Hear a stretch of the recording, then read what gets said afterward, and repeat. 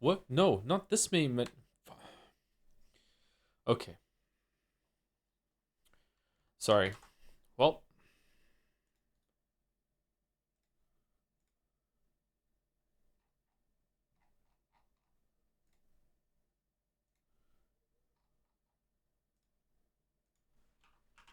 Kick me right back to the launcher. All right.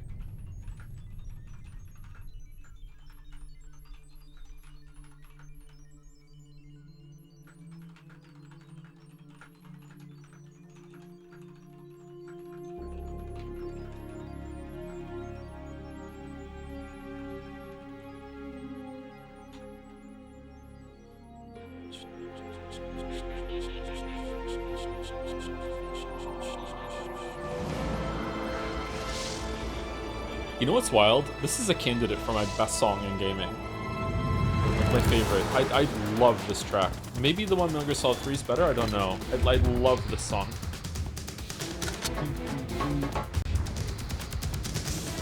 I love how it explodes at the end. It's so good. Snake Eater just go hard. No, I'm not talking about Snake Eater. Snake Eater is good too. I didn't like it when it first came out though. I'm talking about the Metal Gear Solid 3 version of this. It ends with like this really like good acoustic guitar part.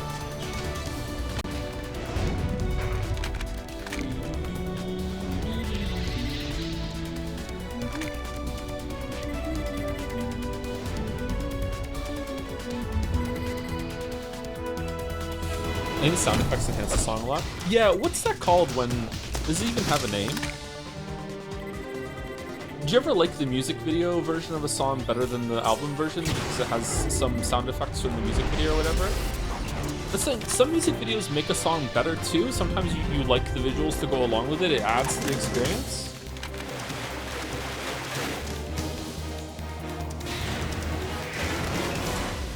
There was a Green Day song. I think it's called Brain Stew. I think it's a Green Day song, and it was for the Godzilla soundtrack. It was repurposed for the Godzilla soundtrack, and they had a version that had Godzilla roaring in the background, and I think that's better than the original version.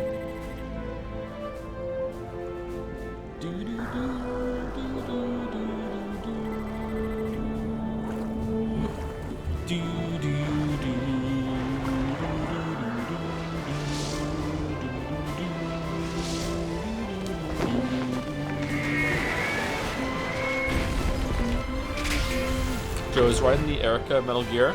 A little bit.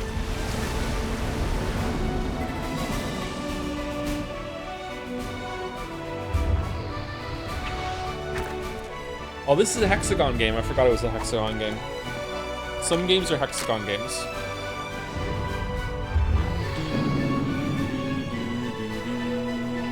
How do you feel about songs that have a spoken interlude section? I don't know what you mean, sorry. Is it a song that stops and someone talks for a little bit and then the music comes back on? Or is it something else? Does the music stop completely? Oh, I misclicked. I meant to give a gift slip to Hideo Kojima. Uh-oh. Is he here? That can work, I guess. It depends.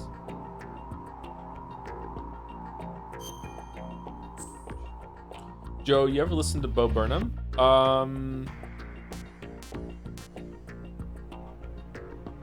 Not...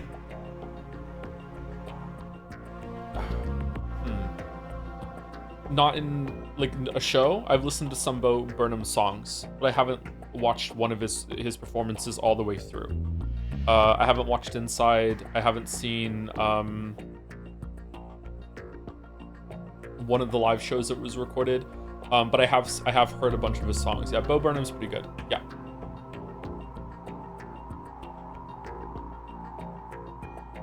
Welcome to the Internet. Is that what that song is called? Welcome to the Internet is probably... I don't know. There's so much stuff that's made now, so it's hard to tell if something's gonna go down in history as like a very important song. But Welcome to the Internet is speaks to me as someone who grew up with the internet. It's a very upsetting song. I would say the flip side of that, which is not meant to be like a is sardonic the right word for Welcome to the Internet? Maybe that's not even a word. I don't know what kind of word I'm thinking of. There's White Woman's Instagram is good too. There's another version. There's another side to that concept that I think he did in I can't remember what the song is called. He plays acoustic guitar in it as well, and he has one of the most amazing lines I've ever heard in a song in modern day. He says, "A book on getting better hand delivered by a drone," is just like, holy fuck. There's so much in that line. So much in that line. Like you could like spend hours talking about that line. And I feel like Funny Feeling is that's what it's called. Thank you. Funny Feeling is the flip side of Welcome to the Internet. I think they're the same kind of story.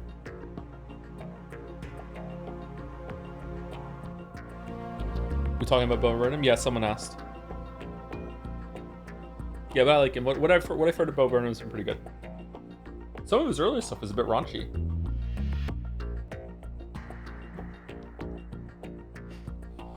Hey Joe, hey, how's it going?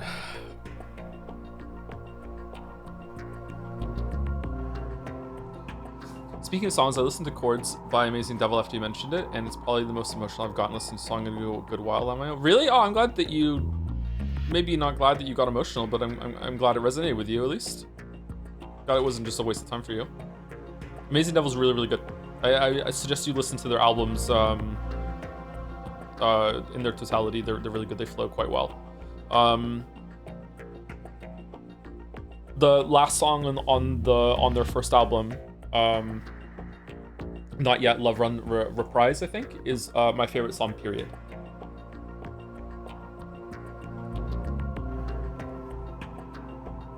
I love that song. It just flows so well. It blows up in the right places. It just like I can slip in and just like live in that song for a while. I don't know if anyone else would like it, but I love that song. Sex is better when you're unemployed. Yep.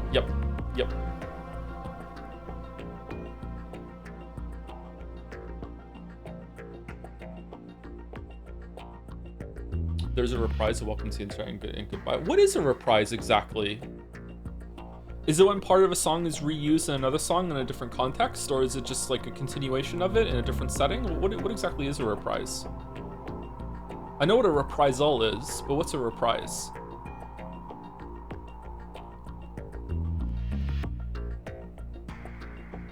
What's your memory of your first time playing Metal Gear Solid 2? How old were you and how did you feel about Raiden? I played it right at release. So when did this game come out again? 2001? Was it 2001? So I was 17? When in 2001? It probably came out before my birthday in 2001, so I was 16. So 16 going on 17. And I hated Raiden. Hated Raiden.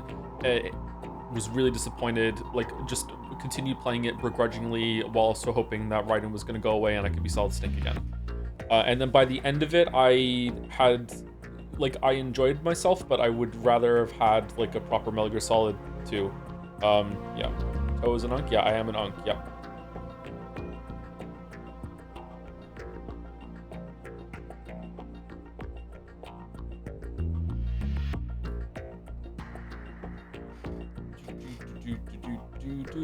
In the making of documentary for Inside, there's a section with all his takes compiled for Welcome to the Internet, put in a grid and synced up, and that was my inspiration for the Baldur's Gate 3 video, ending with the authing. Oh, was it really? Oh, that's a neat callback.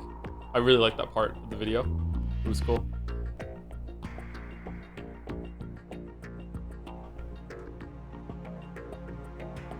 Hi Joe, I'm currently flying to Japan currently. I want to properly say thank you for reading Mineko. It still hit me that that I find you crying. My mom found me crying. She cried too. We both crowed. Anyway, yes, we crowed.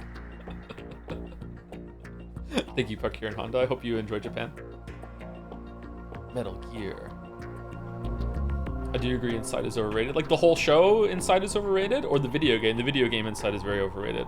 I don't know. Like, I don't really like the term overrated, but I understand why people use it. I want to use it sometimes too, but like, yeah.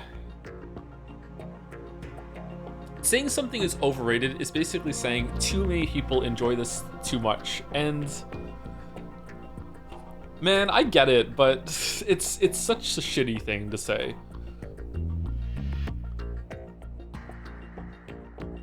How many times do you say it in the Witcher 3 video?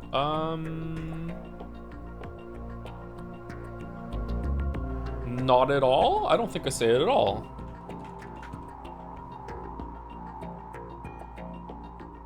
Hold on. Pooping is overrated. Whoa! Pooping is awesome. What are you talking about? Proof of life.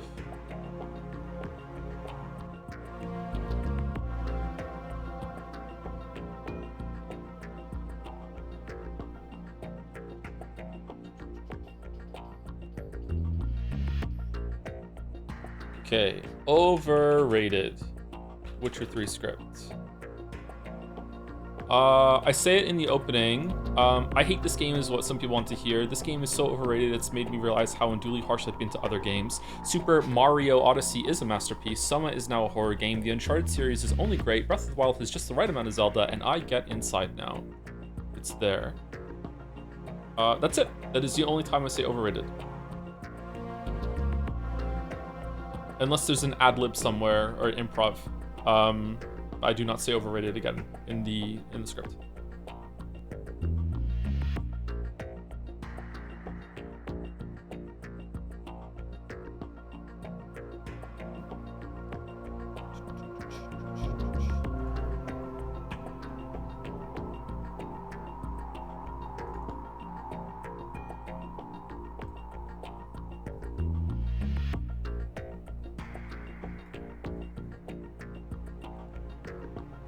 What about Geralt? Oh man, probably too many. Geralt.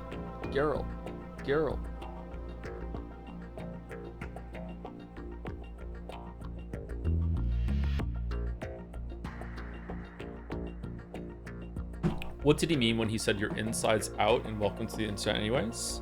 I don't know. How the internet makes you more exposed, maybe? I'm not sure. I can't remember what the line was before that and after.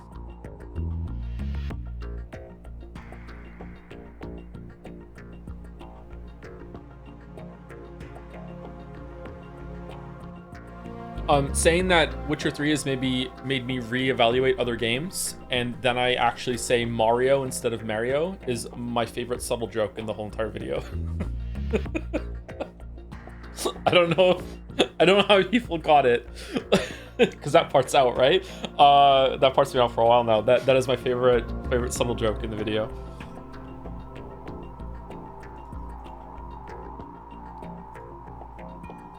Why don't you factor in music and visuals in your critiques as much as the narrative or gameplay, especially when they're so integral to the experience, sometimes even carry the quality of the game? I think I do talk about the visuals, don't I? Usually I talk about the visuals quite a bit. I think a fair amount.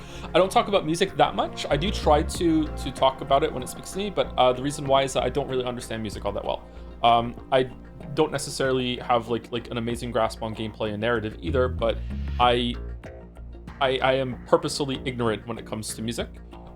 Because that is the last thing I have that I don't have an analytical brain turned on, like analyzing it as I'm enjoying it. So this is just something that I'm keeping for myself. I do not want music to become that for me.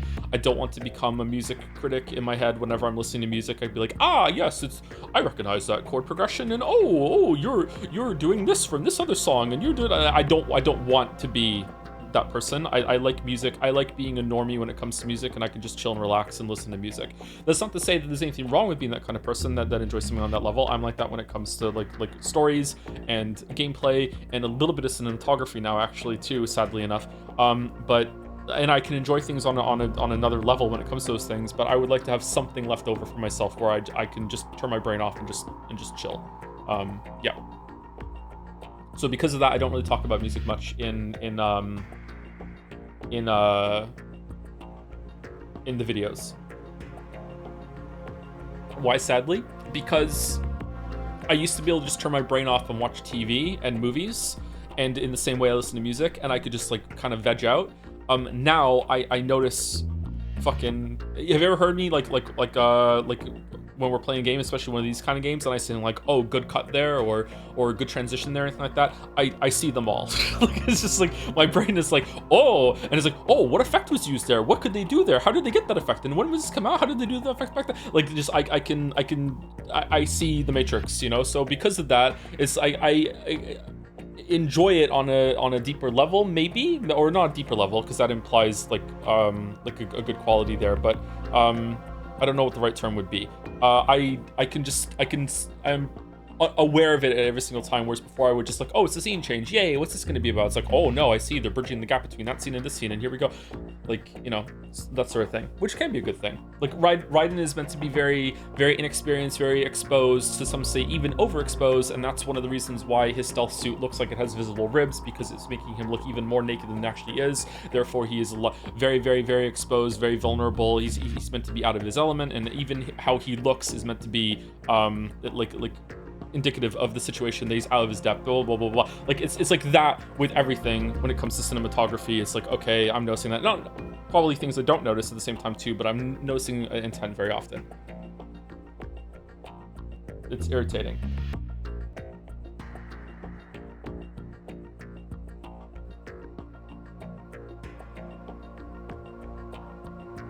Thoughts on Villeneuve's Enemy? I hate it. I hate that movie. What a waste of time. I'm like that with music, and yet people in chat told you that you were wrong when you heard an echo in your own song being played on stream, Kusoro. Crazy how you were wrong, even though you're saying that you analyze music all the time, that you heard a fake echo in your song.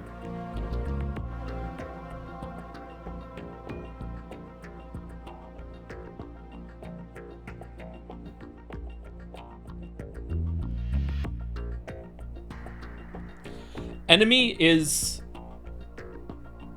I watched Enemy a little after it came out. Maybe I would like it now. Maybe I'm a different person now. I don't know. But I remember watching Enemy and thinking at the end of it, this was a waste of time. However, and I hope no one spoils it in chat, Enemy has probably the best jump scare I have ever seen in anything.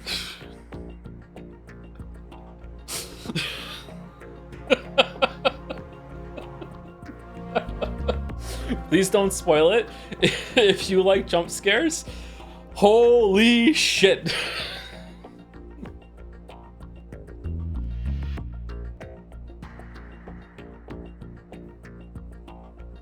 Really? Given that you like Mineko and we think you like Enemy? Maybe I like it now. I don't know. It was a long time ago that I watched it. Joe, do you love women? I love women, yes. Villeneuve is all over the place. Am I saying his name right, by the way? Villeneuve is all over the place. Or is it? Sicario and Blade Runner 2049 are really good. Dune was god-awful boring. Sicario and Blade Runner 2049 are really good. I really enjoyed those two movies.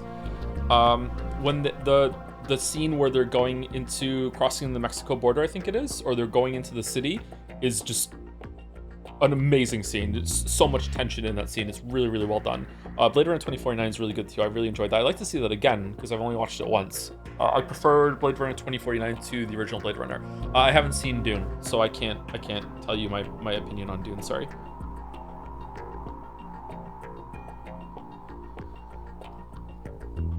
Have you seen Incendies? I have not.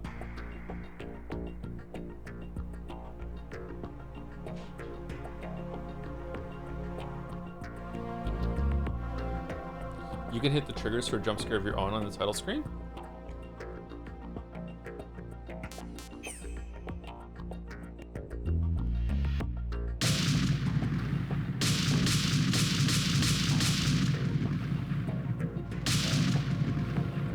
But why?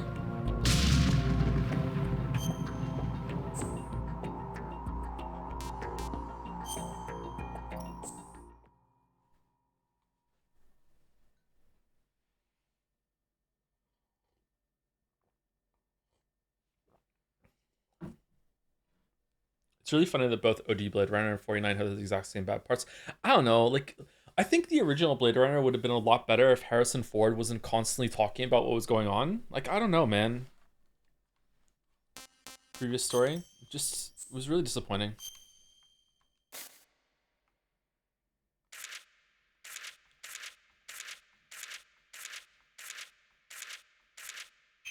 Joe, do you love men? I love men too, yes. Is it gonna make me get all the way to the end before the next one shows up? You motherfuckers.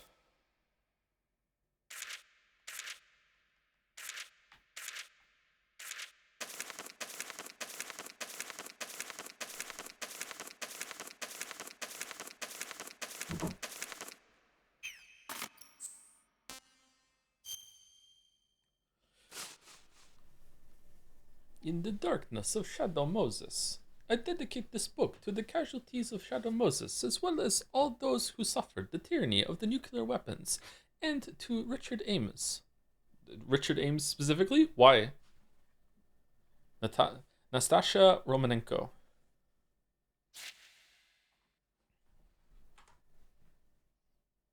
Please don't. Do you think I'm going to do that for the whole thing? Come on.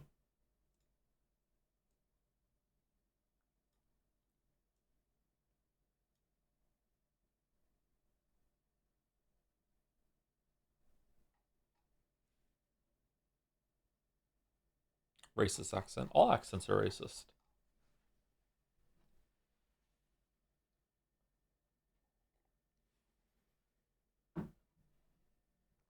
Do Alan Wake voice? I can't do Alan Wake voice. You're getting me mixed up with Jelly. Jelly has an amazing Alan Wake voice.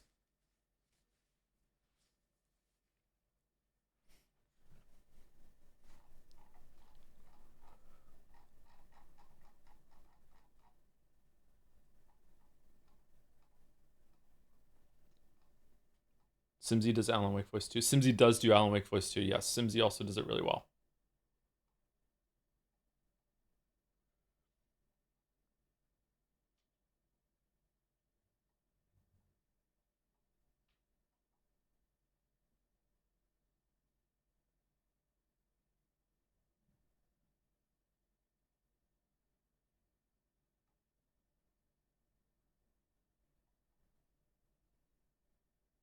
Thank you, Pepsi Addict, for the bits. Looking forward to reading some In the Darkness of Shadow Peaks.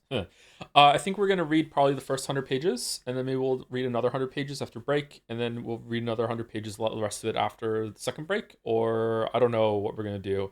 I don't know. We'll see how it goes. If people are really enjoying it and we want to get through the whole thing right now, then I'm not adverse, but I also am willing to just throw in the towel if it sucks. Like if we're like 50 pages in and it's like, okay, this is not going anywhere. Like I don't know what we're doing. Please leave a 100 page for tomorrow. I don't think we're going to be playing this tomorrow, but if we read this whole thing, maybe we're going to have a third stream from Lego Solid 2. I don't know.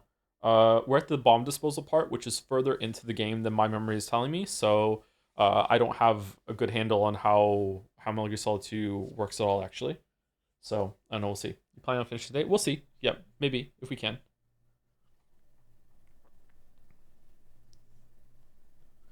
Like I want to go through it in my head right now and be like, we have to do that. But if I do all that, then I'm gonna spoil what happens in the game, and I don't want to do that. So, yeah.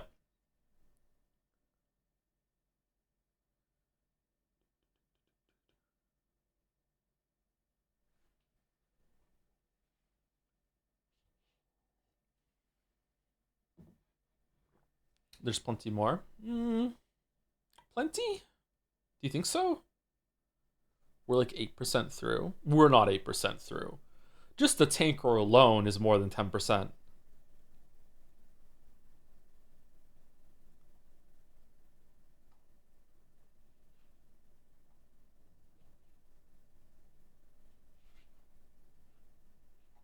Thank you, Elicrep123 for the resub. Subscribe for a whole 28 months, huh? You're pretty good. Thanks.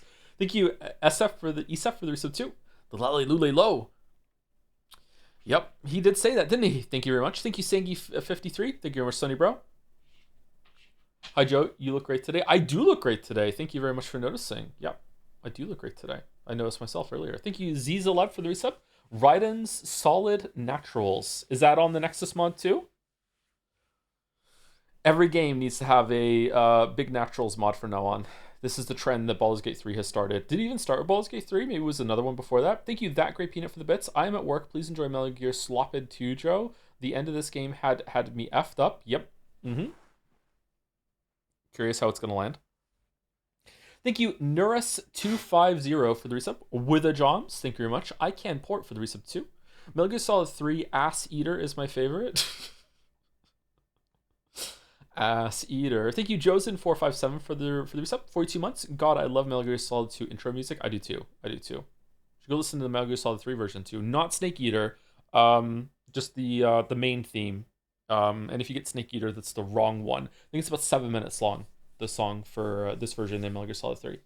Thank you, Yuri Was Taken, for the tier 3 resub at 21 months. Hideo Kojima, play my Hideo games. He was destined for this with that name. Destined. Thank you very much. Also gifted a sub too. Thank you very much, Yuri Was Taken. Thank you, Gardussy, for the resub. Hi, Joe. Is this some Garfield thing? Hope you're doing fine. I woke up last week thinking about how you streaming the Mass Effect trilogy would be peak content. How about next week? No, not next week, but I'm not adverse to streaming Mass Effect trilogy at some point. I would love to do that. I'm tempted to do Super Mario Galaxy 2 that's coming out tomorrow. I would love to play Super Mario Galaxy 2 again all the way through, but we're definitely not gonna do that like tomorrow or anything like that. We have too much on the docket. I would like to get through at least one more big voting game before this year is over. I don't know. Pathologic kind of fits October, but I don't know how long Pathologic is, and I'd like to play the first one before the second one. So I don't know how many streams those are going to be. Thank you, That Great Peanut, for the bits as well. Ain't Otacon pregnant in this game? The gear is taken for gifting a sub to Hideo Kojima as well. Oh, I see. That's what it was earlier. It was not meant to be a blind gift sub. It was meant to be Hideo Kojima. Okay. Well, sorry you have to give two for that. Can you take the other one back? Thank you, Zorgox, for the bits. She deep on my nest till I silk soar. Silk soaring is very good. Thank you, Zorgox. Thank you, Edicus, for gifting a sub to Eolroof.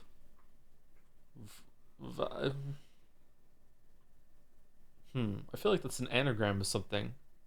Eolroof? Not sure. Thank you, Edicus. You kind of stunlocked me there. Thank you, Shinji420 as well. 9 months. Baby resub.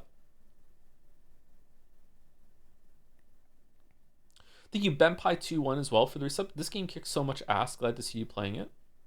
When did you play it for the first time? How many people played this game for the first time somewhat recently?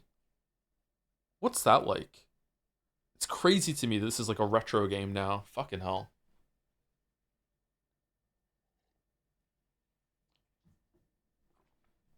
Two is a remake of 1, and 3 is a remake of an alternate route in 1. Is Pathologic 3 out?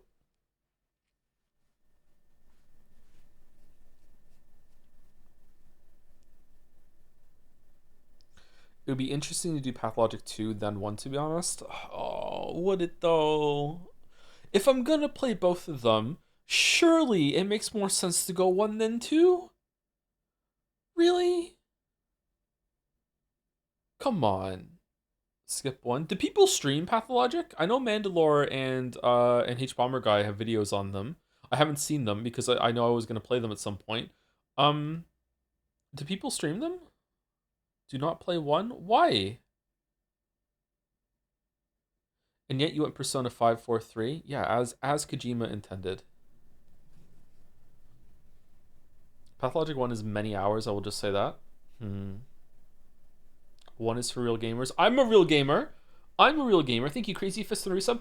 Hi there, Toe. I hope things are going okay for you. I'm having a really good day, actually. I missed the stream yesterday, but I watched part of the VOD, and holy shit, is this game fucking cooked. Like, borderline intolerable. It shits me tears. Because they'll have these moments of effective writing where they critique shit like the military-industrial complex, and then we have to all stop because Kojimbo wants to be a weird perv or have some bullshit sci-fi nonsense. Whoa. What? Hey, you gotta take the perviness if you want the I live on through this arm. Okay? I'm sorry. You can't have one without the other. You got to. 70 months. Thank you, Crazy Fist. Thank you, Yuri Was Taken, for giving us up to Hideous Kojumbo. Holy shit. Thank you, Park here in Honda, again for the resub. I think I read this out earlier when the message came in. Thank you, Park here in Honda. Thank you. Corn is good for the bits. Would you dock a game 14-ish hours for needing you to complete it multiple times to get a full perspective on the story? Depends on how it's done. I really like it. This is how I like to write stories too, back when I used to write stories. I really like it when you see the same thing from a different perspective, and that gives you a whole new light on something that's going on. I really like it. However, there are some times where it is done poorly, and one of the ways, an example I can give you right off the top of my head that was done poorly was Near Automata. Near Automata has exactly what I just described, and it is fucking terrible. It is really, really boring. Really boring. Whereas it could have been better if they skipped a lot of stuff. And there was some good moments in that, don't get me wrong, but making you do too much of the same content again, just for those moments, it wasn't done properly. But yeah, I really like it when you see the same thing from a different perspective. Yeah. Thank you, Mamarogo, for the resub. Finally finished Silksong so I can catch up with the VODs now. Love the gameplay, especially new tool system. Can't wait to see how my favorite streamer utilizes the system to its maximum. I wonder which tool will be your favorite. Like my kids didn't use tools either. I didn't use tools because I decided that I wanted to not to take that difficulty release valve. My kids didn't use tools because they didn't understand them. We are not the same. Although I think Finn did start using the buzzsaw at some point. I remember him throwing some out on some fight. Yeah. Loves the tools. Loves them. Thank you, Cats. Is it meant to be like Nietzsche but with a cat? Catchy? For the resub, looking good, Jom stuff. With the Joms, thank you very much. 10 months, damn. Thank you, that great peanut, for some more bits. I need an elderly man to push me down the stairs. Okay. Give me 20 years and then I can do that for you. When are you elderly now? 60? 70? Or is elderly an age, or is it a capability sort of thing?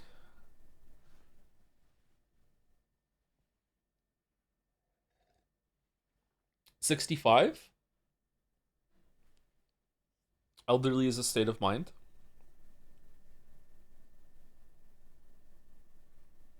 65 to me is elderly, yeah. What if someone was 65 but they looked like they were 50? Would you still say they were elderly, or would you be like, you know what, you're not elderly yet? Get the fuck out of here if you say 40 sincerely. No, they're just memeing on me.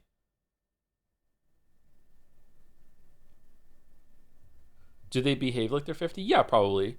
Homer Simpson is 35. Let's see how much of an idea an old person shifted over the ages. Yeah, but Homer is looks a lot older than he is because he ripped out all his hair progressively as he had more children. So, like, the fact that he didn't shave the last of his hair off like makes him look a lot older. He's drunk too. He is drunk too. Yeah, yeah, he's a drunk.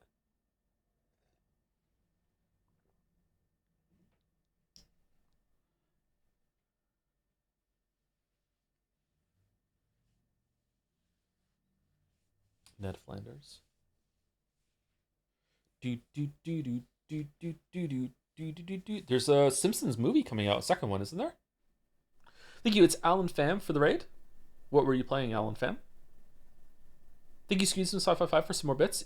You ever watch Succession? Great TV show that kind of reminds me of a certain Japanese mystery VN involving rich family, generational trauma, and if the poison drips down. I have not, but I've seen some clips of it and it looks pretty good. But I would like to watch it, yeah.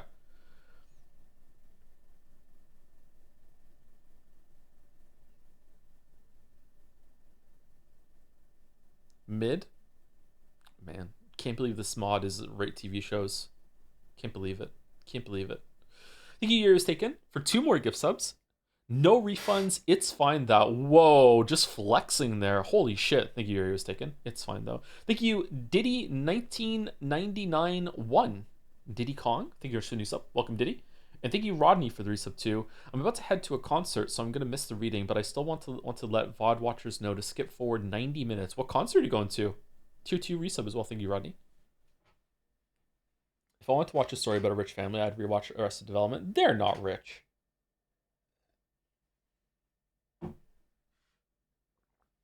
They just like to think they're rich. I love Arrested Development. Are the Addams family considered rich? They got a mansion. I think they're rich, aren't they?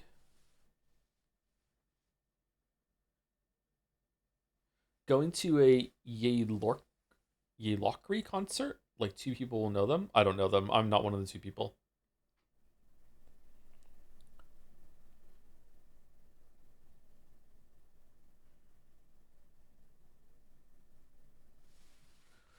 It's one Hollow Knight game. What could it cost? $90? Exactly. It's a banana, Michael.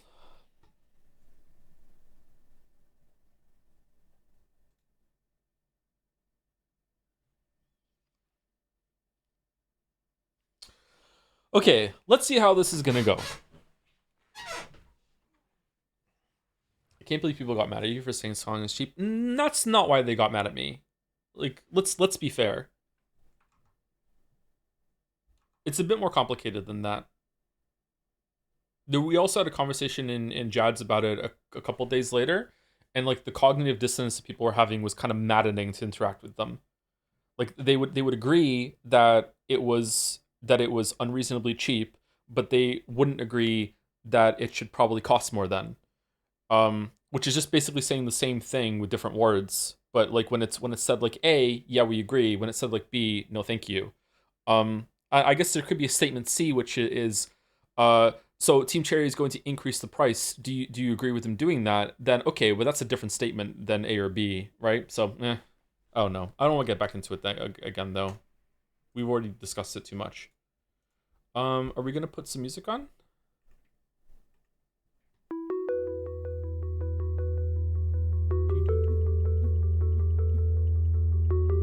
Should we just put Umineko OST on? Can we do that? Umineko OST.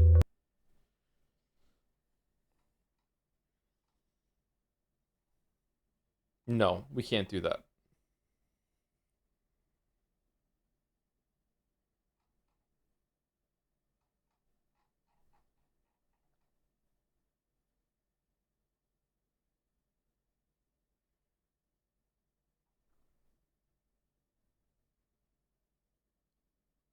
Deadly Premonition song? Which one?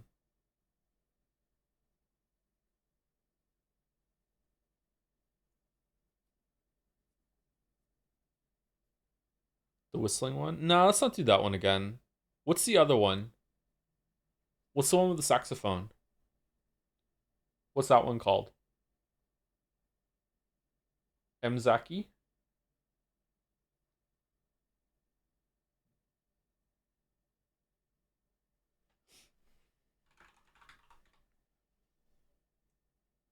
It's called Underground?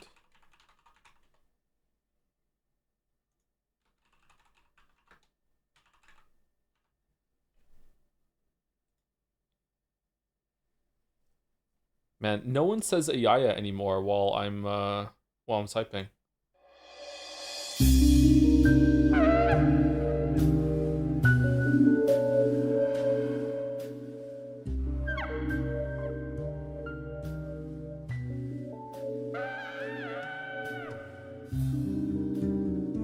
Okay, how's the sound now compared to me talking?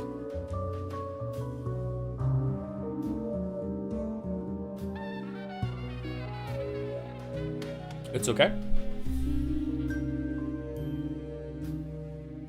Deadly Premonition was so good.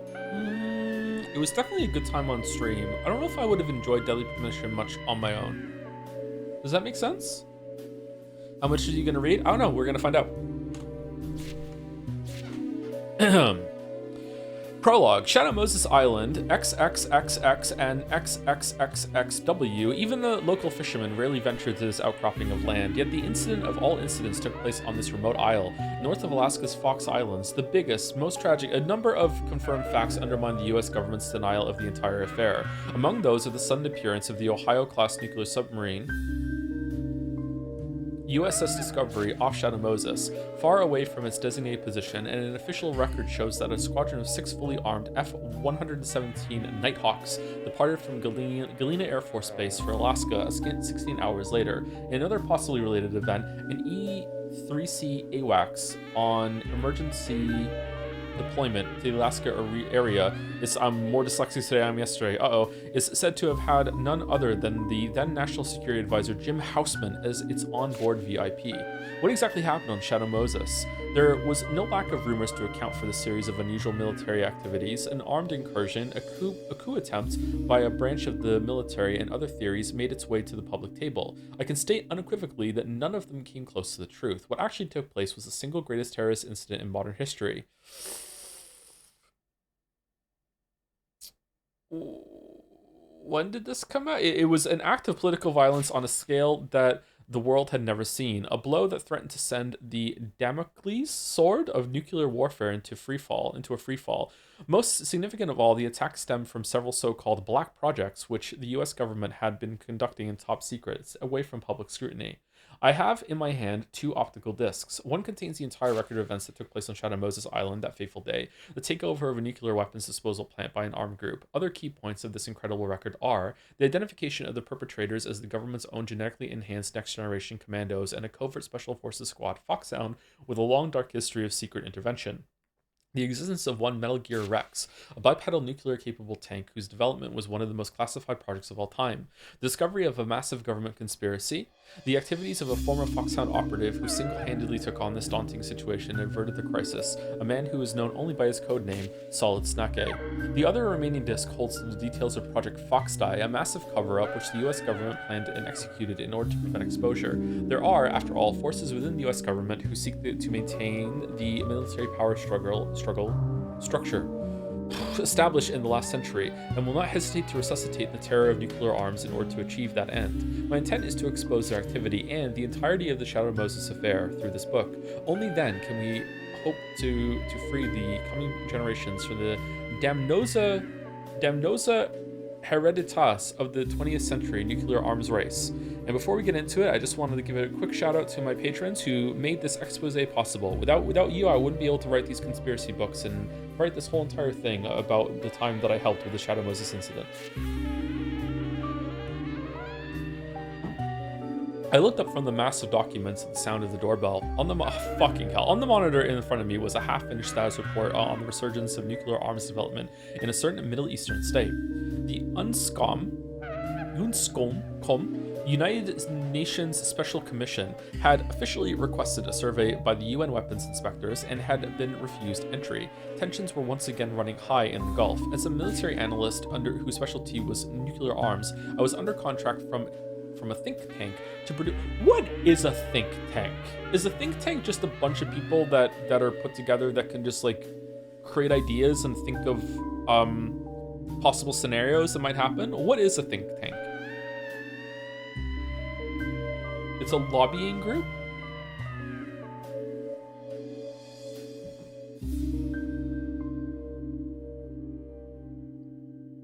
It's a group of experts. Policy focus group.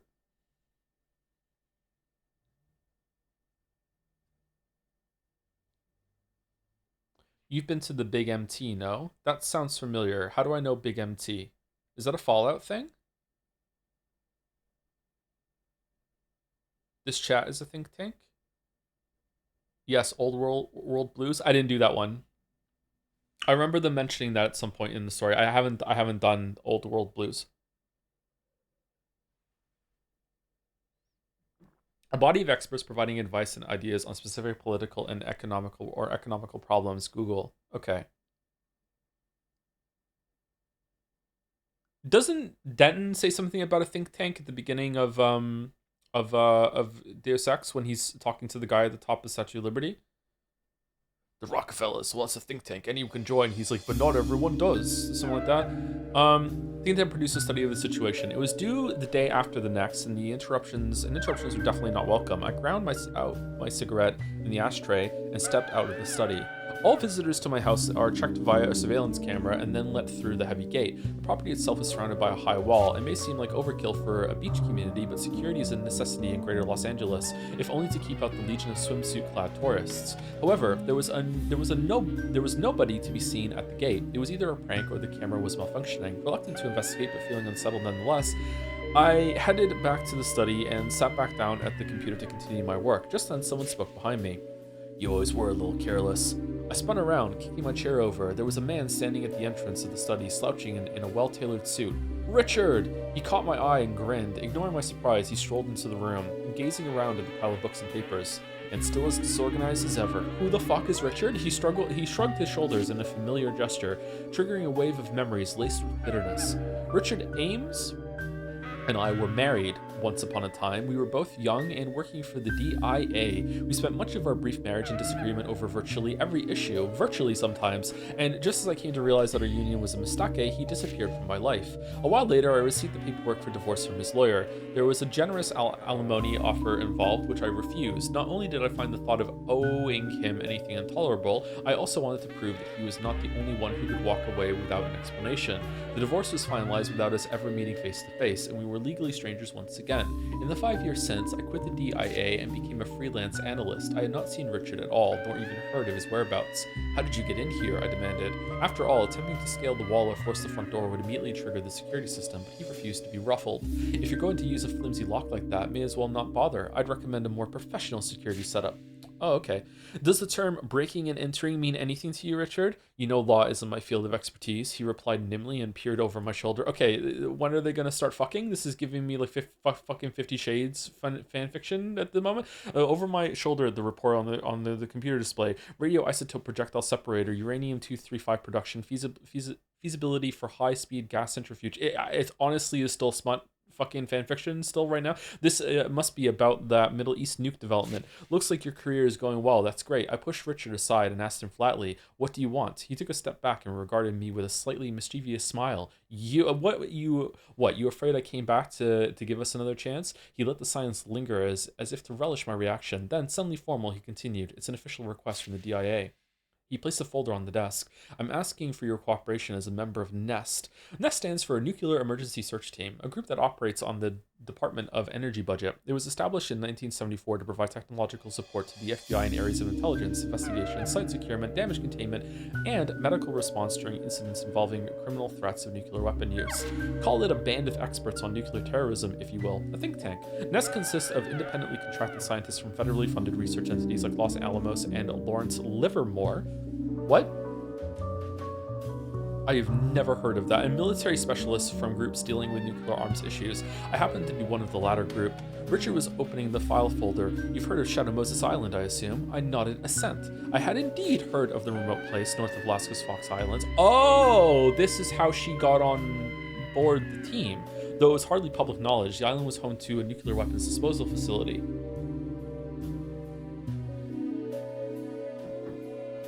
How many bits will it take you to bribe you to not read this? You're not enjoying it? What? Or are you enjoying it too much? According to the terms of START II, Strategic Arms Reduction Treaty, the total number of tactical nuclear warheads owned by the US and Russia were reduced to somewhere between 3,000 and 3,500 in the later decades of the 20th century.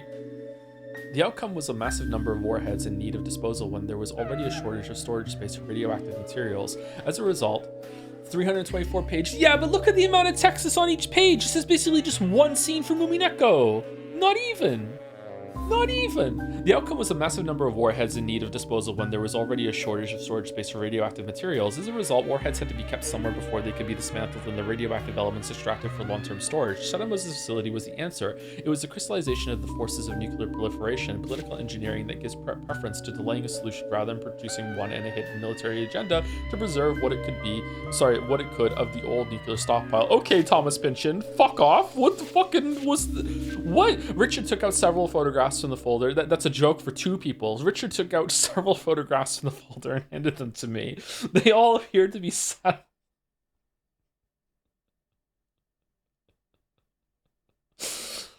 Oh, they all appeared to be satellite captures of the nuclear weapons disposal plant on Shadow Moses Island, perhaps acquired from the NRO, National Reconnaissance Office. There were multiple human figures around the building structures.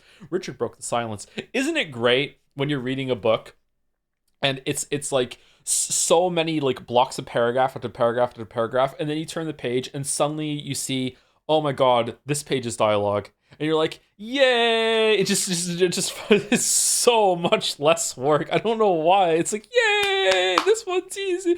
Richards broke the silence. The disposal plant was seized by terrorists. I looked up sharply at the news, but his next words left me speechless. And the ringleaders are Foxhound members. An irregular team of the best commandos the military has to offer, armed with cutting-edge technology. That was Foxhound, the best of the best, and completely unknown to the public they ostensibly serve. Their function was to intervene in the kind of low-intensity conflicts the U.S. could not officially touch. They were the shadow soldiers of numerous regional conflicts and civil wars, shaping history with sabotage, selective assassination, and other covert acts of war. I need to pee.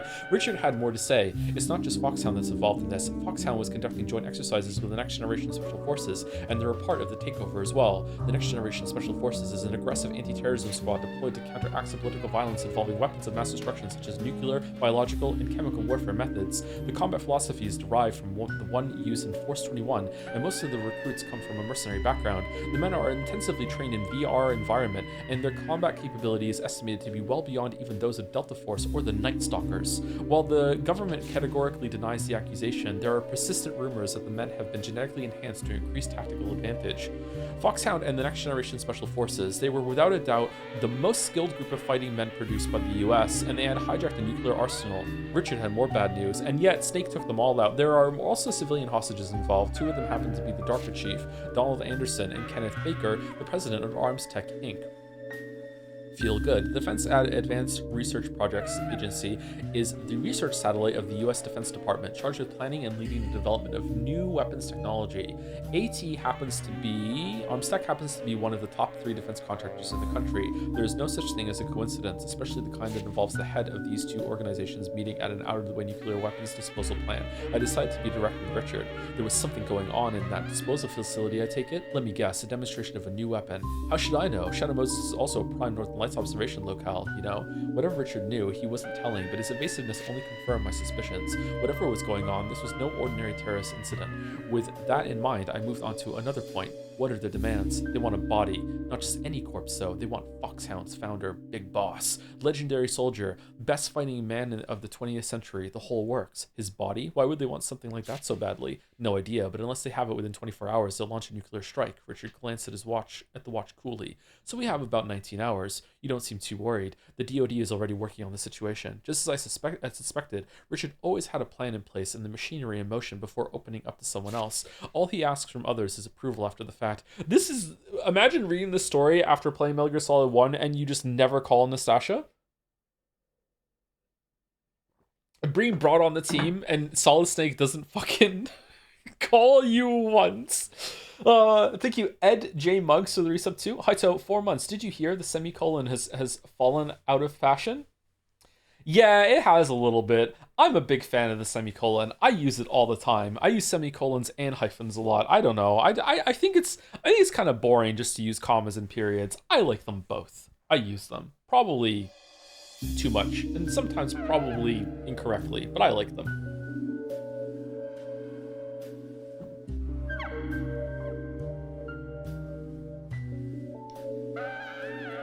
Shadow Moses is completely locked down. We had to rule out deploying an entire assault team. Instead, we're inserting a single operative to free the hostages and prevent the nuclear strike. Impossible. Possible for Solid Snake. Solid Snake! The former Foxhound. A legend among... The former Foxhound? What? A legend among mercenaries for single-handedly bringing down the fortress cities of Outer Heaven and Zanzibar land. Yes, with Solid Snake in the picture, there was a possibility of success, but still, USS Discovery, an Ohio-class nuclear submarine, is already in place with Snake aboard, so the plan was already a go-go. I looked at Richard in the eye and held his gaze. And what do I have to do with all this? He grinned. Snake may be a legend, but he knows Jack about nuclear weapons. Jack? Raiden was there? Which is why I'm asking you to be a part of the mission support. We'll have you set up in no time. Right on cue, 2 men started to move a large piece of hardware, apparently communication equipment, into the study. Richard nodded towards the bulky load. I'd like you to be available to Snake for consultation via satellite link-up. As soon as the equipment was in place, an engineer type started to make adjustments. I could see another group of men setting up a satellite dish in the backyard. They were all in civilian clothes, but not a few of them had the build and the oddly fitting jacket that marked them as armed military personnel. Clearly, refusal was not an option, but there was still something that puzzled me. Ness had a small investigation team, CRT, on standby at all times for immediate response. They were stationed at Nellis AFB in Las Vegas, just over in Nevada. Clearly, they were the natural choice for this assignment, and if not the CRT, the DIA also had a number of qualified nuclear weapons specialists. Richard had started to direct his men on where to set up the equipment, but I interrupted him. Why me? He turned and answered without missing a beat. I need people I can trust. There's too much at stake. It was a lie. The Richard Ames I knew never trusted no one, but it was clear that whatever the reason, he did not intend to tell me. It's a good thing I was in. What would you have done if I weren't? You have to be somewhere. We would have located you. I'm sure you would have. So are you in? I took a deep breath. Of course. This is kind of fucked up. I don't enjoy being a pawn, especially Richard's, but I had no intention of standing by while nuclear terrorism was in progress. A nuclear strike takes an untold number of lives, all in a blink of an eye. Adults and infants, women and men. It kills indiscriminately. If there was a chance that I could do something to stay the hand on the nuclear button, I had to do it. So everything is set. Richard slapped the fist into the other palm. What? Insertion was a success. Snake is on Shadow Moses. Richard walked into the study with the update he just received from one of his men. The study was almost unrecognizable, thanks in part to the racks of communication hardware. Cables snaked across every square inch of available space, and engineers and DIA agents were coming and going in controlled chaos. The place looked like what it now was, a temporary mission control room. Richard laid a hand on my shoulder. You should be hearing from him soon. You're clear on how to use the radio? I nodded assent. While the engineers were busy setting up the equipment, I had been briefed on its use as well as the mission. Snake had been delivered to the general area of Shadow Moses Island by USS Discovery, an Ohio-class nuclear submarine. He was then ejected from the submarine on a swimmer delivery vehicle, SDV, which he abandoned once within the range of underwater listening devices located near the disposal plant. He would swim the rest of the way in the freezing cold Bering Sea water. This last leg of the insertion struck me as nothing short of suicidal until I learned that Solid Snake was outfitted with a state-of-the-art sneaking suit and had been injected with a compound designed to prevent the onset of hypothermia, a peptide. In addition, while Snake would be the only field operative involved, he would be in radio contact with his support team during much of the mission. The members of the support team drew from a wide range of backgrounds. The mission control officer was Colonel Ray Campbell, who would remain aboard the USS Discovery. I knew him by reputation alone. He was a former Foxhound commander and Solid Snake CO during the quelling of the 1999 Zanzibar land uprising. He had retired soon after, but from the looks of things, he had been called out of retirement for this mission. Dr. Naomi Hunter, genetic engineering expert on a temporary assignment from the Gen Tech giant ATGC, was also on the team. She had apparently been leading the bioengineering program for Foxhound. Richard matter-of-factly confirmed that both Foxhound and the Next Generation Special Forces have been undergoing genetic manipulation to enhance their combat capability. I have a difficult time grasping what we have come to, modifying a person's essential genetic structure for the sake of creating a better soldier. What about to make it so you can digest gluten? Sign me the fuck up. I want it. Let's go. Come on.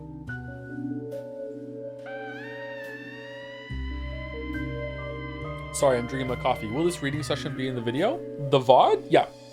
Nadja might cut it. I don't know. We'll see. Nadja might cut it. Aboard the Discovery was Mei Ling, the inventor of the new radar and communication system deployed for this mission.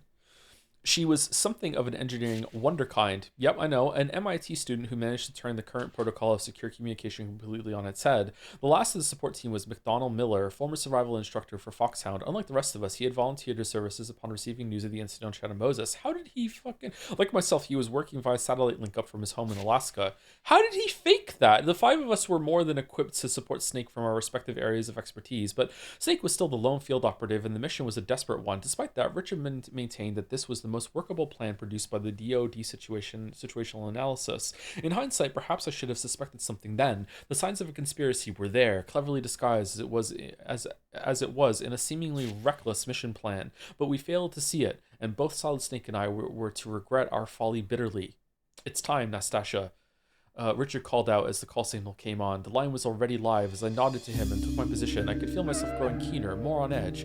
This is Nastasia Romanenko. Good to meet you, Solid Snake. You're the nuke expert that the Colonel was talking about? The voice that responded over the radio was, above all things, sexy calm. Here was a man who operating alone out of a deeply hostile territory, and I could sense nothing resembling tension or impatience in his tone. Instead, it was as level and unruffled as someone answering a routine telephone call at their office desk. Impressed, I continued on. Correct. If you have any questions about nuclear technology, all you need to do is ask. My department is military analysis, so I should be able to provide support with weapons information as well. I was called into this mission as a nuclear emergency search team consultant, and I'd like to emphasize that my cooperation was freely given.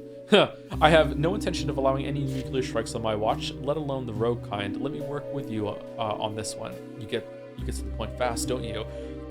The story doesn't. There's a missile that's about to fly. A nuclear strike can never be someone else's problem, and I'm not good at standing around twiddling my thumbs. Not that I can do little more than advise in this case. That fact was all too obvious. Snake was the one who was putting his life on the line in Alaska, and I was safe and sound in California. All I could do was talk over the radio. Snake's voice became less abrupt. It may not seem like much, but it's enough. No one's asking you to come out here and fight. That's my job. Anyway, Nastasha, I'll be counting on your help. It was a strangely comforting voice, a voice that inspired trust. Same here. As I answered, I resolved to myself to do everything in my power to help him complete this mission. The nuclear weapons disposal plant on Shadow Moses dates back to 2002. It was built solely for the purpose of temporarily storing nuclear warheads slated for disposal. See, this is changing my view of Nastasha, because in my mind, they just called her and said, hey, we might need you if you're available to take some calls, that's fine, and she just stayed up all night drinking some wine in her apartment. Like, yeah, if he needs me, I guess I'll answer, like, whatever. Like, there's a whole team around her and everything. It's kind of cool. I started to brief Snake on the background of the disposal facility, running through the points he needed to know. My first short exchange with Solid Snake ever, I was...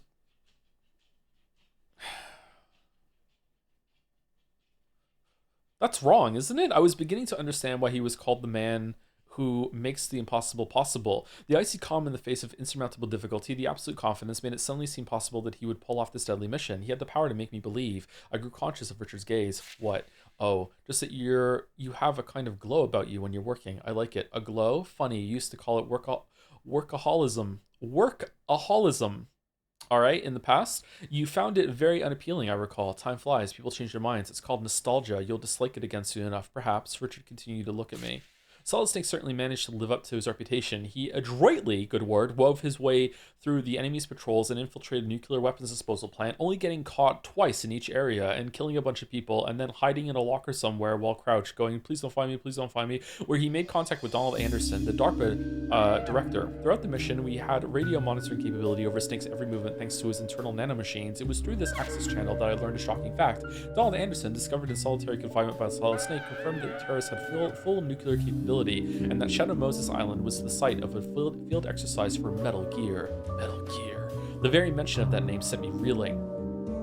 The Second Coming. It was the ultimate weapon, a nuclear-capable bipedal tank that could launch a rapid and accurate nuclear strike from virtually any terrain, from mountains to marshlands to the desert dunes.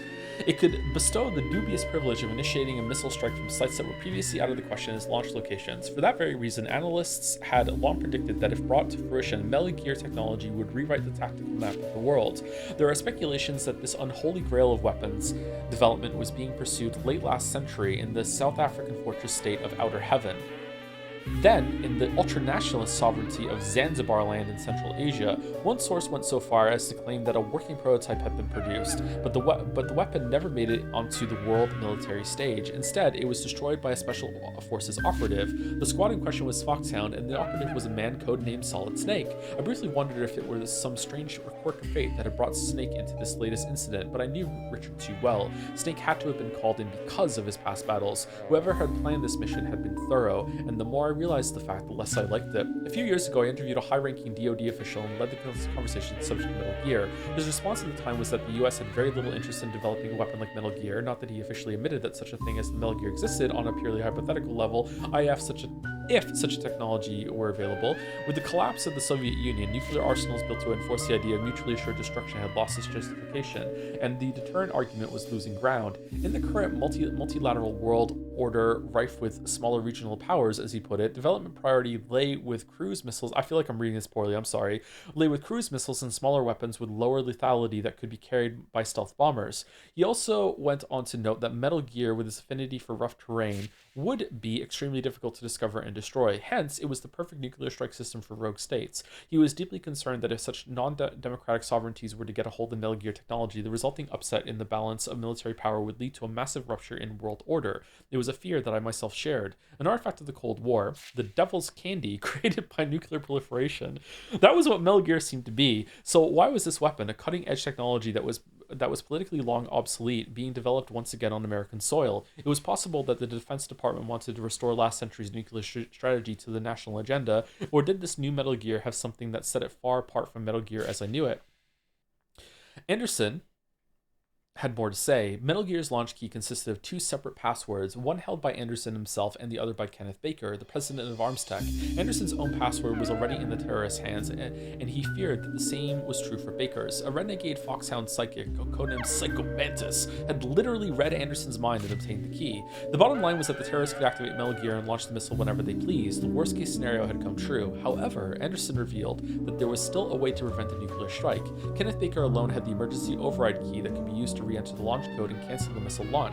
Even if the terrorists had already completed preparations for a strike, the override would reverse the process. His only it dawns on me that that Foxhound team had a psychic, but they didn't have a hacker. If they just had an Otacon, they would have been able to go into the files and figure out how to use the key.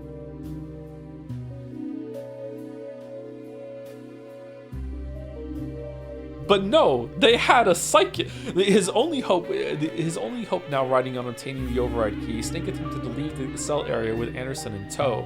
We heard the terrible cries over the radio at the same time Snake did. Anderson had suddenly started to clutch at his own chest in agony, and before we could even recover from our initial shock, he was dead. Dr. Naomi Hunter, monitoring the situation from onboard USS Discovery, tentatively diagnosed the cause of death as a heart attack. Snake walked out of the cell alone in search of Kenneth Baker, leaving behind what had until recently been Donald Anderson, chief of DARPA. Fucking hell. Alright, what exactly is going on here? I confronted Richard as soon as I confirmed Snake's safe departure. You know the situation. There was the Metal Gear field exercise being conducted on Shadow Moses. Foxhound and the Next Generation Commandos were in charge of the exercise, and now they're threatening to use Metal Gear to launch a nuclear strike. Apparently, I didn't know about that particular situation. If you say so. I glared at Richard, but he didn't turn a hair. He knew as well as I did that I could not abandon the mission. Even if I did refuse to cooperate further, there was an entire group of DoD personnel around me that would not permit that to happen. I briefly closed my eyes and brought the recent events into focus again. What happened to Anderson? Why is he dead? This time, I could see a trace of a reaction in Richard's eyes. It's hard to say from our end. Naomi thinks it was a heart attack, but I'll have his medical records pulled just in case. He turned and left the study, presumably to give orders to that effect. The sounds and the voice being broadcast from the radio told me that Snake was moving deeper into the complex in search of Kenneth Baker. Snake found the ArmsTech president in one of the underground levels. Kenneth Baker was bound to a steel girder along with multiple packets of C4 explosives. Before Snake could free Baker, he came face to face with the originator of this trap, a Foxhound operative called Revolver Ocelot. It seemed that he had anticipated Baker's rescue attempt upon receiving news of Snake's arrival. According to Naomi Hunter, the former director of Foxhound's genetic manipulation program, Revolver Ocelot is a former Spetsnaz. He moved into Oman, not reading that, and the SVR, a successor to the KGB's first chief directorate after the collapse of the Soviet Union. But he was unable to adapt to the new regime and dropped out. He cut a swath through the world's hotspots as a mercenary before being recruited by Foxhound. As his codename indicates, Ocelot is a master marksman with a marked preference for revolvers.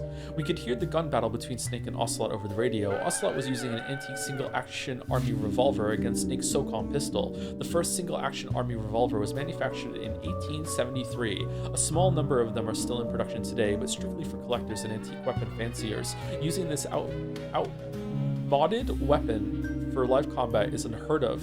Outmodded? But Ocelot seemed to invest the vintage gun with diabolical powers. He would purposefully fire against walls and the floor, weaving a tight web of ricocheting bullets around Snake, gradually hemming him in. All we could do was silently monitor the battle. However, Snake was slowly but surely gaining the upper hand by dodging the ricochets and exploiting the revolver's lengthy reload window.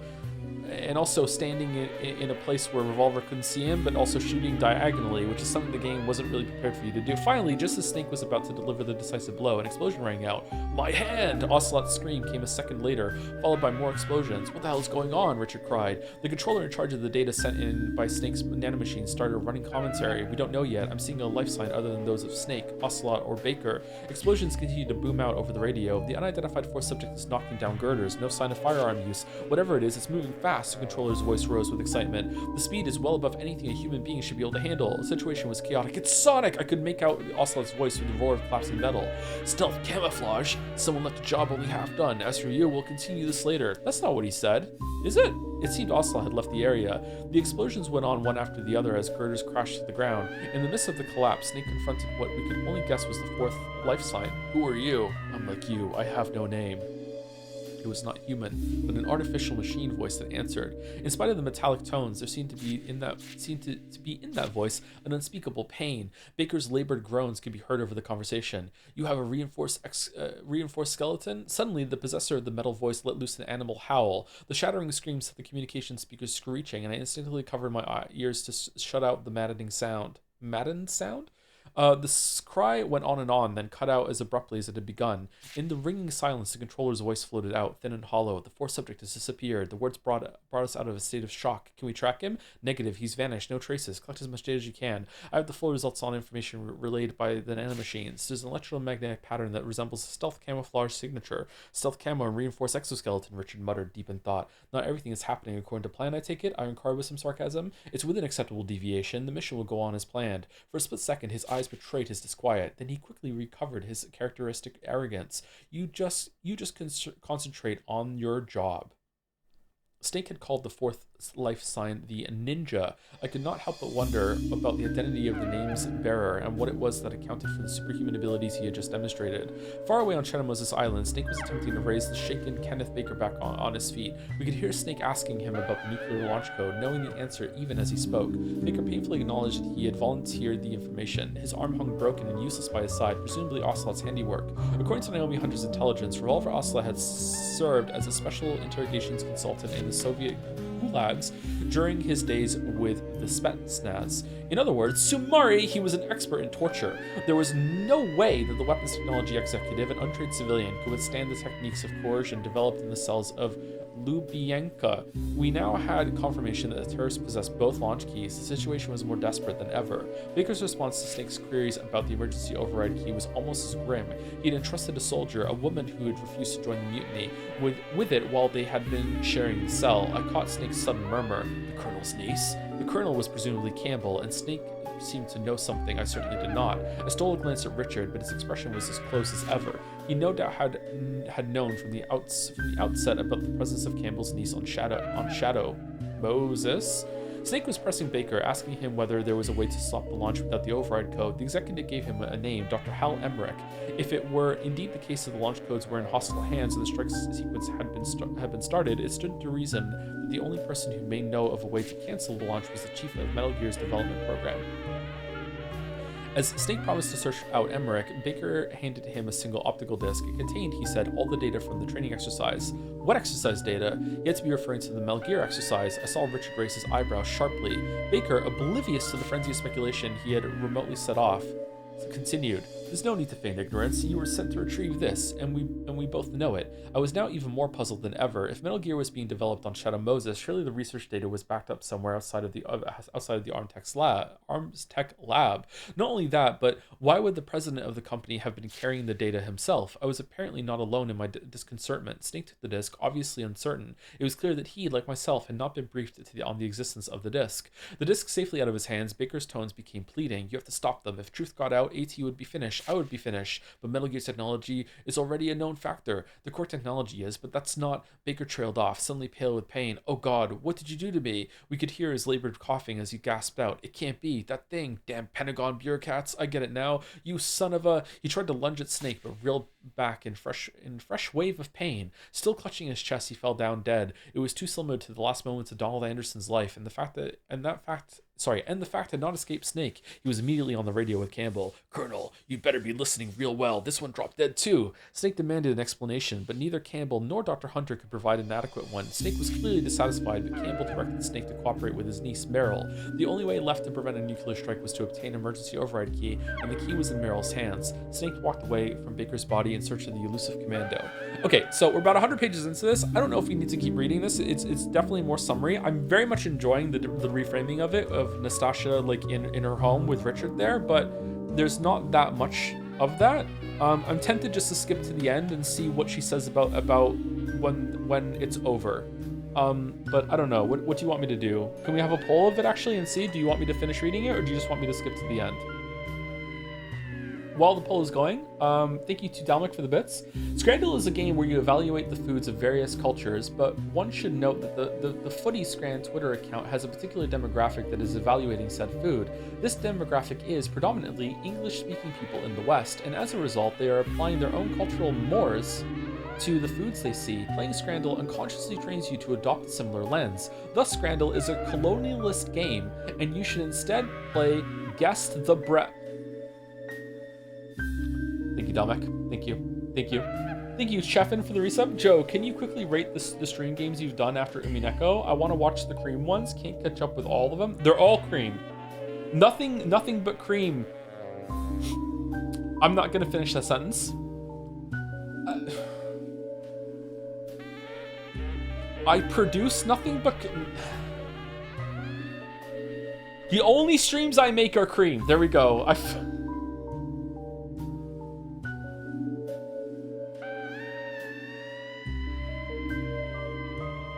You could probably skip Donkey Kong.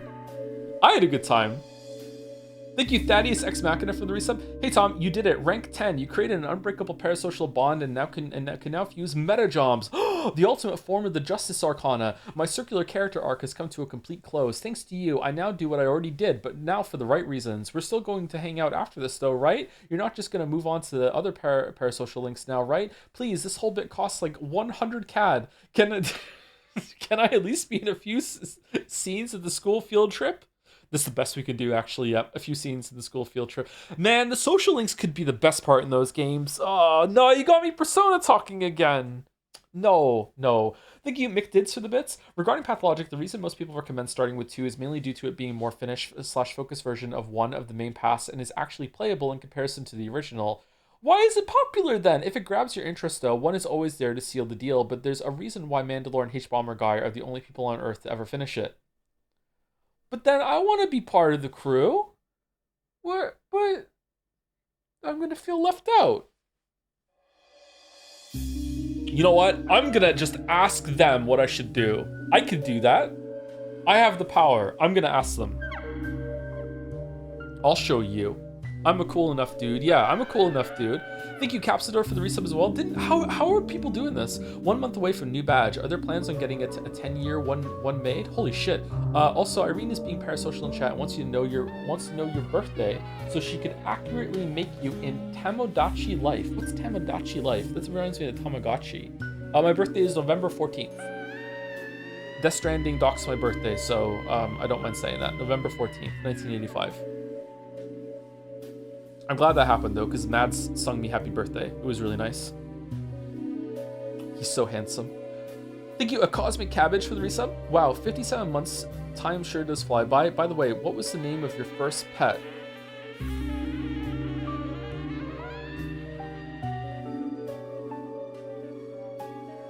I don't remember. I had a goldfish. I don't remember what I named the goldfish. I've had 4 goldfish. Why are we doing this? Okay, do you want to know the mother's maiden name and the street I grew up on? Next, what do you want? What are we doing?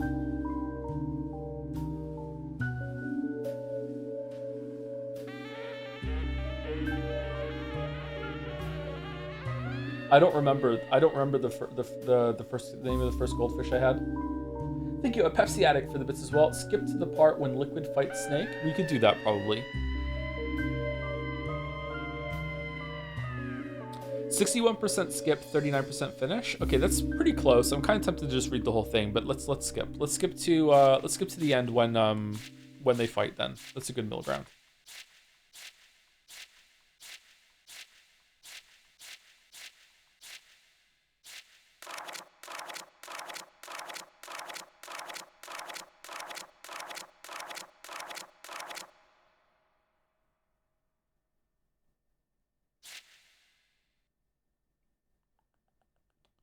Wow.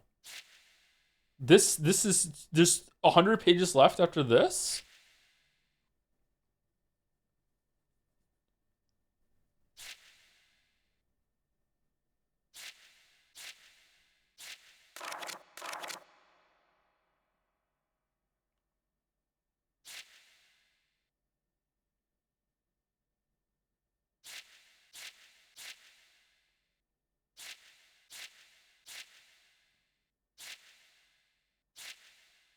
Okay, so this is when Gray Fox dies. Finally, I can finally die with you as my witness. After Zanzibar land, they took away the fight from me. I wasn't dead, but didn't feel alive. So futile for such a long time, but finally it's over. Fox's voice was down to a whisper now. Snake, we're not just tools for politicians and generals. All I did with my life was fight, but at least it was my choice. Goodbye, Snake. With a dull crunch, his reinforced skeleton finally gave way. Fox! Snake screamed. Liquid laughed. He was a fool! It was over the moment he begged for death. He ground Fox's battered corpse underfoot with Metal Gear, then bellowed. Do you get it now? You can't protect anyone, let alone yourself. Die! Metal Gear's Vulcan cannons roared into action, but with all sensors offline, the fire lacked its previous accuracy. Robbed of his old friend and comrade, Snake gave free rein to his rage. Taking up a Stinger missile launcher, he fired at Liquid, sitting exposed in his cockpit. It was a direct hit. Not even the composite armor could not protect against a shot that penetrated into the cockpit itself. His piloting system destroyed, Metal Gear abruptly spun out of control and pitched towards the ground with a deafening screech. A massive explosion followed seconds later. Snake, caught in the blast, was bodily thrown across the hangar and knocked unconscious. Snake was still out cold, but his radio was online. We could hear smaller explosions from the wreck of the Metal Gear. Small explosions, tiny bombs, and the sound of flames greedily sucking up the leaking fuel. Snake showed no signs of coming around. A few minutes later, a sound of footsteps emerged from the general chaos. It was moving towards Snake. There was a faint murmur. Snake, it's not over yet. It was Liquid's voice. Snake, I yelled into the radio, but Snake did not stir. Isn't there any way to wake him? I asked Richard, but he shook his head. Liquid had reached Snake's side, and to our surprise, picked up Snake's limp body. He started to carry Snake, heading in the direction of Metal Gear's prone form. We listened, helpless in a tense silence. It was Snake's battle. There was next to nothing we could do. Liquid had now climbed onto Metal Gear's back, where he carelessly laid Snake down. He apparently planned to simply wait for his adversary to regain consciousness, but first he took his shirt off, for no reason. So, Liquid said. Snake was still out of action. I know you're listening. You have a radio implant in this one. It was clear that Liquid was talking to us. You think you've pulled off Fox Die. Think again. You're never going to kill me with a thing like that. Never. The knowledge that he was already infected with the killer retrovirus made no difference to Liquid Snake. It was a force of will that commanded respect. You have no idea how excited I am, knowing that you're still out there. Revenge is a candy I've been deprived of too many times. The hatred in Liquid's voice was chilling. You, patriots! At that moment, Snake let out a groan. He was starting to surface. He's almost ready. Listen, all of you. When I've settled the score with this one, I'm coming after you next. I'm going to end your miserable lives in a way that'll make even the Reaper's stomach turn. I'll look forward to it, Richard murmured starkly. He can't hear you, Richard! Snake groaned again. He was apparently awake. Still a light sleeper, huh? Liquid said to Snake conversationally. Liquid, you're alive? You won't be getting rid of me, not as long as you're breathing. Sorry your insurrection was a bust, Snake commented. Do you think I'll give up my fight just because you've lost Metal Gear? When does he talk about Big Chungus? Liquid had lost none of his confidence. Your fight? Snake shot back. What's your real objective here? To make sure that the age of warriors comes again. Warriors like us, Snake. That's Big Boss's pet delusion all over again. No, his legacy. Liquid exploded at Snake's words. All throughout the Cold War, during the times of turbulence, the whole world wanted us. Gave us our due. We were needed. He fell silent as if to mourn the days that were no more. That's all changed. Hypocrisy and fraudulent peace are replacing warfare. There is a terrible emptiness that comes from losing an arena for your gifts, and the terror that you will become a dinosaur, no longer useful. You must know that fear better than anyone. Snake had no reply to Liquid's unspoken treaty. I wondered whether Liquid's words had found their mark. The prototype nuclear warheads will provide me with the leverage to acquire my campaign funds. The funds will make more global acts of terrorism possible. Violence begets violence, and this complacent world will erupt into confusion. Violence, mistrust, and conflict will compound each other and create more hatred, and our sphere of usefulness, the ecosystem of war, will grow larger and larger. As long as human beings are around, there will always be war somewhere in the world, Snake argued. There's no need to create more. It's a question of balance, Liquid responded in a flash. The balance that our father fought for. And that's the only reason you need to do this? It's more than enough for me, and for you too. That's not the kind of thing I want. Not now, not ever. Liquid laughed at Snake's dogged refusal. You're lying. Why do you think you're here? You've been lied to, betrayed by your own team, but you still wouldn't abandon the mission? Why? Snake could not answer. I'll tell you why, Liquid continued. Because you enjoy it, the thrills and the kills. No, that's not. Snake was struggling for words, but Liquid cut in. Are you going to deny it? You've killed dozens of my men today. That was, as Snake faltered. Liquid laughed in contempt. Every time you delivered the kill shot, your face brightened up. No, there's no reason for you to deny your own killer instincts. That's what we were created for, after all. What we were created for. It was all the encouragement Liquid needed to reveal the details of a secret project known as L'Enfant Terrible. It was the 1970s. The US had not yet awoken from the nightmare of the Vietnam War when a plan was hatched by key figures in the government to artificially create the ideal soldier. The man selected to serve as the genetic template for the project was the most famous living mercenary of the time, Big Boss. Big Boss was, however, incapable of reproducing, a result of past war injuries. When did that happen? As a result, his body cells were harvested for a cloning attempt. In addition to the existing analog cloning protocol, the program incorporated the so-called super baby technique. The super baby technique involves carefully dividing the fertilized egg whose nucleus had been switched with that of the donor cell. The result is usually 8 zygotes, which are then implanted in a surrogate's uterus. 6 of the embryos are strategically aborted over a period of time in order to boost the growth of the remaining 2. What? We started out as octuplets, Liquid reflected. Octuplets, Snake was clearly taken aback. 6 of our brothers were killed so that we could be created. We've been causing death and destruction even before we breathed outside air. That left the 2 of us, 2 zygotes that shared the DNA, but there was one more sacrifice to be made. One of the embryos was engineered to manifest the full potential of its genetic makeup at the expense of the other one, which was purposefully relegated to the bottom of the curve. You are what you are, Solid Snake, thanks to the death and the deprivation of your brothers. Liquid surveyed the stunned Snake and smiled. But if you think that I'm the only sibling you have left, think again. What? The genome soldiers, they were bred from our father's DNA too. The only difference is that they're not analogs of him like we are. Liquid went on to tell an astonishing story. The Human Genome Project included late 11th century, the Enfant Terrible project, and the intensive study of Big Boss's genetic samples that led researchers to many of the secrets of so-called soldier genes. Okay, we don't need to read this. Okay, like we remember this. We went through it twice. Okay, blah blah blah blah.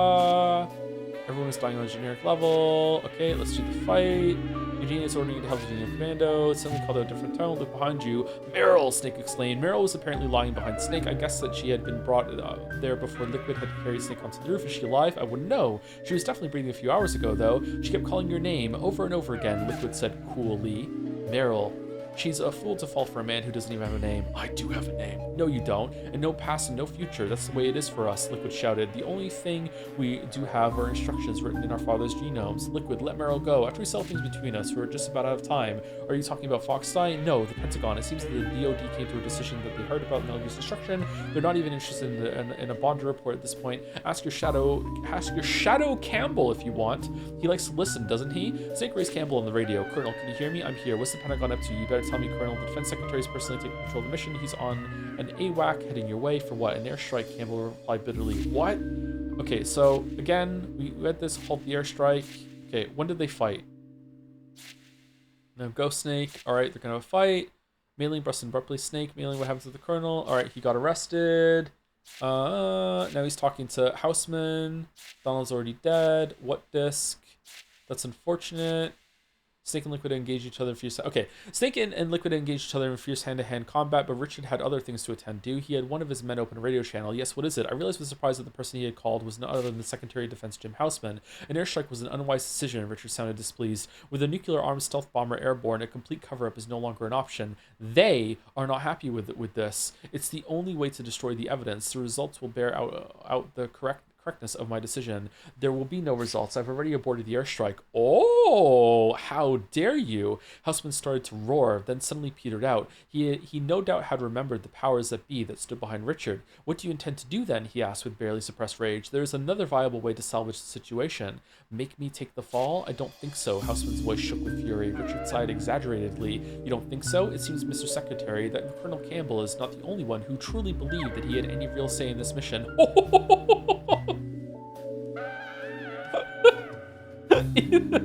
This too is Death Stranding 2.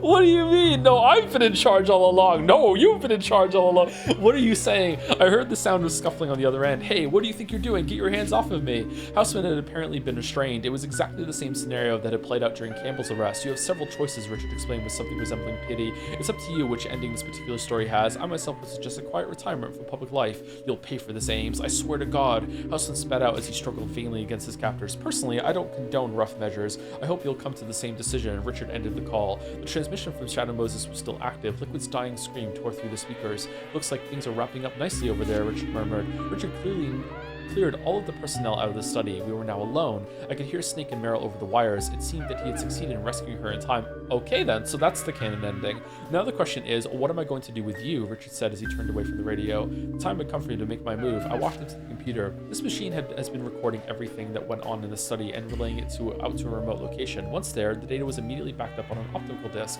It was no bluff. It was just a more covert version of a real-time remote conferencing system. Zoom. Because of my work, I frequently must acquire information from such unsavory types as black market arms dealers and the mafia members, who specialize in plutonium smuggling. The recordings were my standard insurance policy. I've already sent a message to the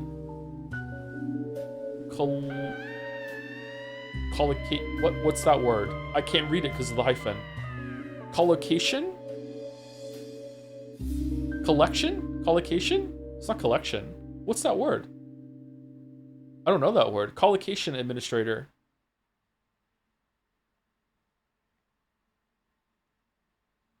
He'll give the disc to my media contact if he can't get in touch with me by a certain time. That had been the mail I'd secretly sent from my PDA earlier. Oh, I remember when she did that. If anything happens to me, the contents of the disc will be all over the world, but Richard was unfazed. I started to feel apprehensive as he calmly lit another cigarette. You mean this disc? He took out a shining optical disc from his inside jacket pocket and slid into my PC's drive. A few quick clicks of the mouse and the playback started.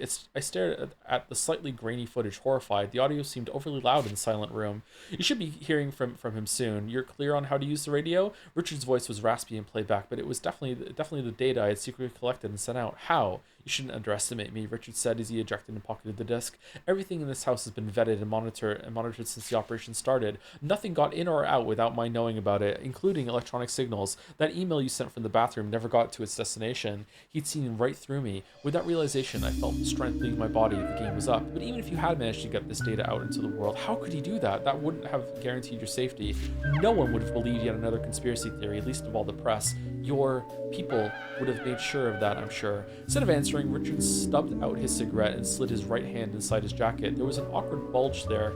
In the clean line of his tailored jacket, it was where he kept his gun holstered. Cold sweat trickled down my back.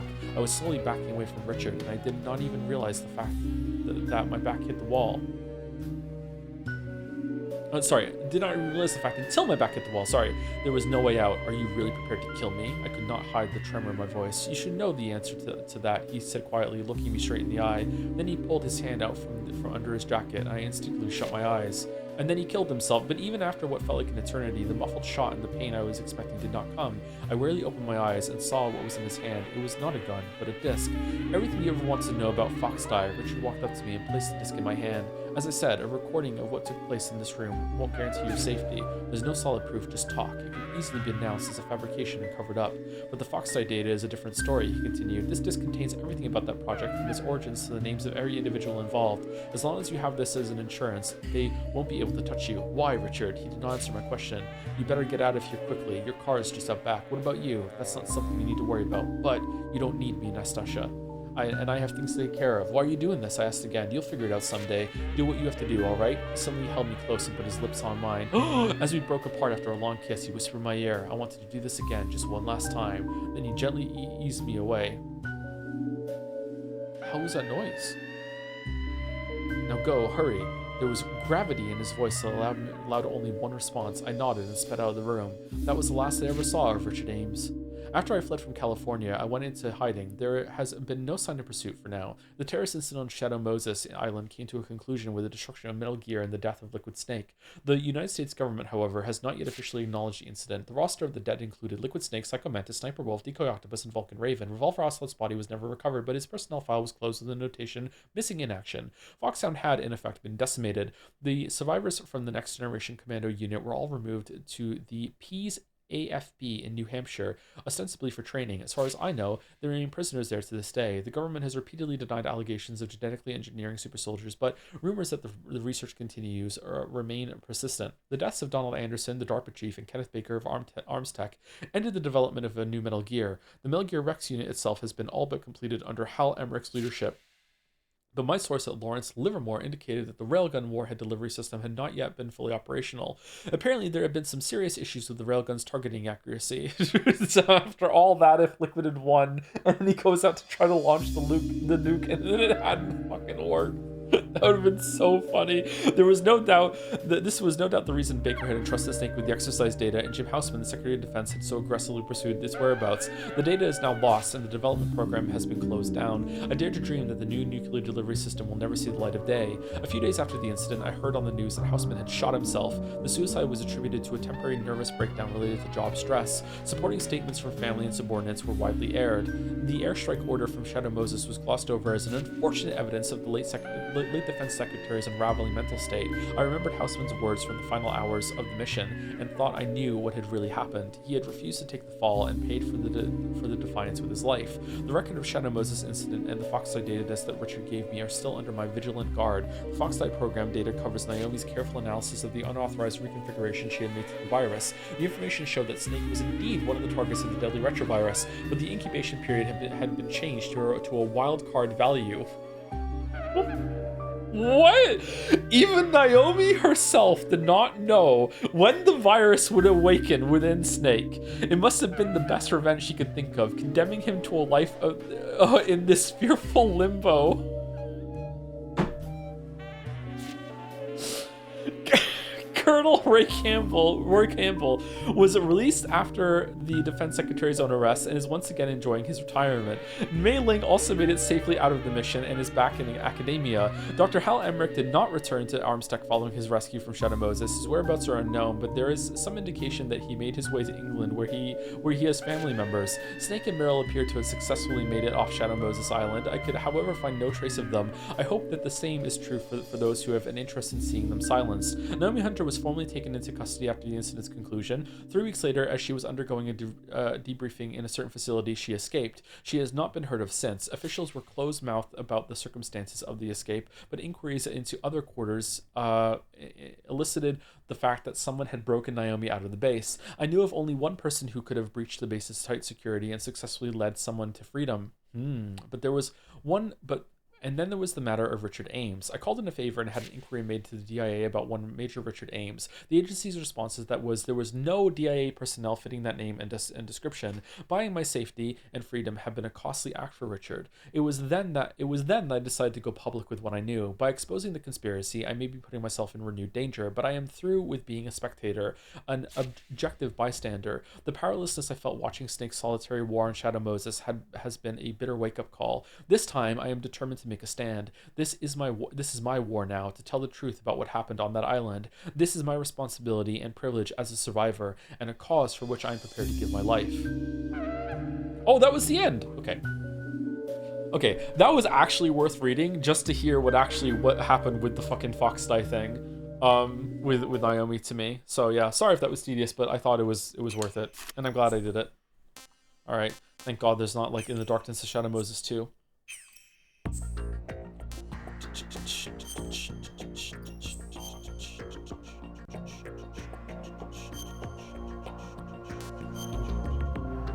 How's your throat? Deep.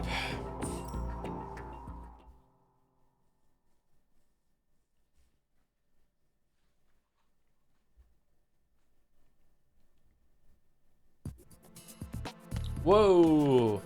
Okay, so when we last left our hero, we were trying to find C4 bombs in order to spray the coolant on it.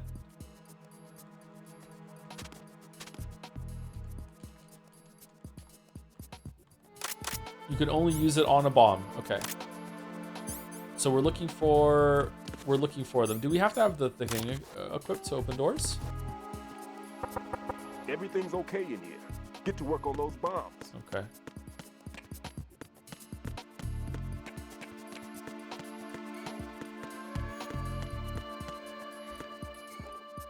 Man.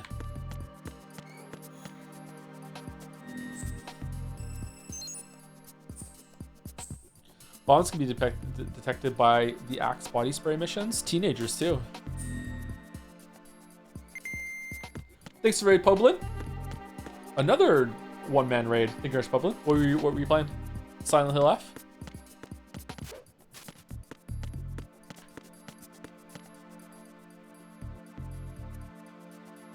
Okay.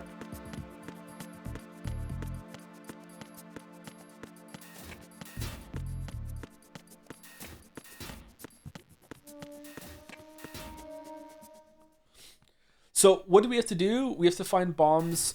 We have to find bombs on the 6 that we can get to right now, right? Snake is handling the other 6, and we have to do these, right? And there's 1 in each, I think. I can't remember. Can you recap the last hour and a half? I just read the story. You missed nothing. If you're not kidding, yeah, you didn't miss anything.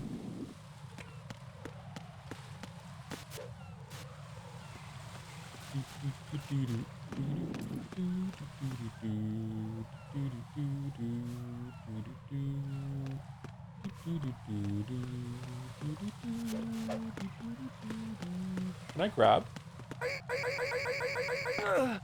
Oh shit, we killed them. Oh. I thought we were just gonna knock him out.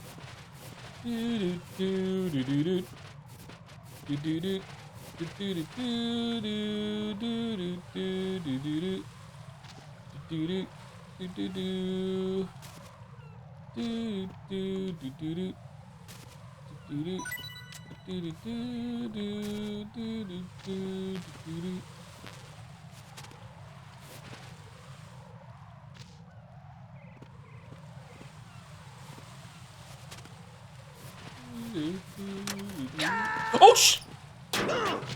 Okay, we're good.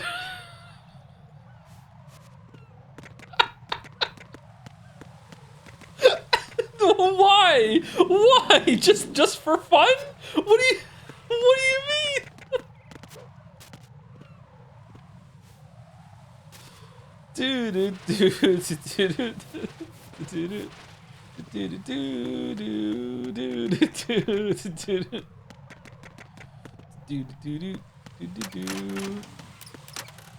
Oh sh! Okay, well, there we go. Jack, what's going on? Answer me! Jack? Jack!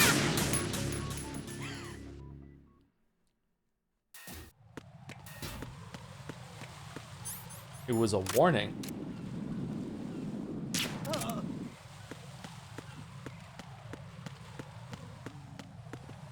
Alright, we didn't kill anyone now, that's good. Vovon's do camera? Oh, it's inside. Can you freeze the camera? Yeah, I know. Let me move before it moves, please. Fuck you, camera.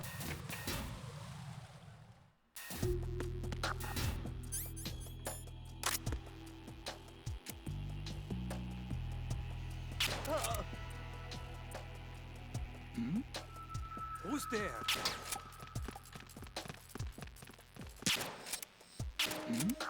Nothing here.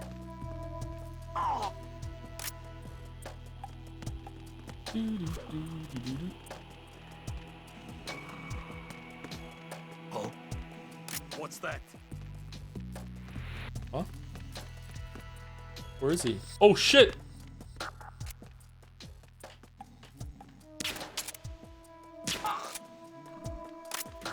I had the weirdest round of Hunt Showdown this morning, chat. One of my weekly challenges is to deal damage to enemy hunters with the Martini Henry, which is a good gun, so I'm happy with that. It's one of my favorite guns. It's pretty cheap too. It's got one of the best like price to effectiveness IMO. It's long ammo. So it was on Desal, and I got some dark sight from one of the tarot cards that you can get on one of the towers. I got the moon card, so I got that early on, and then I went to Pelican Prison and heard someone across the compound use the dark sight. Saw 2 orange things in dark sight, so I'm like, okay, there's 2 enemy players there. Ambushed them because they hadn't heard me. Shot one with incendiary ammo with the Martini Henry, and then they oh shit, and then they bolted. So I followed them through the compound, snuck up on one of them, shot them, killed them. Then the other one went into maximum fucking bushwookie mode and wouldn't come out and fight. So I just camped the corpse. The other person had Necromancer and brought them back to life at the very end.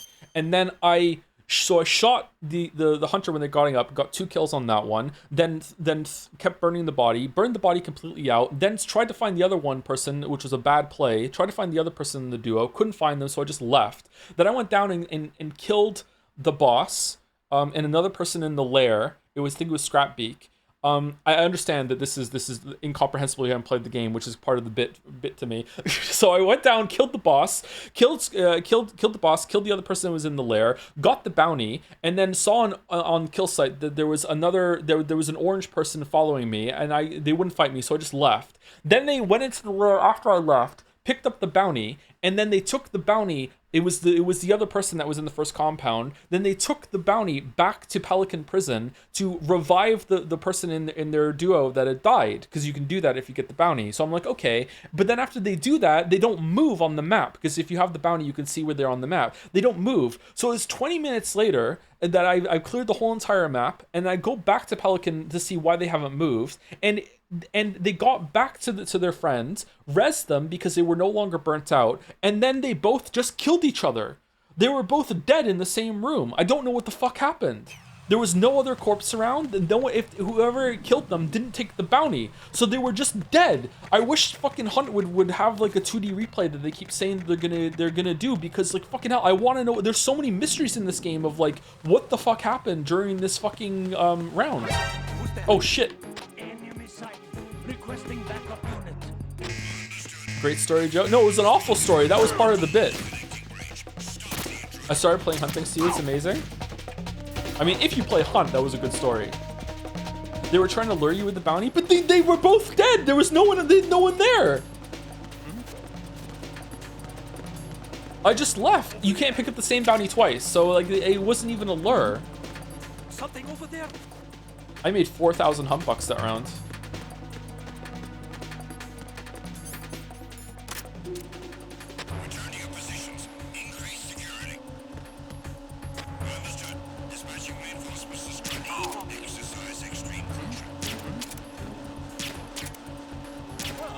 Was that the first time I was seen, by the way? Shit. How did they see me? They weren't on the radar system. Outside. Stories like this do make me want to finally play Hunt, I must admit. It's a really fun game, and like just know that you're gonna run into cheaters every now and then.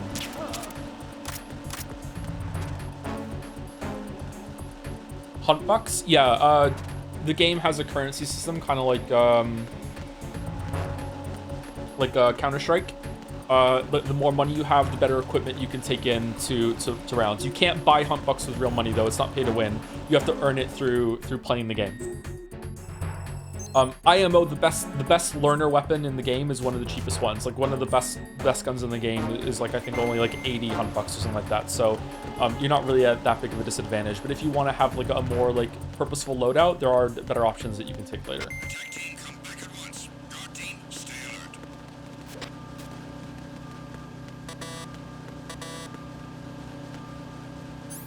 Okay, is there a bomb in this area? I like how low capacity weapons make shootouts more methodical as opposed to more shooter spraying prey gameplay. Yeah, if you're like the best gun in the game in terms of money is just a basic Winnie, I think. And that's one of the cheapest guns in the game, and it also allows you to take a lot of shots while you're learning the game because you're fishing out headshots. But it still has a lot of capability later in the game if you're trying to click on heads, as opposed to long ammo being like good with body pressure. Uh-oh. Who is this? Stealth-equipped claymore mines, invisible to the naked eye. Use the mine detector. Identify yourself. Just call me Deep Throat. Deep Throat? You mean from Shadow Moses? Mr. X, then. Mr. X now, is it? Why would it matter if I called you Deep Throat? Never mind about that. This feels Why familiar, did you yep. contact me? Let's just say I'm one of your fans. Colonel, someone calling himself Mr. X just contacted me. Do you know anything about it? What a snitch. No. And whoever it wasn't a burst transmission. The transmission was sent from within the big shell. He called himself Deep Throat at first. Do you think... I caught that part too.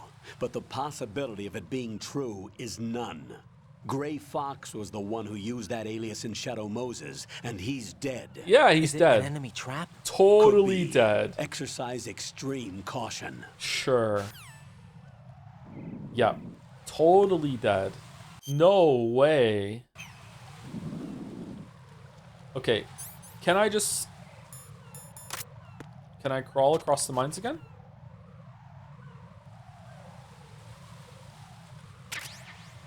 Who is that? Can I crawl across the mines if I don't have the detector on? It's the enemy. I need help. Yes.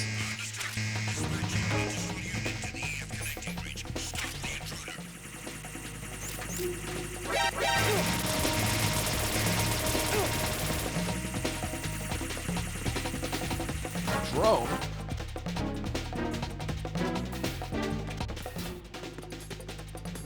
Man, I really want to replay system in Hunt so I can find out how many players just like find a bush and just don't move for the whole entire fucking match. I just want to know so bad. Let's hide.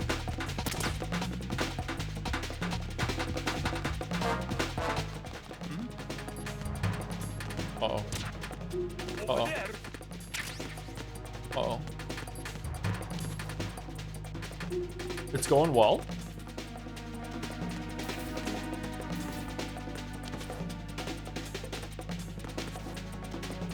How do we get over there? Oh. Oh, no.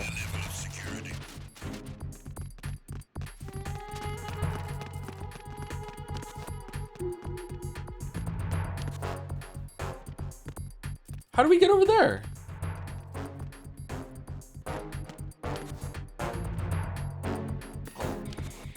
What's that? Who is there? Shit. I got him. Send reinforcements. Who is that? Encountered the enemy.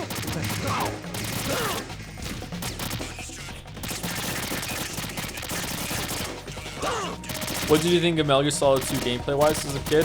What you're seeing right now. I am the same person as I was back then.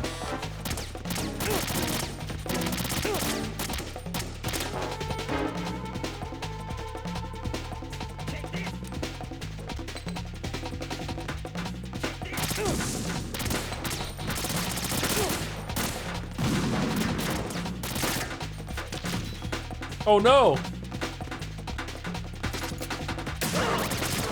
Oh no!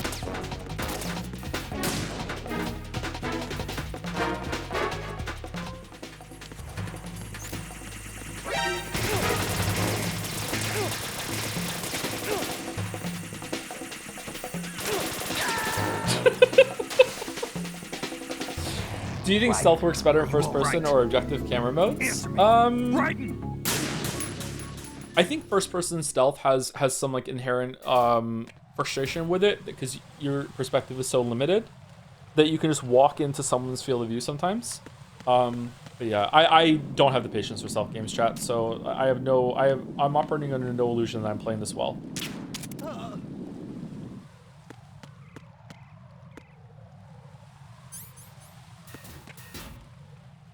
Thief or Splinter Cell? I haven't played either of them, so I don't know.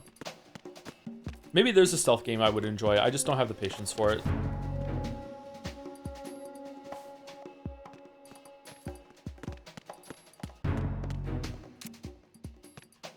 Nothing here. Did I get him? This is a me issue, by the way. Unlike every other gaming criticism I've ever had in my entire life, especially on games like Dark Souls and Elden Ring, which are objective game design problems. This is a me issue. This is just like, it's not that the genre is wrong. It's me that's the issue here. It's the enemy. I need help.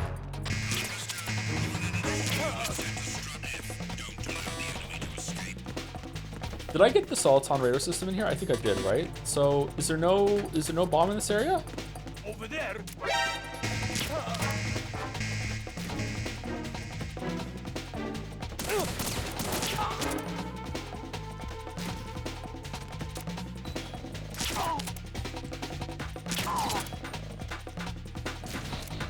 What?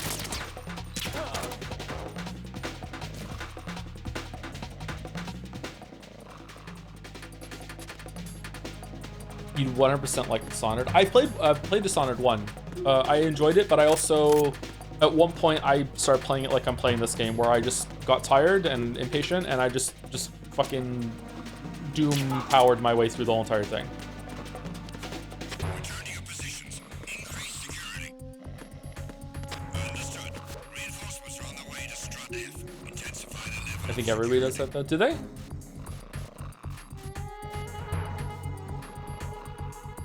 Dishonored 2 has a built-in no powers mode for that, if you'd be interested. Would that make good streams or no? Is Dishonored 2 better than Dishonored 1?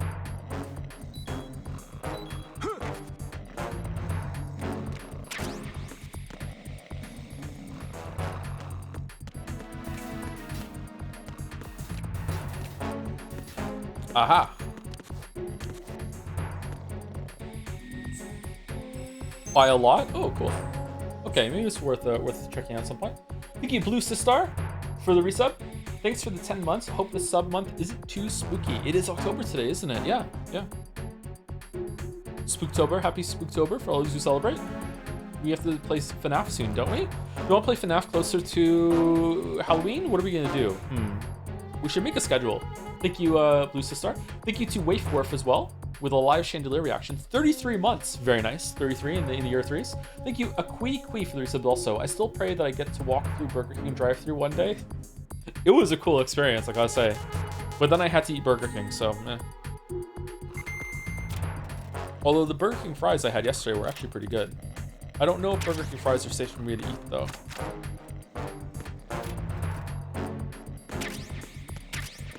The reason why McDonald's is like the only fast food place I can eat at really is because they have a dedicated fryer to their fries, so they don't make anything that has gluten in it with the fries. I think Burger King is not the same way.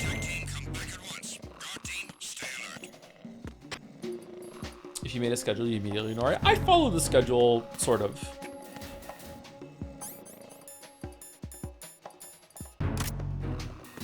Okay, so there's a bomb over here.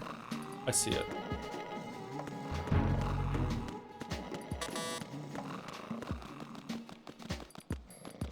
Dishonored 2 level design is insane. The Clockwork Manor is one of the best levels in any game I've ever played. Really? Okay, maybe it's worth a look then.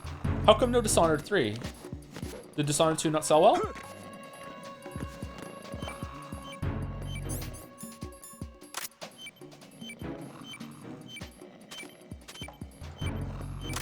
What?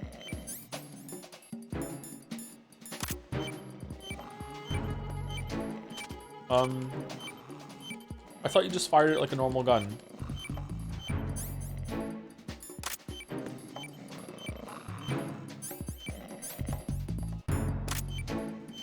Right stick? Why? This is Raiden. I just finished disposing of the C4 in Strut F. Found explosives on B1. That's not like him. Anything wrong? Maybe. Pliskin's reported other locations too, and none of them are effective demolition points. What do you mean? It means that they wouldn't be the best places to choose if you wanted to destroy this place. Are you saying they don't plan on blowing the shell up? It certainly seems that way. So far, we haven't seen anything but a waste of good explosives. Unless, of course, we're missing something. A trap? He couldn't have overlooked the fact that I would be called into this. There's something going on. Okay, interesting. Unfortunately, it's time for break. I think we can, this looks comfy, right? We can stay here. With the sound of ASMR snoring. Here we go. Anyway, be back in about 5 minutes, chat. I don't know if we're gonna do Scrandle after this break or we're gonna do second break or, let's do after this break. Let's get Scrandle out of the way. Anyway, we're back. 5 minutes.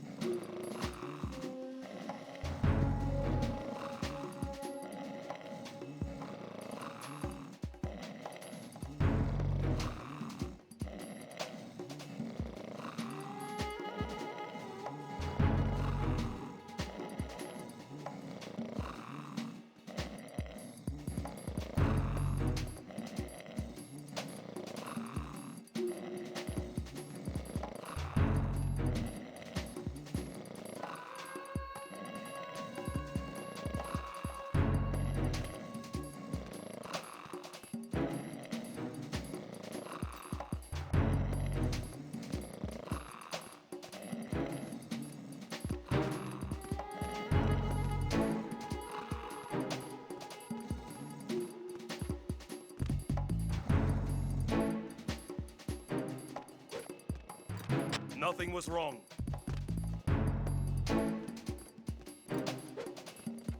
Nothing was wrong.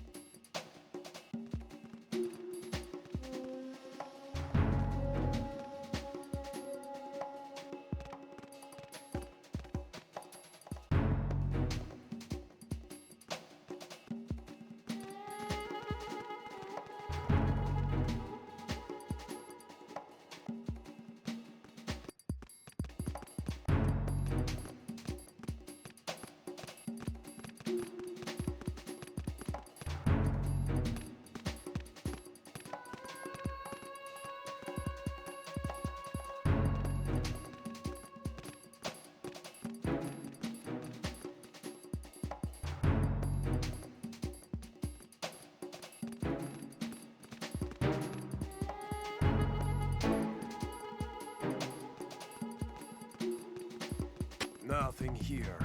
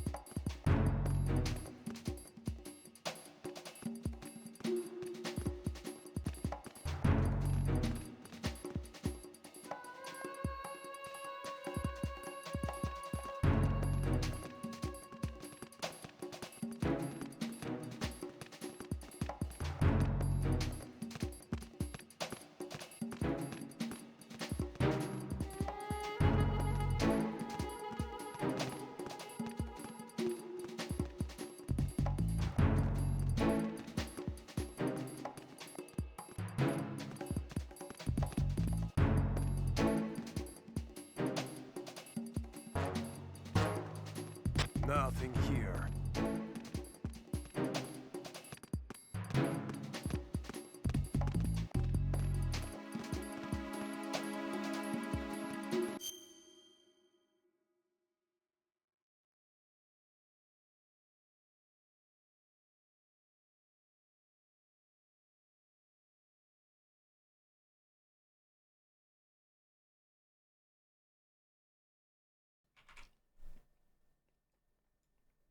All right, I'm back. Use the bathroom. I got a cookie. I got some water. Let's scran. Let's scran. Did it pray afterwards? Pray was after Dishonored 2, wasn't it? No, was it? It wasn't. No. Dishonored 1, Prey, then Dishonored 2, right? Prey was a really good game. I really liked Prey. Can you share the cookie? I already ate it, sorry.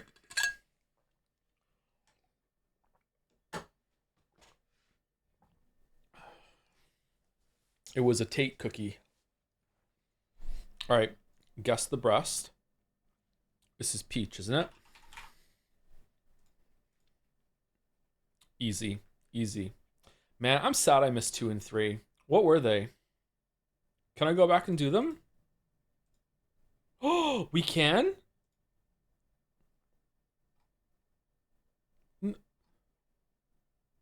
I can only go back.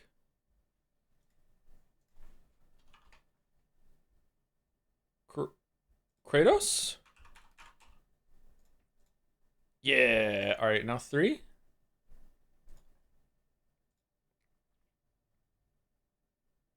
Charizard.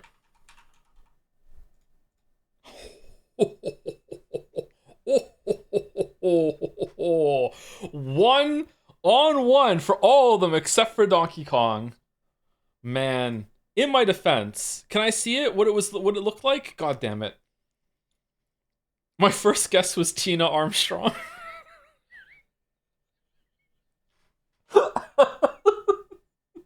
Who, to be clear, wasn't even in it.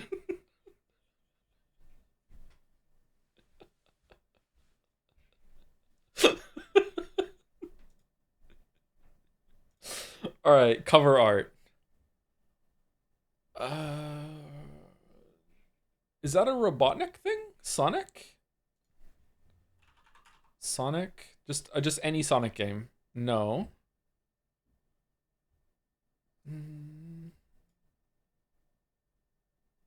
Oh, it's a bike game. I don't know bike games. Where you punch people? Okay, I'm in. Road Rage. The Simpsons Road Rage. Road something? The Road? The... No? New Road? Something Road. BMX Road... I don't know. Road Rash. Why didn't it show up when I typed road in? Did I type rage in before road? Fuck, I've played this game. Shit.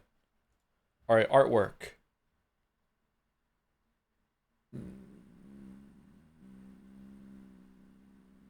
I don't know.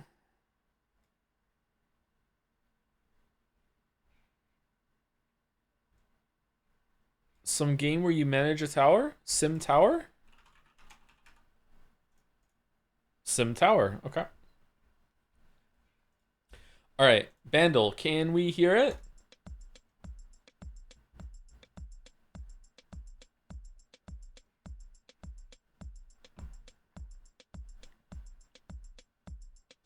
Is this a Jennifer Lopez song? Shakira song? Is it the Jennifer Lopez and Shakira song?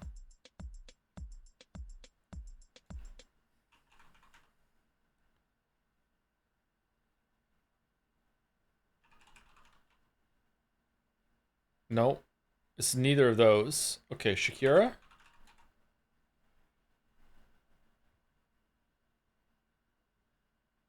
No, I don't know what the song is. Is it a Shakira song? Let's just guess Shakira. It's not Shakira. All right, we're gonna do Jennifer Lopez next.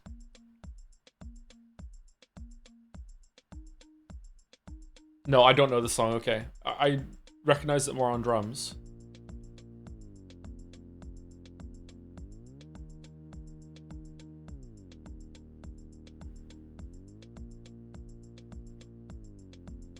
I don't know this song.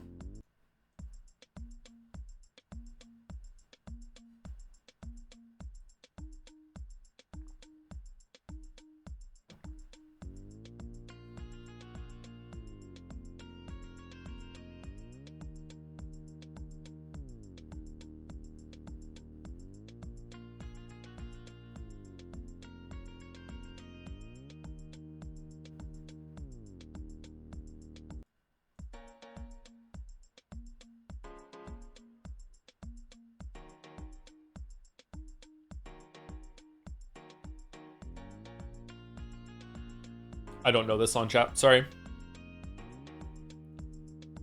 Does chat want to guess one? I can see you now. What do you want?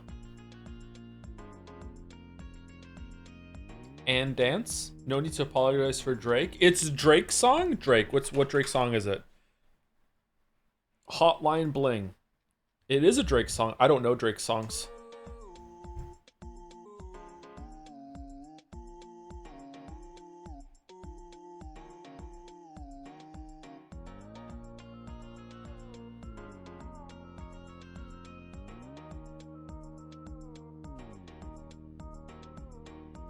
His music kind of sucks, so whatever. He's very popular though. He's the Mario of music.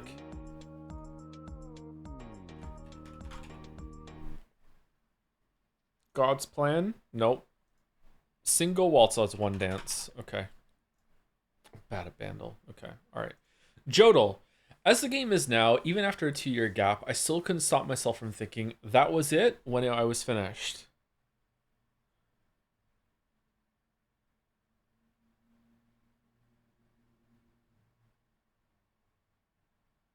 This is a video. Is it Factorio?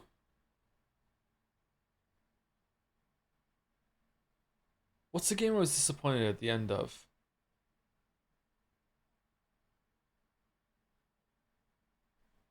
Let's go Factorio. No. After that. That was it when I was finished. Subnautica? Subnautica. Okay. The rare video, Joe, for Joedle today. Access. As the game is now, even after a 2-year gap, I still couldn't stop myself from thinking that was it when I was finished. So let me explain. The final 2 tasks in Subnautica. I like this video. This is a good video. Fun fact, I cut like 20 minutes out of this video that I wish I hadn't cut. Scrandle. Can we choose it? Easy left here, right?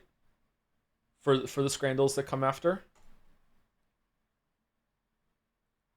Yes, we scran. All right.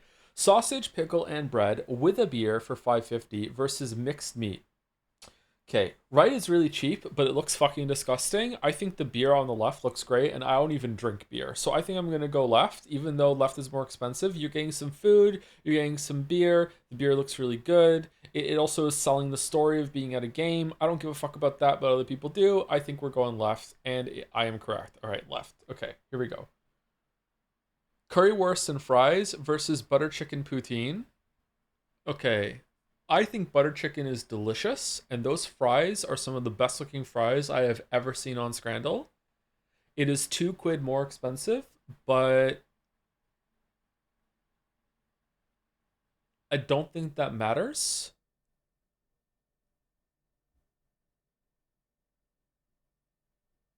I'm going right. It was right. God damn. Okay, buffalo popcorn chicken with waffle fries underneath with cheesy bacon chips. Okay, right scores somewhat okay, but left is chicken, which is the ultimate scran, and it looks good, and there's waffle fries underneath it too. That looks to be a decent portion of food as well for $10.95. Actually, is it? I have to translate it from Canadian, so it'd be like... Yeah, I think that's okay. When was this? Oh, it's 2025 prices. Do we have to put in the year? 2025? That's not bad price then. I'm going left. Okay. Air pie.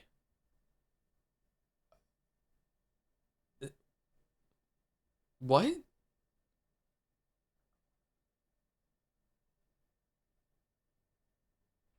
Versus chicken, mushroom, and spinach pie. Can I see it? With mushy peas and chips? Okay. Does air pie have meme potential that people will be like, holy shit, it's full of aura? Aura pie.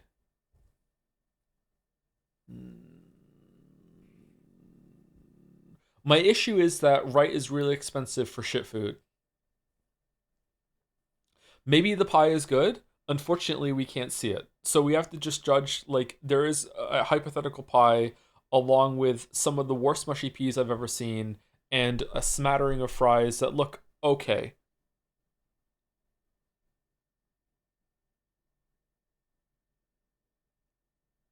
The pie looks like it's frowning.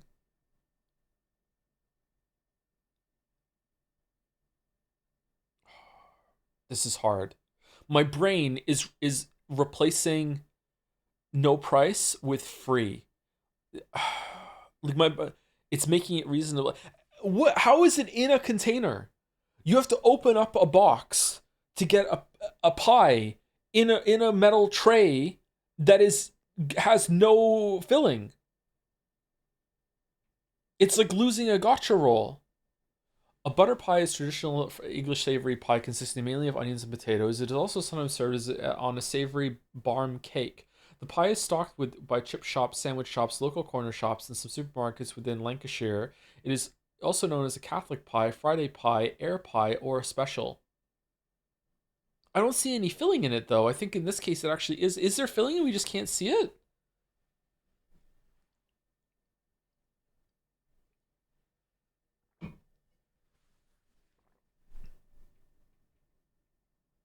I'm going right.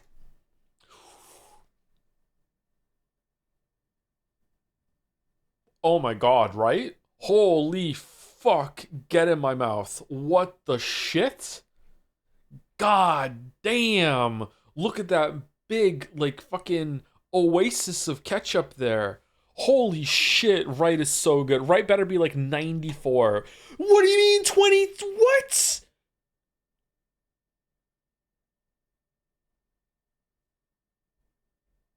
Huh?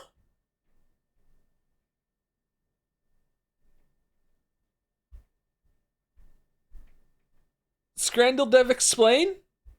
How?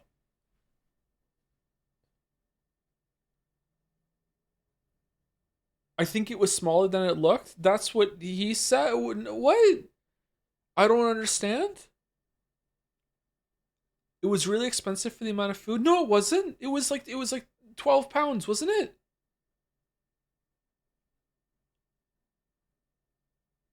It was secretly microscopic.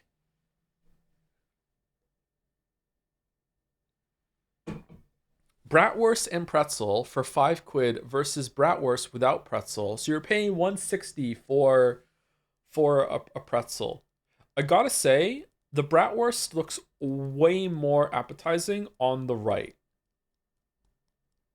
I'd pay $20 for a sandwich. Fuck yeah, I agree. I agree, Sarah. Yeah. Your cat is gorgeous, by the way. Let's just all praise Sarah's cat. Can we get a picture of Sarah's cat in the chat if Sarah is willing to share? That is a really good looking cat. Oh man, is the pretzel... Weirdly, I feel like this would be a better competition if it was just the pretzel versus the one on the right.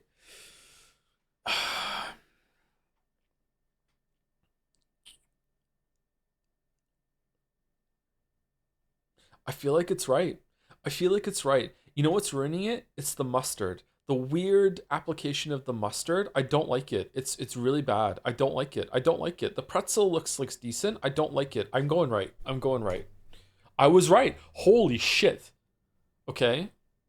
Cheeseburger. Ugh. Oh god. What the fuck happened here? Oh, this is anyone's Scrant. Oh, fucking hell. I bought a steak today, and it looked fine. And then on the underneath, like the part that was like facing down in the packaging, there's this big like gray circle on it. Do you think it's okay to eat still or no?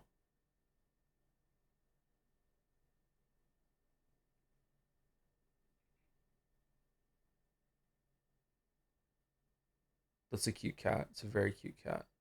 As long as it smells fine. Is that the rule? Is that true? As long as it smells fine, it can look gray, but the smell is the real indicator?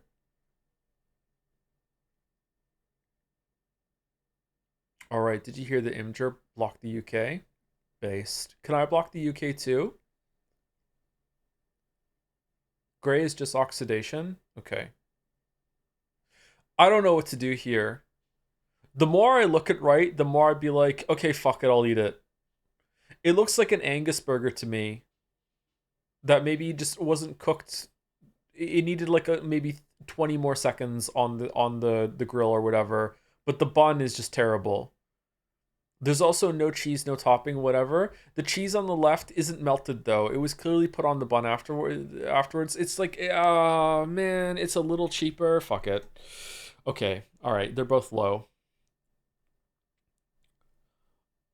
Oh, damn. Right? Left is the pizza that I think looks good, that chat says fuck you. I love that there was toppings here, but they got fucking like caught up in the pizza roller and got fucked up. Right has Muppet vibes again, like it's gonna start talking to me, like it's overexposed. It's also cheaper than the one on the left.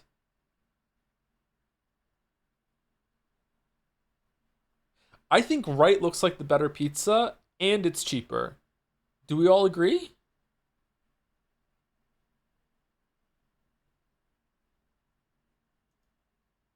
Scrandle also agrees. Okay. Double bacon cheeseburger versus the tiniest little pizza slice. Fucking Scotland.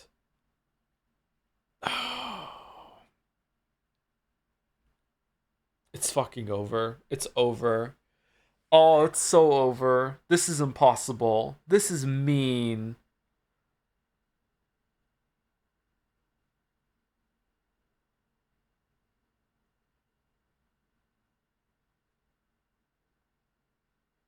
On the one hand, left looks gross to the point that I don't even want to eat it, whereas right is barely edible, but it's tiny for £2.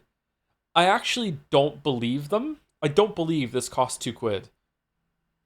My guess is that this came from a whole pizza and they cut it up unevenly and they just said, fuck it, that's probably £2 worth of the pizza that we got, bros. I'm gonna put it on Scrandle. I don't believe that there is a store that sold this slice of pizza for £2.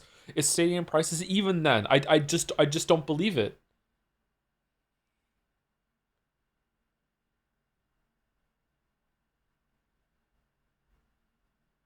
I'm going right. Left is even more pathetic. I feel like right is more pathetic than left. Left is, there's an attempt. Right is just ripping you off.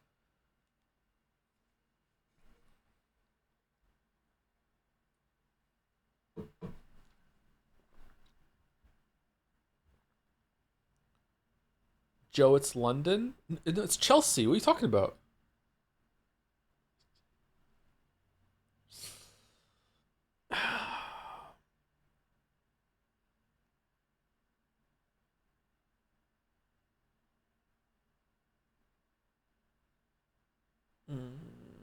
I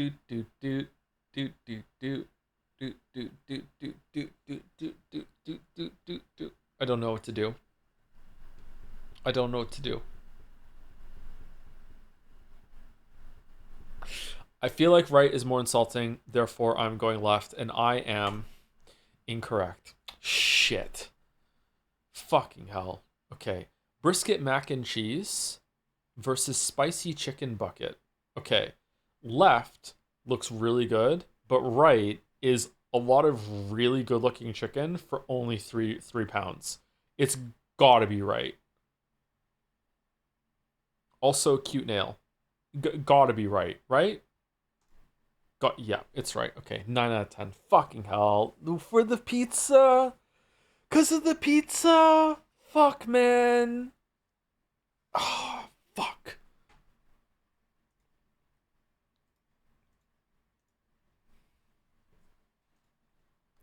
Nailed it. Nice. Oh, shit, it's loud.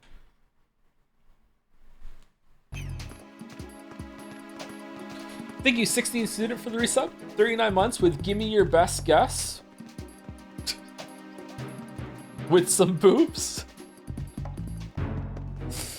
Thank you, Malice the Malicious, for the resub. Just got done reading the Colombian Umineko, Marquez's 100 Years of Solitude, and it might be my favorite thing. The book is some of the most immaculately dense and well thought out writing, telling a century-long story of a particular large and recently wealthy family living in relative isolation from themselves and society at large. So many engrossing, elaborate characters, all in one episode of Umineko worth of text. It's a bit of a difficult read, but I heavily recommend it. I've heard of that. I would like to read that at some point. I have so many books I'd like to read. Glad you enjoyed it. Thank you for sharing, Malice Malicious.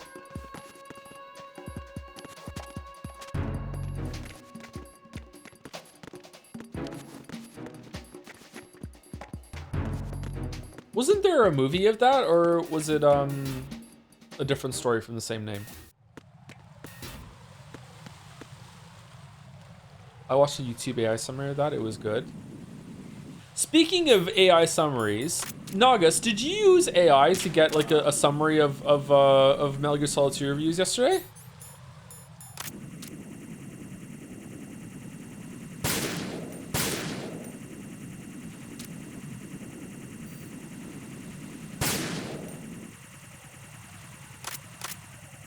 I found them myself when I was posting screenshots in Mouse Court. How did you get such a fast summary of that?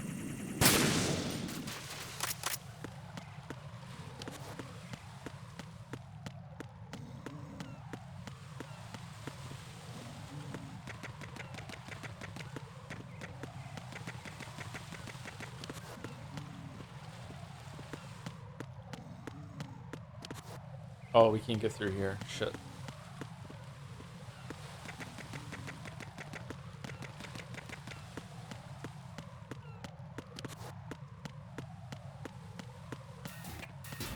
August opened them up in Control F Raiden. They're genuinely just like that. Yeah, but it's still really, really fast. That's impressive.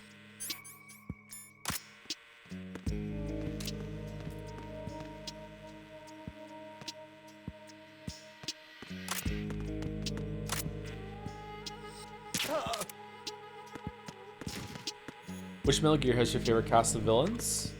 Metal Gear Solid 1. Metal Gear Solid 1 does that the best, I think.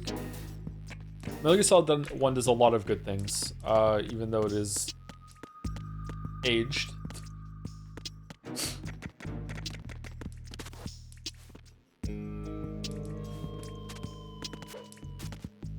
I prefer 3. I remember 3's enemy cast villain lineup being kind of soulless. Maybe I'll think differently now? I was in a weird place when I played Metal Gear Solid 3. I had just moved out on my own for the first time. I was... Just a lot of bad vibes. Like, I don't know.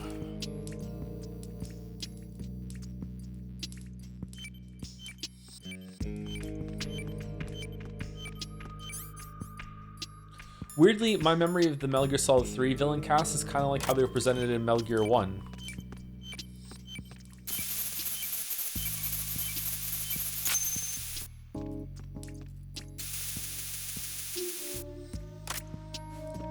I think you'll enjoy it more this time. I hope so. I like to enjoy things, despite how it may appear.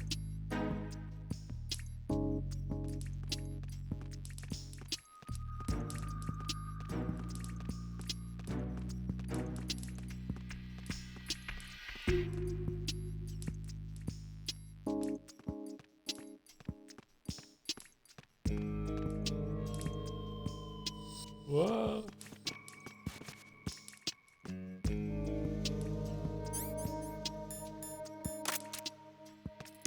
No! How did you not hear that?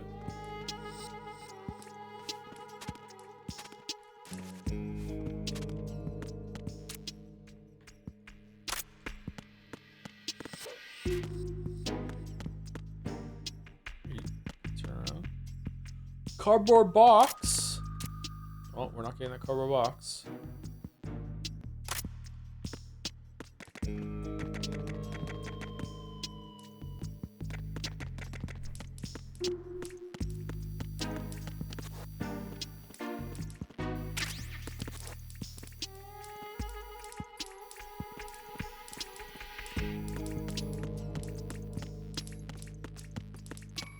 Okay, so we got the one on this area, so now we go to the next area. I think we just go around and follow the circle now that we... And we also... It's also a really good way to get the player to pick up all of the Soliton radar maps at the same time. You also get to familiarize yourself with the facility and see what it's all about, although it is kind of soulless.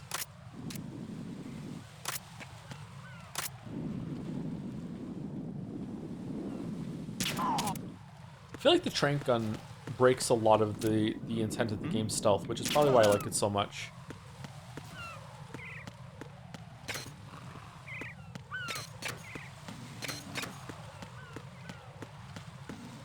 Aren't there some on the connecting struts, or is that later, or is that only on European Extreme, or what? Same in 3. The stealth in 3 was unplayable because you don't have the Soliton radar system like you do in this game, but you have the same kind of top-down perspective as Metal Gear Solid 1. Like, even this is an uncommon perspective in 3. It's really hard to tell where you're going in 3 from my memory. At least in the original 3. I didn't play Sustenance.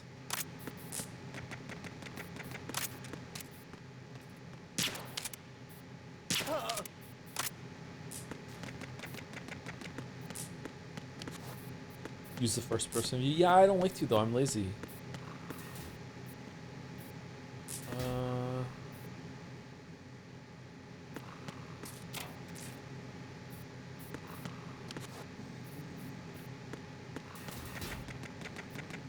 Why did it take so long for these games to change how the camera works? I think for in Metal Gear Solid 3's case, it was a performance thing. The limited perspective made it so... Because it ran on PlayStation 2.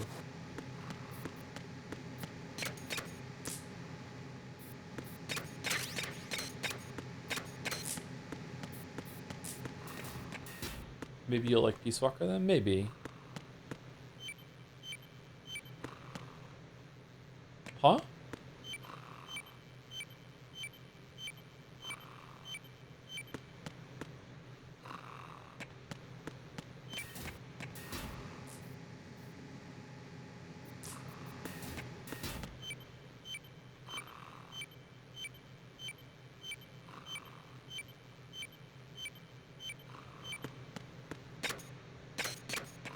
Okay, so is there a vent or somewhere I can get into? It's underneath.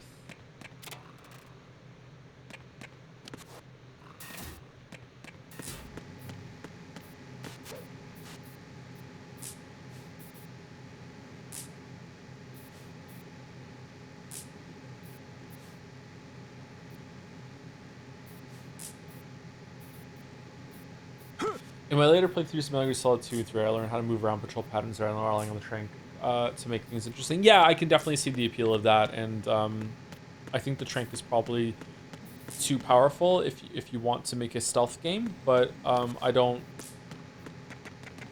particularly like the stealth, so I'm happy that it's like that. I don't know where this is.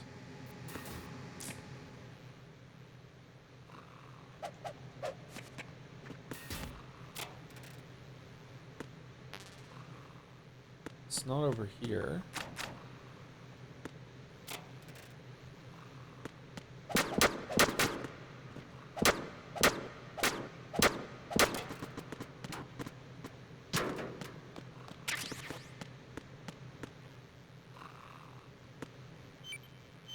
Why can't I hear it here?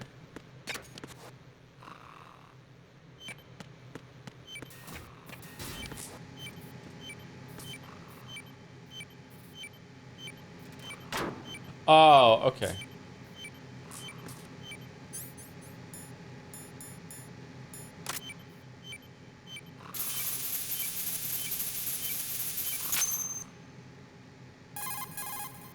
Raiden reporting. The C4 in Strut B has been disposed of. The wall containing the transformer panel was set to blow. This is all wrong. This is something only an amateur would do.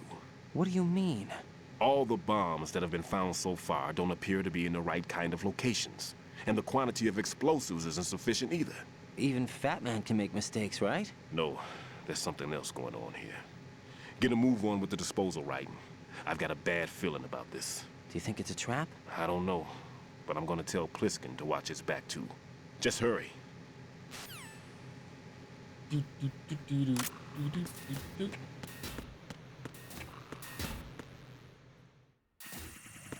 It's probably some of the best gameplay in the series for me is finding these fucking bombs. It's interesting. It's cute.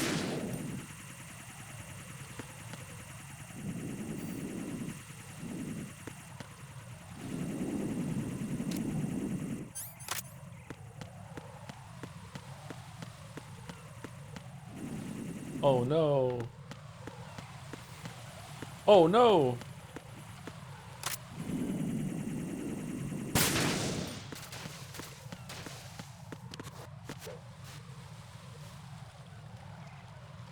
I love the deliberate choice made by Kojima to give every playable character in Metal Gear Solid a fat ass. He truly was ahead of his time, wasn't he? What ass though? What ass though? What are you talking about? What ass?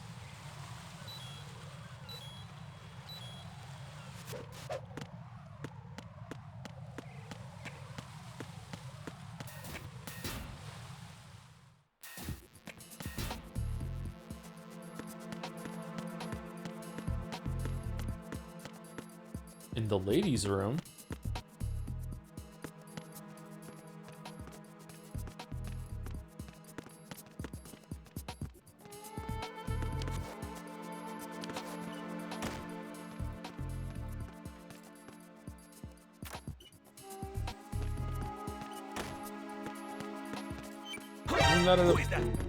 Why are you in here?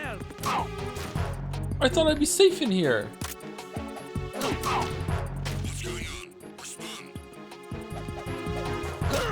Shit. It's the enemy. I need help.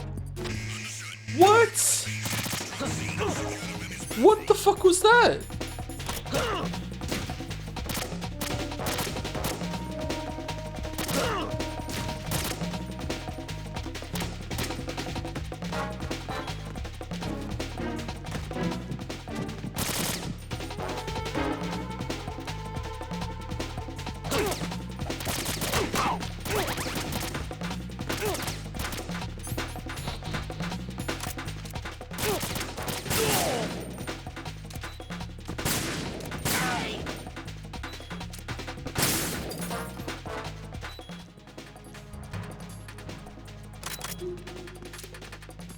Huh?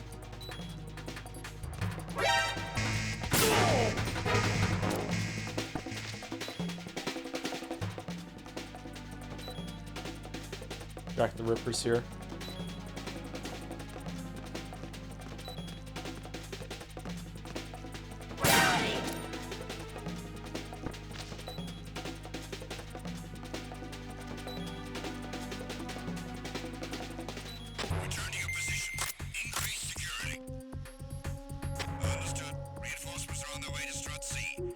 I remember some boss battles going in with no rations and being able to hide from them and gain my health back every single time, and using this as like a chance to go out, deal damage to them, run away, crouch down and heal. I remember doing that. I find it funny in the first 2 hours, Otacon and Snake give all this exposition just for it to not be relevant because they aren't even in most of the game. Is that what happened? Who is that? How did you see me? What? It's the enemy. I need help.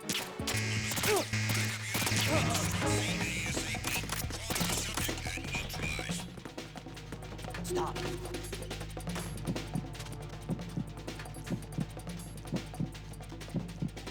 Move.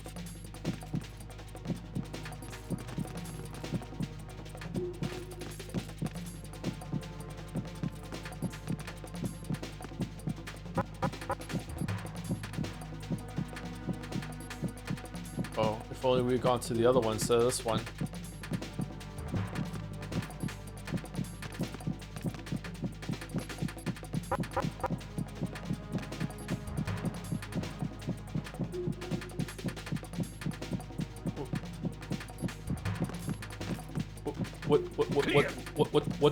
What did you just do? Return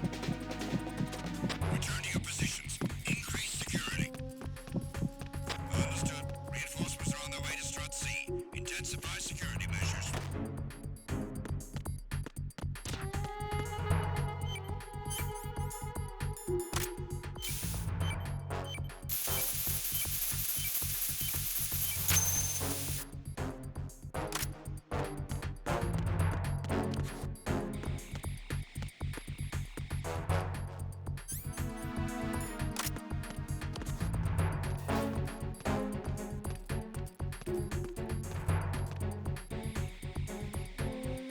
One of the players behind the mirror, what the fuck? They're different for every playthrough. I think there are more devious locations on the harder difficulties too. Or there's more of them. I remember something about Extreme or European Extreme having way more, just being way more involved when I was a kid. But it's been a while. To put it mildly, it's been a while. Attack team, come back at once. Guard team, stay alert. Oh, we're back here.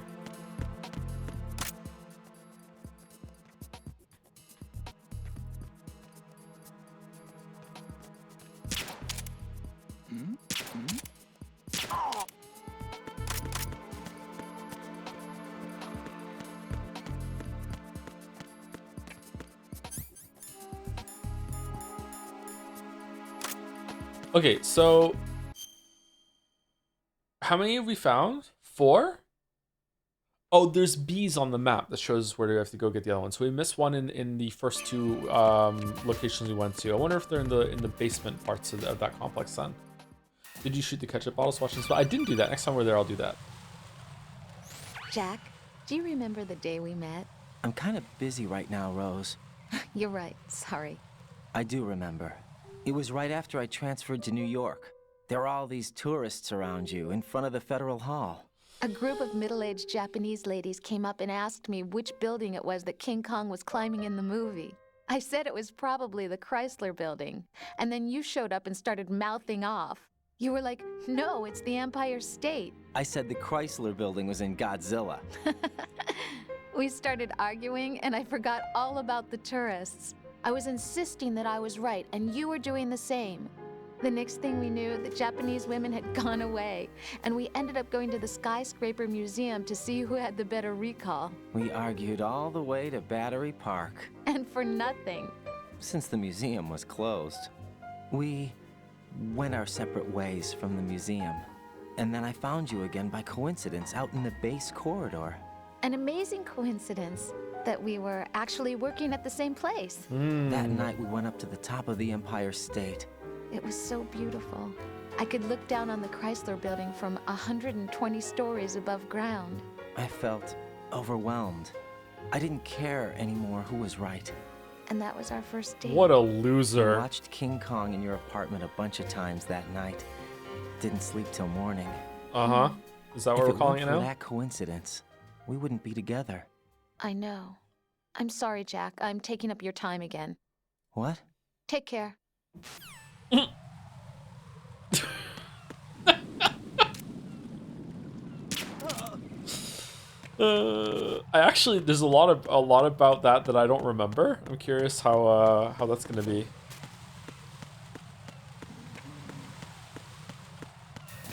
Camera stays broken. Ah, here it is.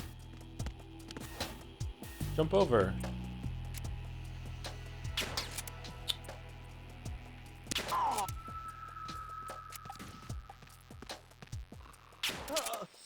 Nothing here.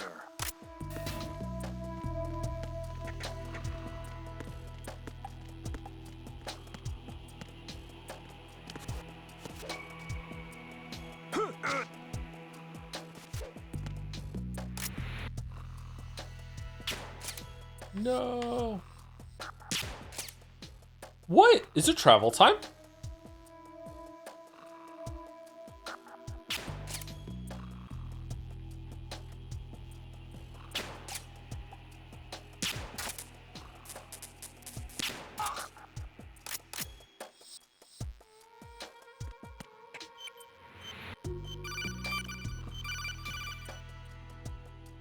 Raiden, at your feet, there's a hatch for pipe or gauge maintenance. Face the hatch and push the action button to open it. There may be something you can use, so check the inside thoroughly.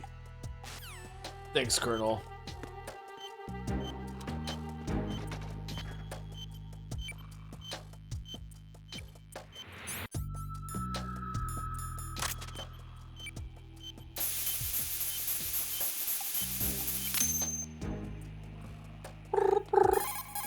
This is Raiden.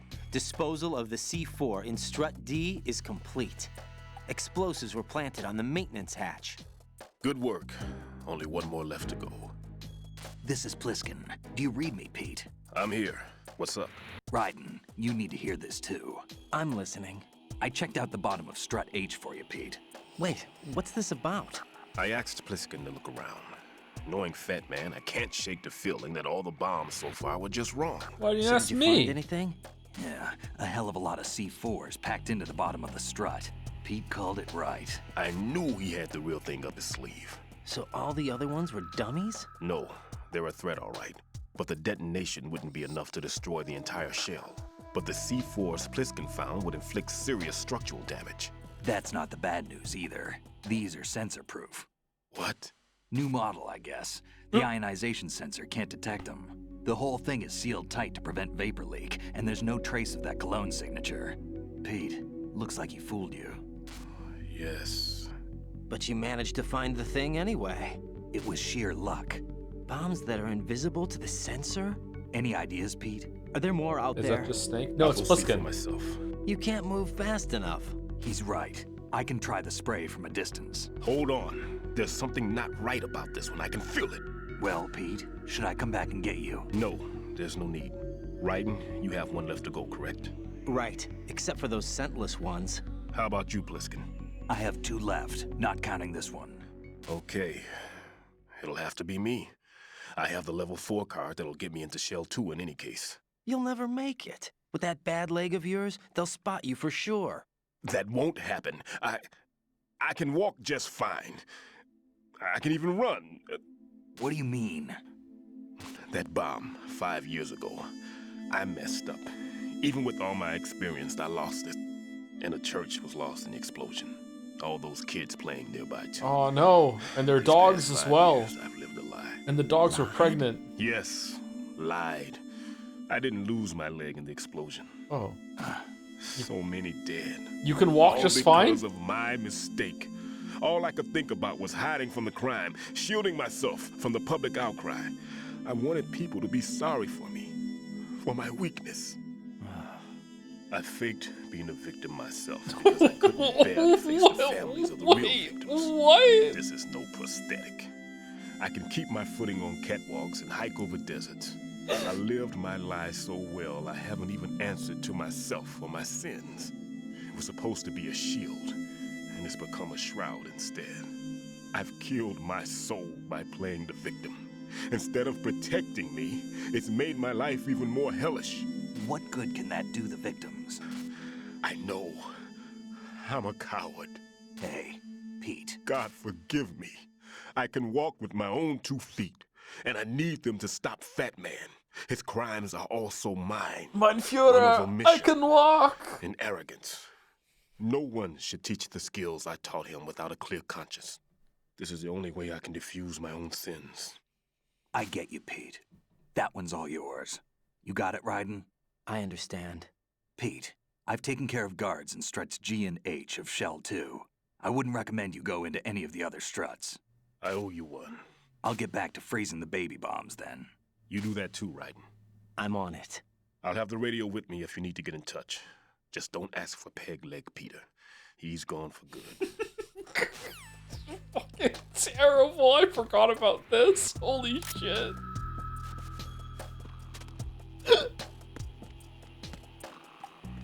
Oh man.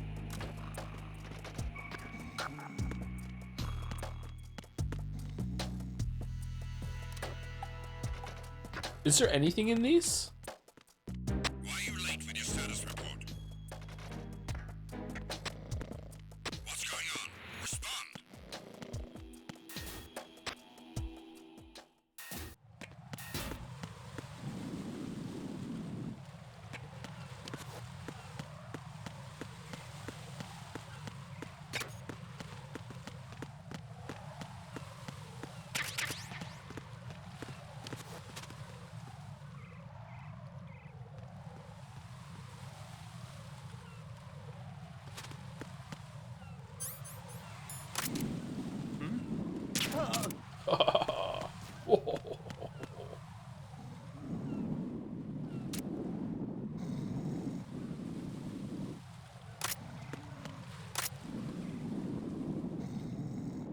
Where is he?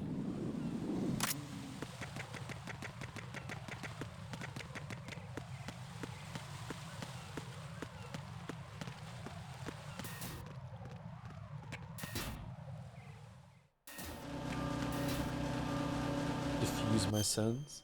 Diffuse my sins. Thank you, East Ession Gray or Esion Gray for the resub. Is this the game about clapping ass cheeks too loud and alerting the guards? Yes, sometimes you do get caught just walking around because your cheeks are clapping together too hard. Yep.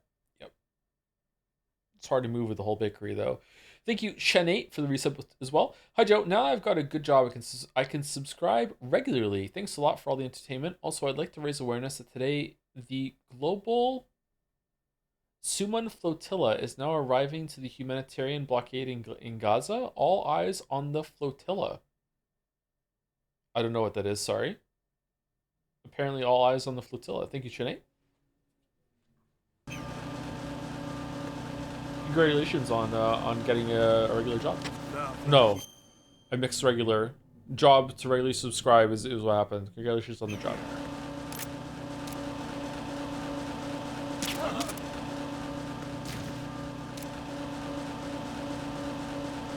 Enemy in the area. Increase security level. Understood. Dispatching reinforcements to Strut E. Exercise extreme caution. Go to sleep. Didn't we check this area?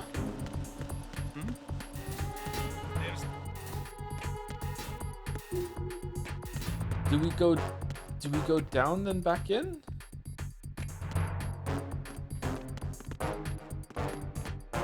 Oh, it shows you that the other screen.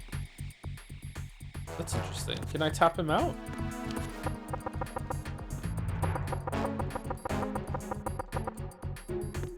Oh, it's the guy up top. Never mind.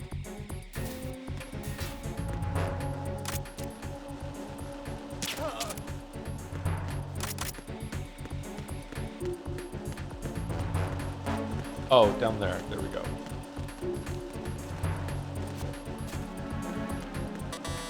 I thought I came down here. Yeah, I did. Where's the spawn? Different location over there. Why is this in here? Little Factorio is a treat?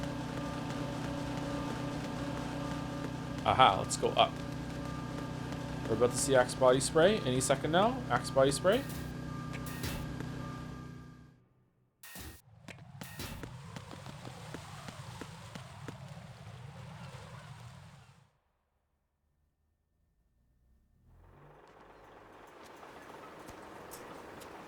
I've taken care of that annoying fly. What's the situation over there? Puzzling. I saw a man dressed like a ninja just now. Ninja? It's the only way to describe it. A kind of cyborg ninja, complete with a sword. What? Are you hiding something from me? Olga, are you sure it wasn't an Arsenal Tengu? Don't be a fool. Think I wouldn't know the difference? I've never seen field gear like that ever. All right, we'll intensify patrols. Anything else? Actually, one more thing. You'll find it hard to believe, though. I saw a man hiding under a cardboard box. Where? On the connecting bridge to Shell 2. So you believe me this time? I've seen someone use that box trick before. We'll lay a trap on the Shell 2 connecting bridge. Over and out, then. Freeze! You must be one of Dead Cell. Of course not. What a thing to say. Drop your gun! Not a chance.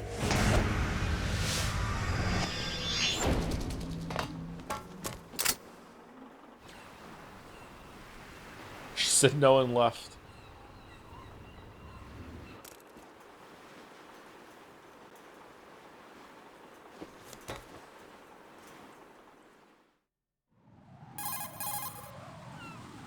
I saw a female soldier.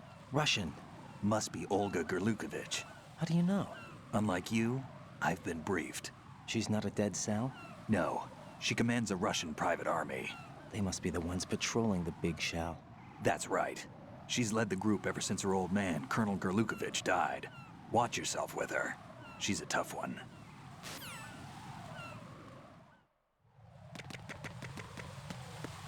Which one of his arms does he live through?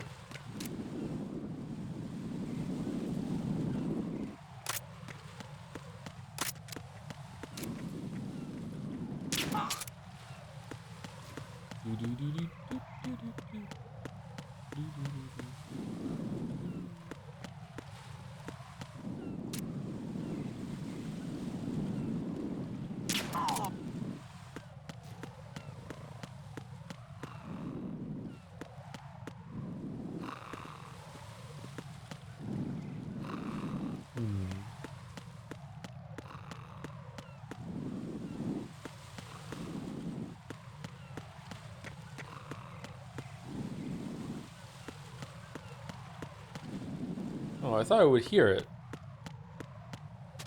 No? Oh.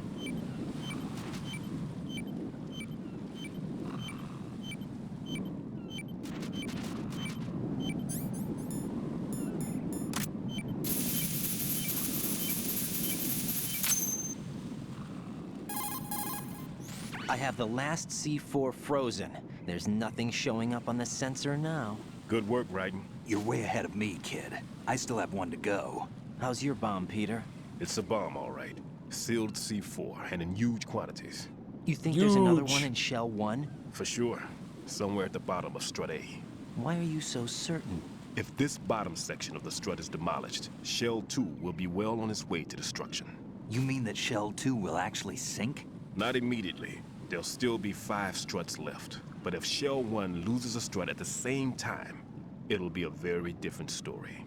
The big shell's structural integrity depends on a very exact balance. If both shells lose a strut each, the whole structure will tear itself apart under its own weight. What do we do? I have a sensor that can locate even those scentless C4s. It makes combined use of a neutron scintillator and a hydrogen bomb detector. What? You brought that stuff with you? Of course. I made the calibrations while I was in the pantry. Does it work? I just tested it, and it definitely responds. Oh, But the okay. best I can do is a sound beacon, not the radar. Sound? The shorter the interval between beacons, the closer the target. No, what get sound? you. What sound? Okay. There's another one in that pantry I was in. You can go back and get it. It's all yours, Raiden. I'm going to study it some more and see if the It's all freezing riding on process will you. work. Don't touch the other one until I say so. Okay. I'll stand by until you radio in. You know what? Let's have some more cringe. Jack, is that you?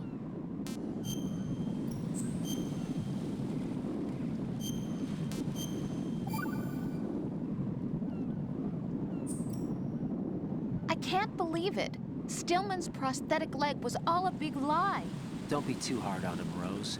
But he's got no right to go around pretending he's got a prosthetic leg. You know what? She's That's right. an insult to people who really can't walk. Everyone's got their own reasons.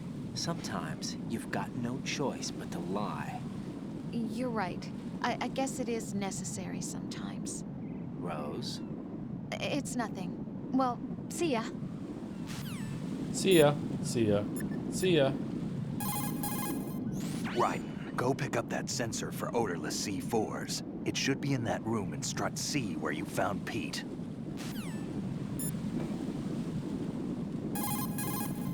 Tell me a little more about Dead Cell. Dead Cell was a shadow unit within the SEALs organization. Right. They handled surprise raids on vital government facilities, didn't they? Yes.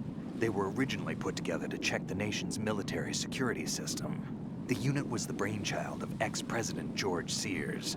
Dead Cell was a secret unit positioned at the opposite end of anti-terrorist outfits such as Delta Force and SEALs. Were they always a... Group of madmen? Yeah. No. They got weird when Colonel Jackson, Fortune's husband, was sent to jail. Sent to jail? For what? Corruption. He misappropriated government funds. Sounds like he deserved it. That's what everybody else thought, except for the members of Dead Cell. They felt the colonel was falsely accused. Fact is, they Not a took the case chance. to the powers that be, but they never managed to reopen the case. Was there any truth to their claim? Who knows? Whatever the situation is, Dead Cell's name was tainted. And Colonel Jackson? He was being held at Leavenworth. Was? Meaning he's been released? Well, in a manner of speaking, the colonel's dead. Oh. Apparently, he lost the will to live and died in prison. Hmm. The members of Dead Cell A snapped lot of that with going the loss around. of their leader. They underwent a radical change and became uncontrollable. And that's why they undertook this terrorist operation. Seems as good a reason as any. Vamp is a member of Dead Cell. Born in Romania, his specialty is knives. But I guess you know that by now. When he was just a kid, he lost his family to a terrorist bomb that went off in a church they were attending. His body pierced by a crucifix, Vamp was buried under the rubble for 2 days before he was finally rescued. During those 2 days, he survived by feeding on the blood of his family to quench his thirst. That was how he acquired a taste for blood. So that's why they call him Vamp. No. Vamp isn't for vampire, it's because he's bisexual. Rumor has it, Vamp was the lover of Scott Dolph, the Marine Commandant who accidentally died 2 years ago. Scott Dolph was also the father of Fortune, the Dead Cell leader. Fortune's old man? But Fortune and Vamp? You noticed, eh? Not bad for a rookie. All right. As you say, Vamp and Fortune are very close. Not lovers, but very close. Friends? No, there's more to their relationship than that. But Vamp was her father's lover. Would it have been better if it was with her mother? Well, I don't really think they No? care what you think. Focus on the mission. by the way, have you ever met the guy before? No. But he seemed to know you. Right. Well... Snake, that was really defensive of them? What the... be. What? Nothing. I told you the Dead Cell is a group of madmen. I wouldn't take anything they say very seriously.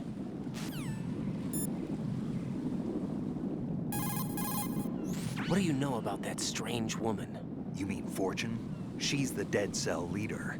Her real name is Helena Dolph Jackson, known to her friends as Lady Luck. Lady Luck? Yeah. She got the name because bullets seemed to veer away from her in battle. People have heard her say that her fortune in battle was payback for the lousy luck she's had in life. Lousy luck? The death of her father, the Marine commander, the conviction of husband and Dead Cell leader Colonel Jackson. These events were followed by her mother's suicide, the loss of a husband, and the idea of a convict in the family apparently took her over the edge. Fortune was 3 months pregnant at the time, and the shock of her mother's death led to the loss of her child. Add to this her husband's death in prison a few months later, and to sum it up, in the 6 months after her father's death, she lost her family and everything that mattered in her life. Jeez, she's had it rough. Yeah. The thing is, she didn't grieve long. Instead, she joined the military. Now why is that? Do I look psychic? My best guess is revenge. I heard that she firmly believed that her husband was framed.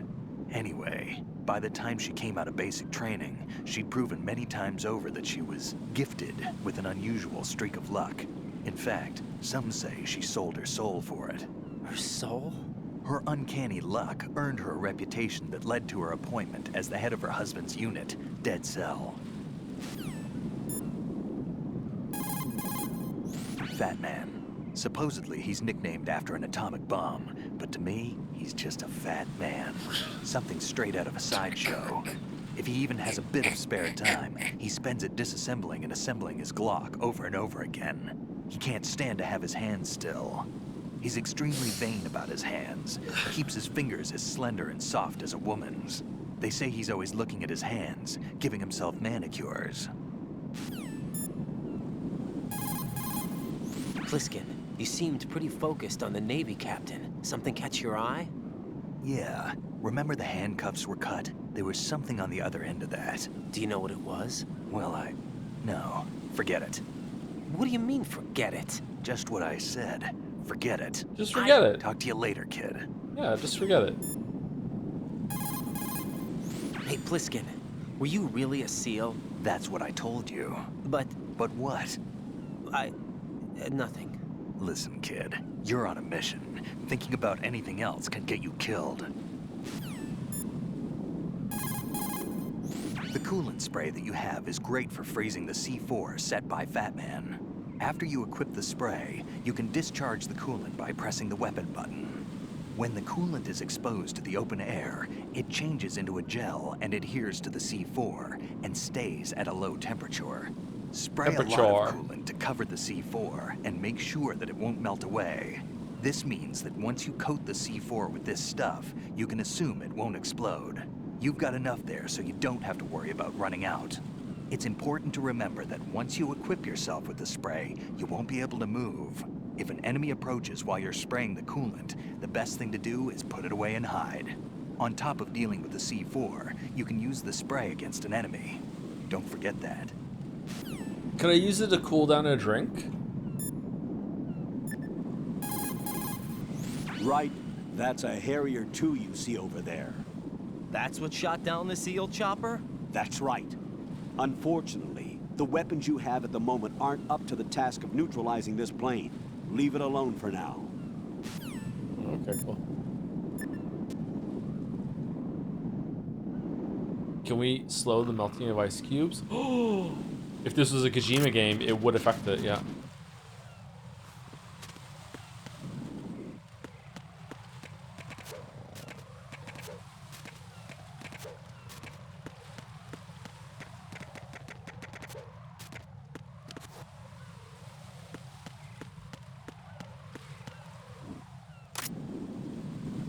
Whoops, wrong one.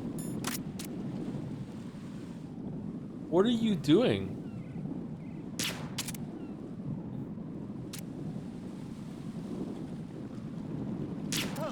Okay.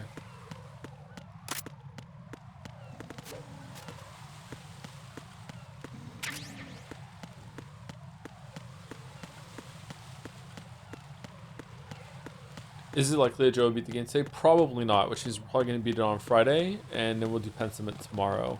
Although, maybe I'll just continue this game tomorrow, do Pentiment on Friday. We can change the schedule whenever we want. We have that power.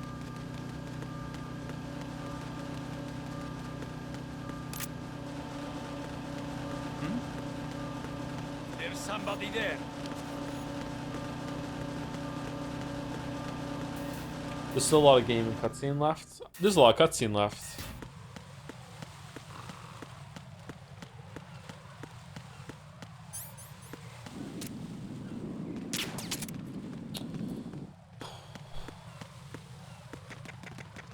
Freeze!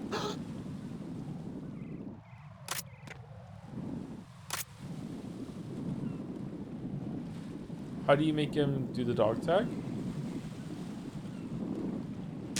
Oh well.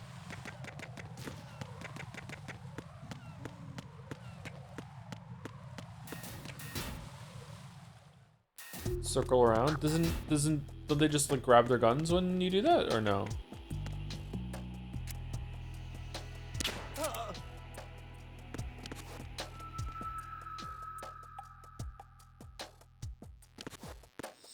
Nothing here.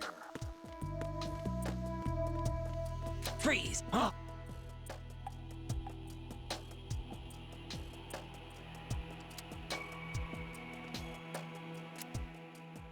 Don't kill me.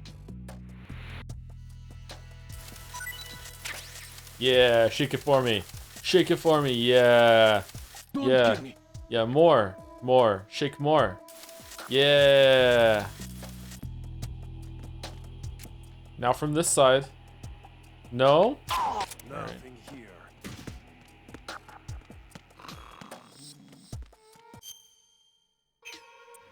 Can we go through there?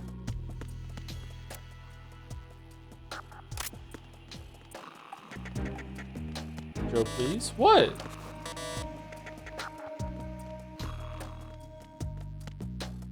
Nothing here.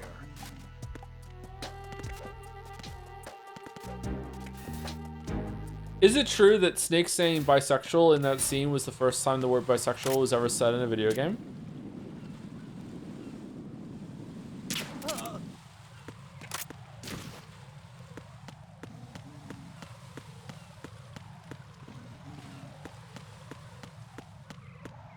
Mario did it first. Huh. I don't think Snake is bisexual. No, he said it. I think Snake might actually be bisexual, but he said the word.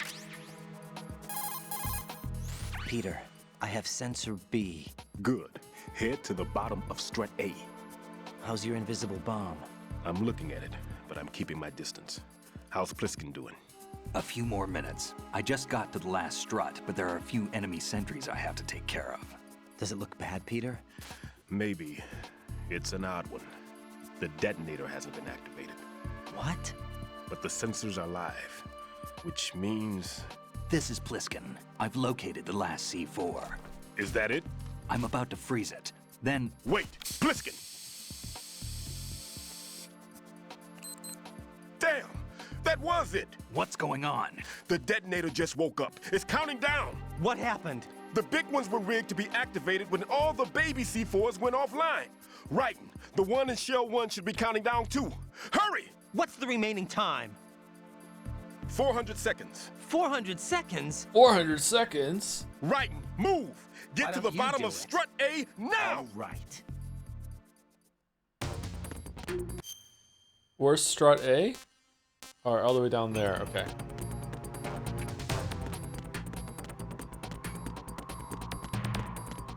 Wait, the ketchup!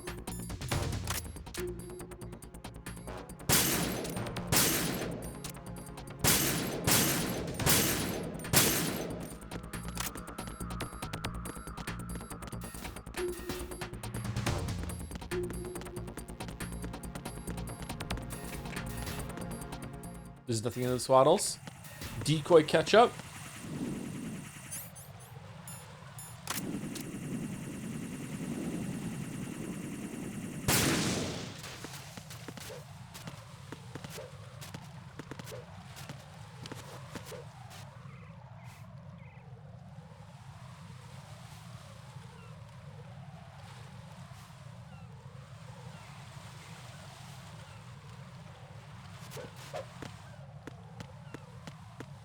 Sorry, gotta get my rep count in.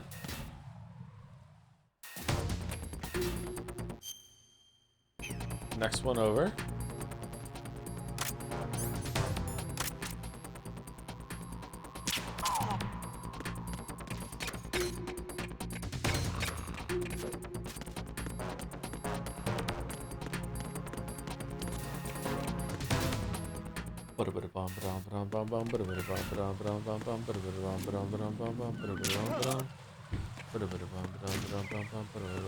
Oh, someone just fell upstairs. Hope they're okay.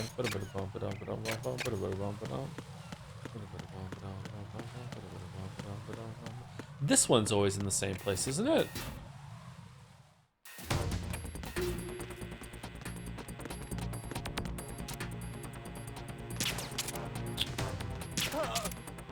Bottom of strut A.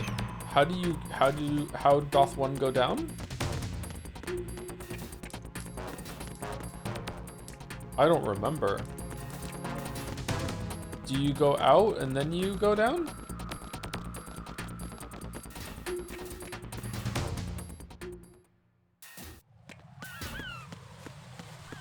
Oh, where we started.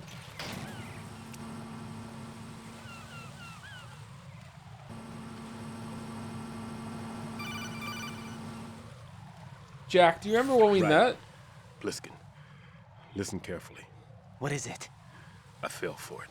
Fell for what? That man has my number. A proximity trigger. Microwave. Microwave? With a 7-foot range. It's not a technique I taught him. Neither was that multi-bomb booby trap. Looks like he's far surpassed me as far as explosives technique goes. As for the rest... Pete, get the hell out of there. There's less than 30 seconds left. It's too late. No! Pliskin, get away from strut H as fast as you can. Pete! Raiden, keep your distance. Use the spray from as far away as possible. Me? You can do it. I know that. I'm not so sure. But I am. Do it. I know you can.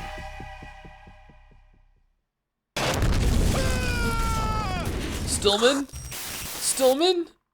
Stillman! Turn into still alive man. No! Well, at least he doesn't have to having a fake leg anymore. Hey Rose, how's it going? Jack, you okay? Yeah, I'm fine.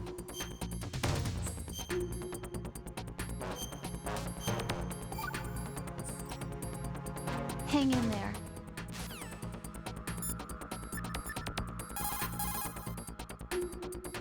No response? Wait. Is it liquid? Oh yeah, the sensor.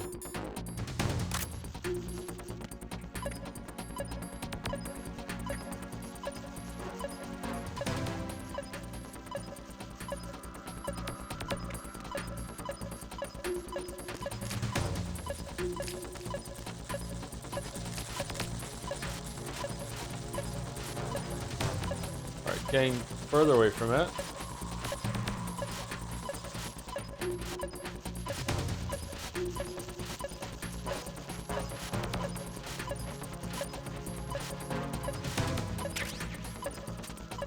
down here somewhere.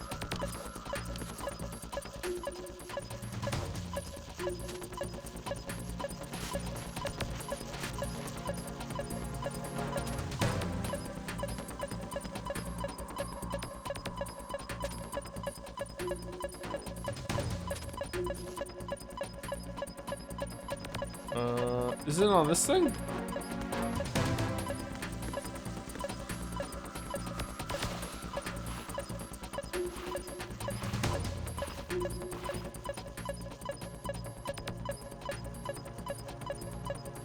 There it is. Here, you look there for 3 seconds. I didn't see the light flashing, so it just looked like part of the sub. I'm not fucking familiar with the fucking submarines. I'm sorry.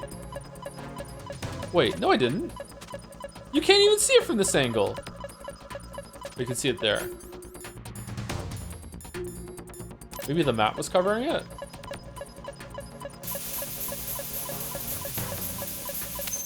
Alright, we did it. Colonel, I've neutralized the bomb. Good work, Raiden. It was a great loss for everyone. Yes, it was. Colonel, any damage report on the explosion? Seems that the duct for diverting the contaminated seawater was destroyed. Uh-oh, and the that's central bad. section of Shell 2 is flooding. The explosions ignited the oil slick on the surface. I hope we don't What have to about the swim. toxins? The chemicals stayed in containment. There's no immediate danger. Phew. Is the big shell stable? Shell 1 was unaffected. The price was high. But the threat of the bomb is over for now. Surely we What's would the have next felt the objective? explosion. Rescue the president. Get back to the upper level. Roger Oh that. god.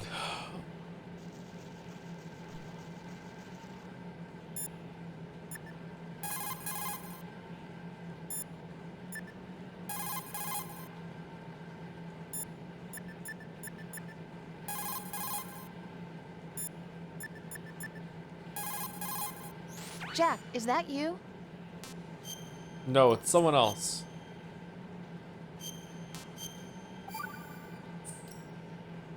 Rose, no comment?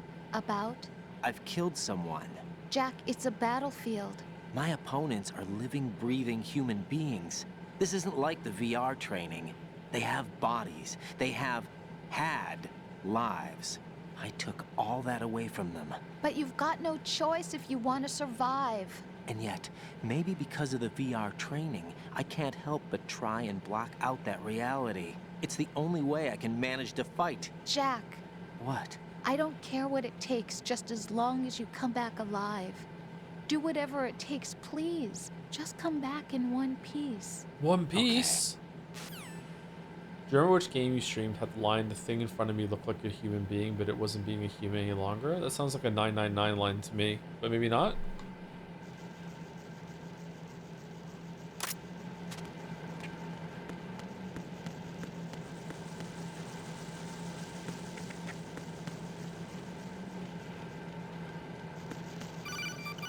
VLR? Okay. Raiden, the terrorists have retaliated for our bomb neutralization. What? A hostage has been killed, shot in the head. They shot one of them on the roof, just to make sure we caught it. One of our satellites caught it clear as day. Damn. They announced they would kill one every hour from now on. How What many are do my they have? orders? What should I do? Stay with your mission objective. Rescue the president. What about the other hostages? President Johnson is your first priority. Priority my butt. They're all in danger. Jack, be reasonable. I know what you're feeling, but you can't save them all. No, not by myself. Are you expecting that Pliskin to come through? Well, Looks like he's turned his radio off too. I can't complete this mission by myself. That man was not included in the simulation. He is not a factor in this mission. What do you mean by that, Colonel? Your mission must remain a solo effort. What about the SEALs? No second attempt? They haven't even gotten to planning that. All we can do is wait. In the meantime, you're our only hope. I understand. Raiden, go and rescue the president. You can start off by getting to the upper level of Strut A. Hey Joe, how about you idle for a few hours to see how many hostages die? I bet Kojimbo predicted you doing it. Oh, I love idling. Does that happen?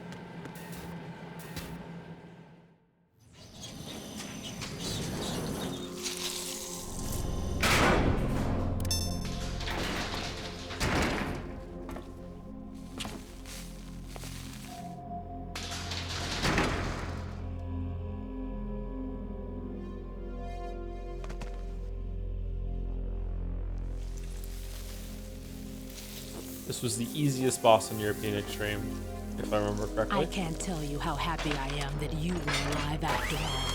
I knew this moment would come. Show yourself and finish me. Like you finished off my father. Otherwise, you'll be the one to die. Oh, crap.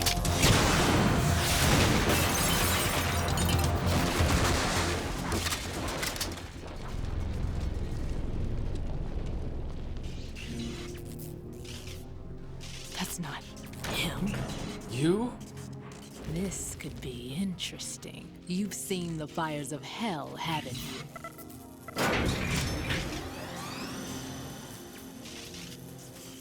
Maybe you can give me death. My name is Fortune, lucky in war and nothing else. And without a death to call my own. Hurry, kill me, please.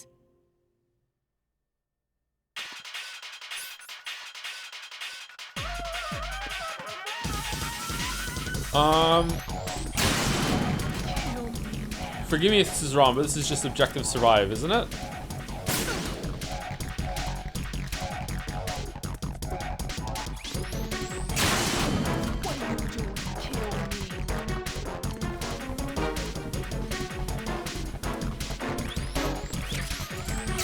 Oh shit.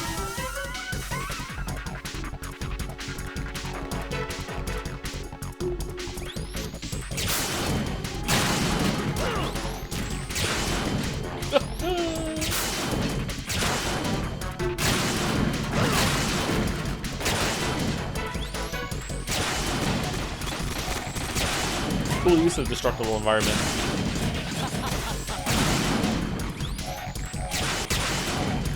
Can you punch her? I don't think you get close to her. She'll use railgun back at you. Yeah, there's an invisible wall here. It's kind of lame, actually.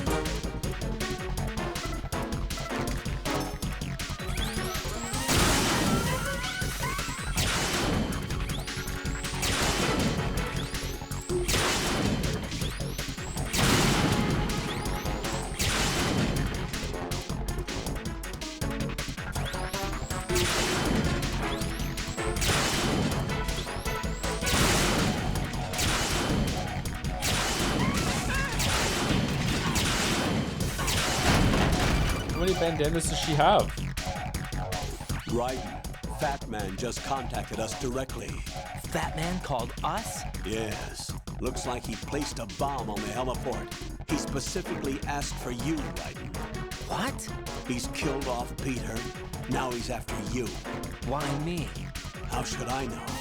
Look, this is really not a good time for this. The countdown's already begun, Raiden. Great. How much time do I have left? I'll show you the count. 400 seconds remaining. So he's planning on taking this place out. It looks like he has a different agenda from that of Dead Cell. What about backup? None. There's no time. Which type of explosives is it? He didn't say. Why didn't he say?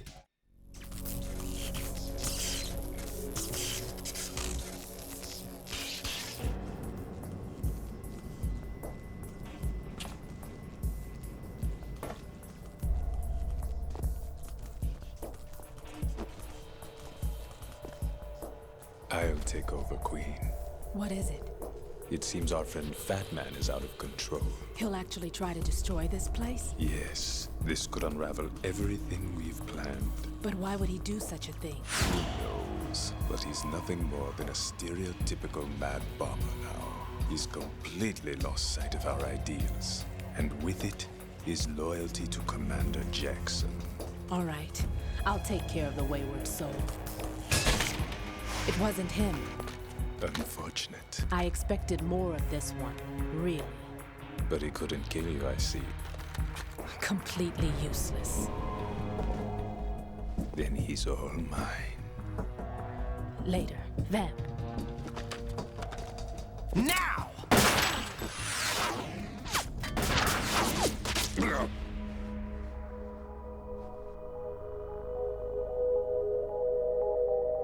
Oh, that was easy.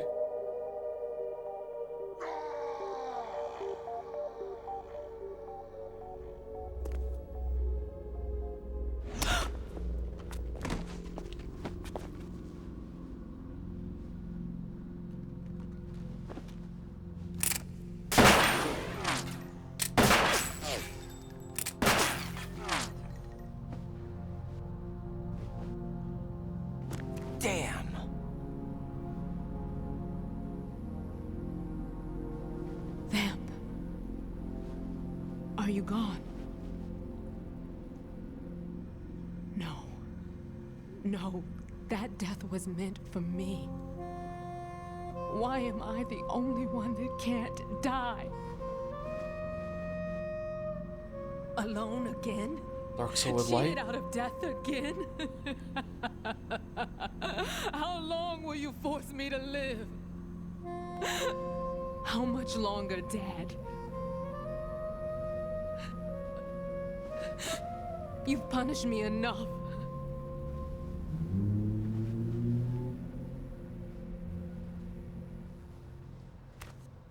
I'm just gonna use the elevator. Those 400 seconds are going down. We'll see you later. I thought you could give me peace. But you couldn't kill me either.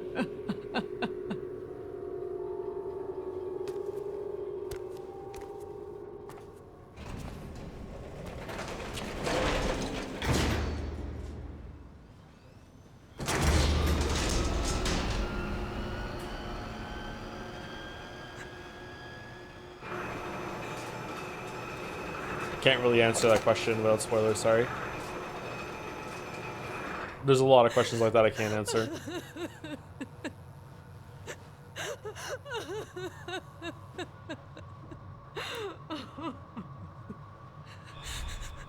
There's no need for sorrow, Queen. I died once already. Them. I So- can't die twice. Is the bullet just hanging out in there, or did it exit out the other side, or just okay?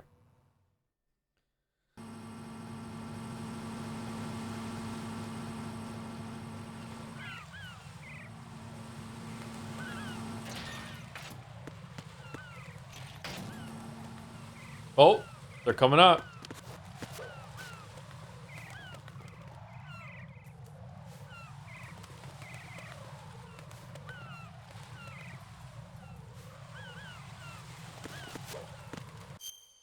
Okay, so we have to get all the way. Oh, let's go this way then. That'll be faster.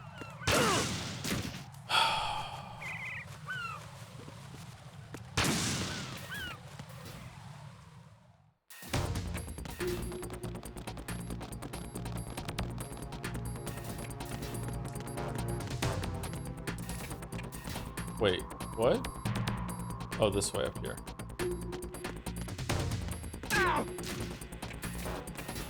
Must have been the wind.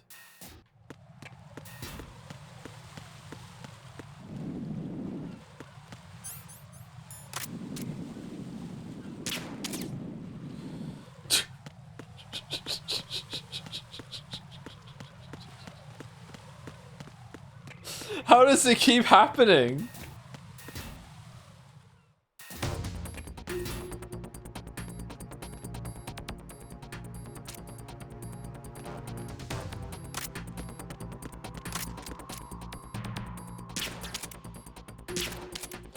What the f-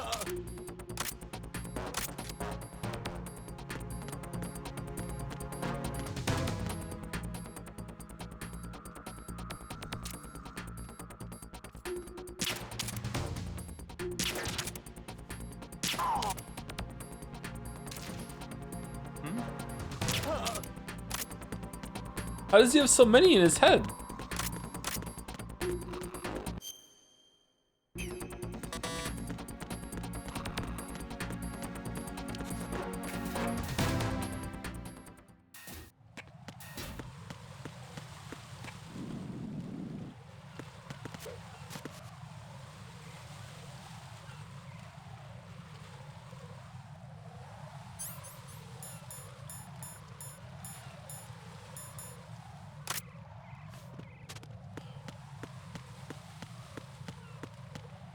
Didn't we go in the center one? Is it closed? You need a better key card, right?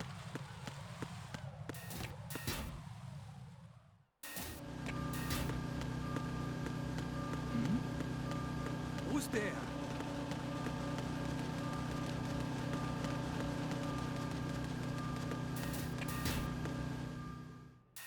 Colonel. What's a Russian mine detector doing here? Mine D.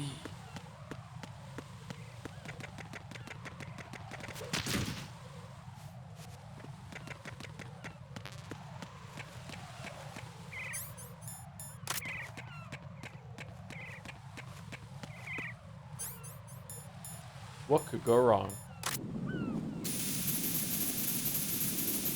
Thank you, Jambo Smash, for the resub. I've never heard of Big Chungus Snake. That was a really funny video. I highly recommend the Big Chungus Metal Gear Solid 1 video if you haven't seen it.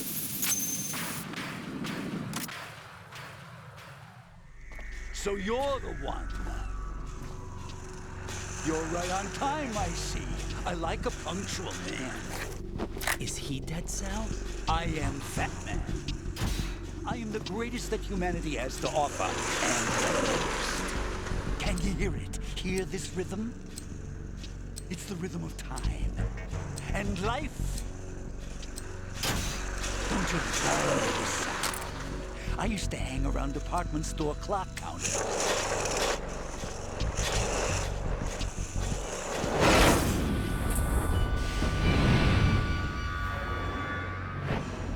Life is short.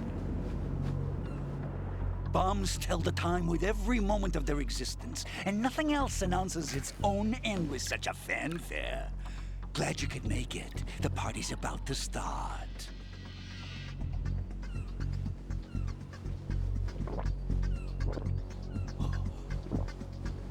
Yum. Good year. Let's drink the Stillman, shall we? If you destroy the big shell, you'll never collect your ransom. Ransom?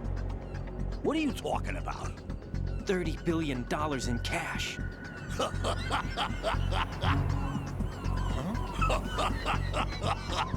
So that's what's going on. What the hell are you talking about? Oh, you'll know soon enough. And I could care less what they plan to do. My ambitions are much more simple. To be the most famous bomber of them all. You're nuts! No one's gonna give a damn about you. Oh, yes, they will. I'll go down in history as the man who beat Peter Stillman. That's the only reason I assisted them. Like hell you beat Stillman. He had your number. What did you say? You have nothing of his courage. Or... What are you laughing at? That croc died a dishonorable death 6 months ago. 6 months ago. He faked the liquidation of Dead Cell. Well, call it what you want. Only the right stuff survived that hell. It set me free, you know. Okay. Open the way to a new dimension. So that I can become the emperor among detonation devotees. You're nothing but a common criminal, and that's the only way people will ever remember you. How dare you! I'm an artist! That is why I dislike boorish military types. It's time to start the party. What's with his veins? This is how it works. I plant a bomb, and it'll explode soon after that. If you prefer to stay in one piece, you'll have to disable my bombs. Laugh and grow fat. Let's move!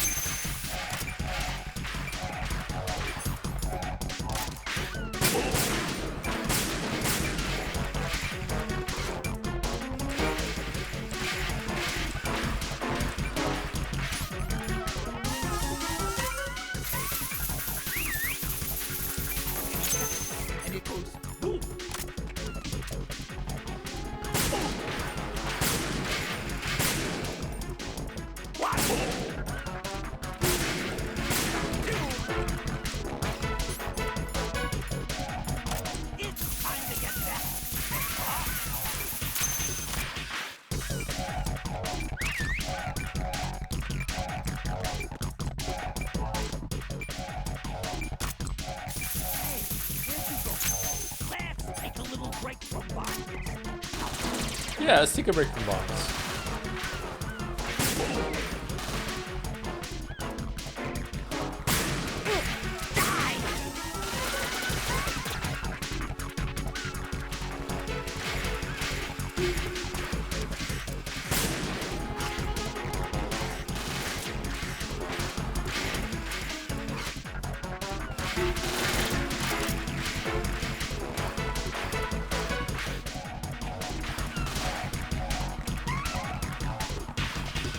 Can you punch him?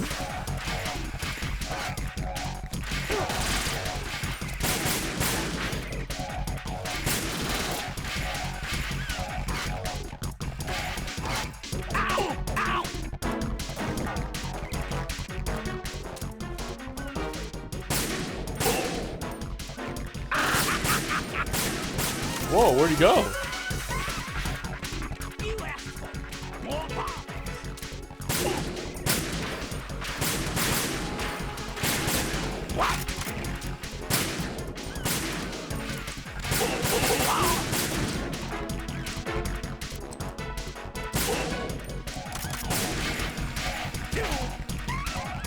Oh, I forgot you could shoot him down, and then you could get a free headshot. Why is he skating? Why not? What are you doing there? Look, if you want to deliver more bombs faster, you want to definitely be skating, right?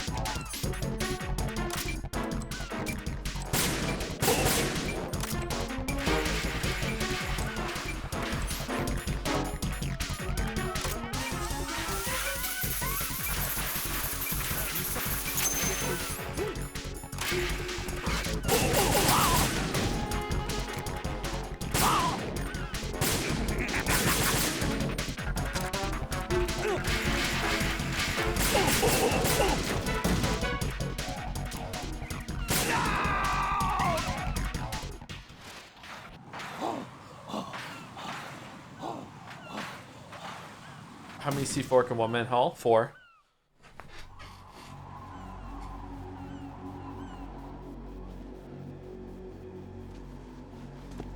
My suit. Oh no. I've nothing to wear to the party. I don't remember this boss taking me very long in European The Extreme. party's over for you. That's what you think. What do you mean?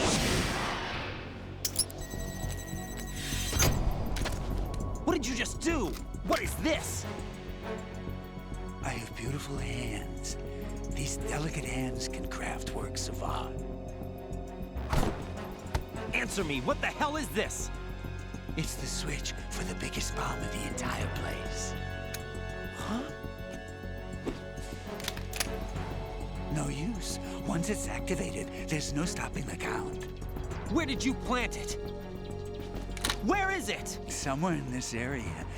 Don't worry, it's very close by. Where is it? Go ahead, shoot me. I'm already dead. Damn. Damn. Think you can find it? When it goes off, it'll take the big shell with it. Tell me where I can find the bomb. That's your problem. This is the highlight of the party. Bring it on, I say. They'll be happy too. I die here and start my legend. Too bad you won't be around to see the movies. Neither will you. Laugh and grow fat.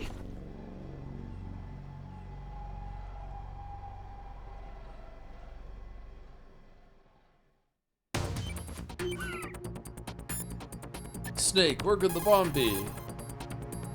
No response. Rose, where could the bomb be? Jack?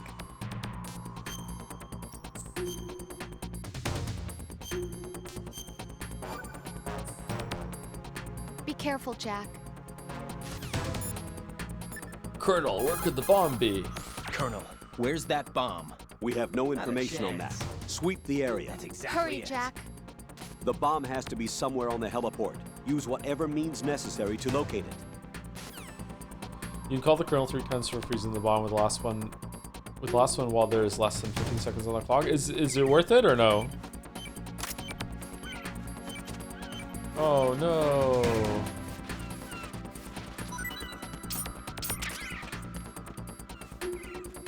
Peter Stillman.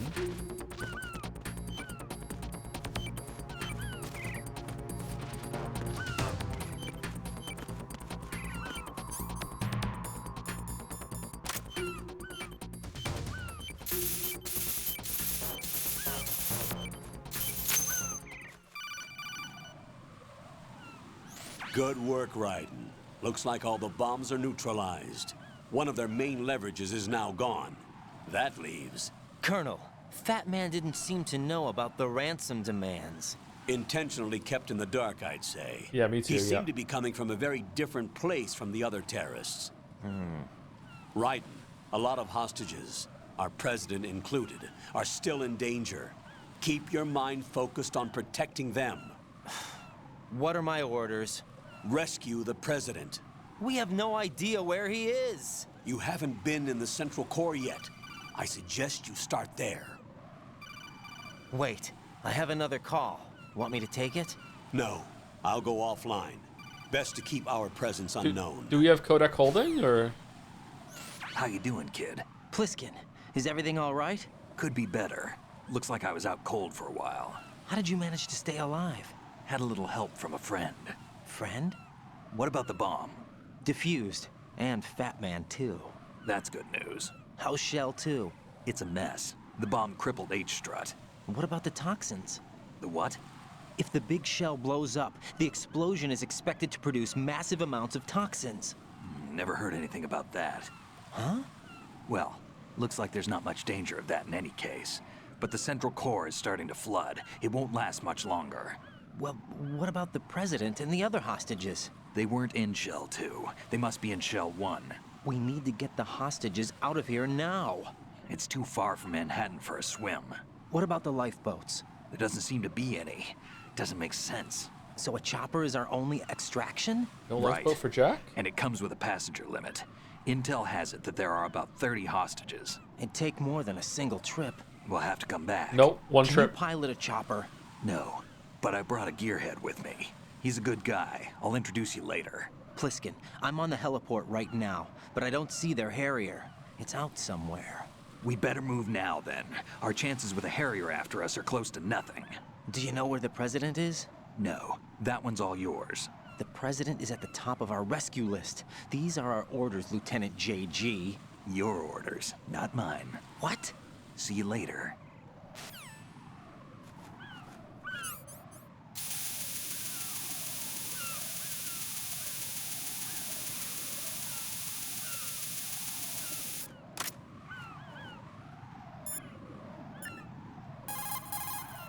What can I do for you, Jack? Do you think the boss fights in Metal Gear Solid 1 and 2 are notable for the time? Yeah, Do you think it's fair to say that the boss fights in Metal Gear Solid 1 and 2, I'm not sure about 3, are more kind of like adventure game? Not exactly like an adventure game, but they do use gameplay mechanics, but not really. They're mostly focused on like gimmicks, and it's almost puzzle solving with a little bit of skill expression for aiming and avoiding damage, but not really.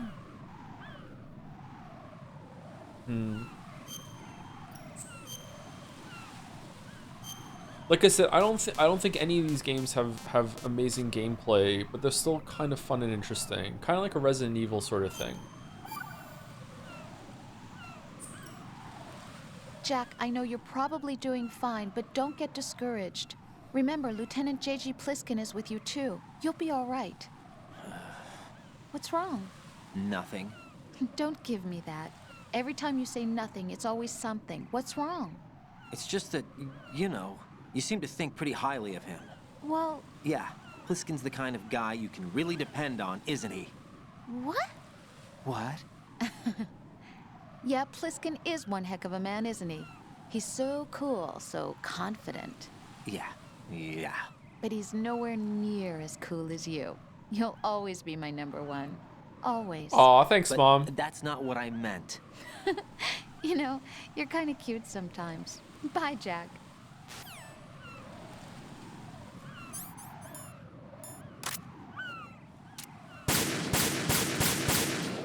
All right, keep your secrets.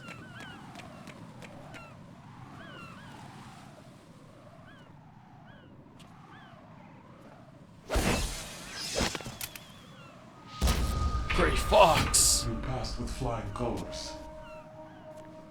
Identify yourself. I'm like you. I have no name. Are you Mr. X? If you like.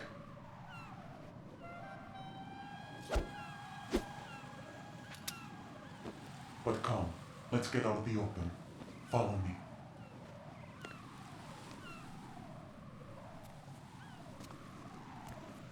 Are you with Foxhound too?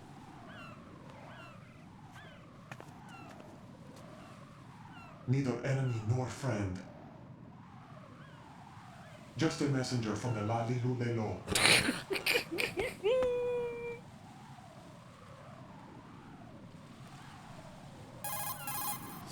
This is safer, I think. Safe from what? Eavesdropping, of course. All right. Whatever. Why did you contact me? I've been ordered to give That's you exactly backup, it. including the relaying of necessary intel. Ordered by whom? Why won't you identify yourself? There is no need for you to know. Not a I'll chance. decide whether I need to know. You are not yet trusted to make such decisions. I'll tell you something you do need to know instead. The current location of the president. What? Or rather, the person who knows the current location of the president. Who is it? A Secret Service agent named Ames, currently being held with other hostages. Ames? Secret Service, huh? The head of the president's security detail, Ames, has been fitted with the same type of VIP nanomachine system as the president. Definitely if you're not. within range, you should be able to communicate. Why are you telling me this? Do I need to repeat myself? There's no reason for me to believe any of this. You understand that? Of course, but you also have no choice but to believe. Do you have any other leads? Where are those hostages?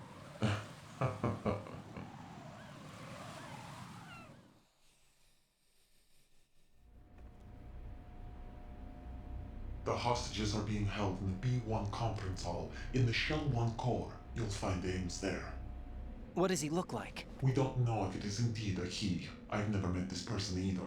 How am I supposed to look for someone without even a description? Use your ears. What's that supposed to mean? Ames has a pacemaker. You'll be able to hear the machine sound in the heartbeat. You expect me to walk up to these hostages and listen to every one of their heartbeats? The sound is too minute to detect and amplify. You'd be captured immediately. So what am I supposed to do? Use the directional microphone. There's one somewhere in the core. Fuck, I thought maybe he was gonna have to, like, use something on the gamepad for a second. is. This is just like hold the gamepad up to the screen. All level 2 security doors, including the one in your core. It's called a PAN card. It works together with your body's own electronic field. And watch yourself. The core is more heavily guarded than any other section of the big shell. You'll get nowhere just like that. Try this instead. One of the terrorists?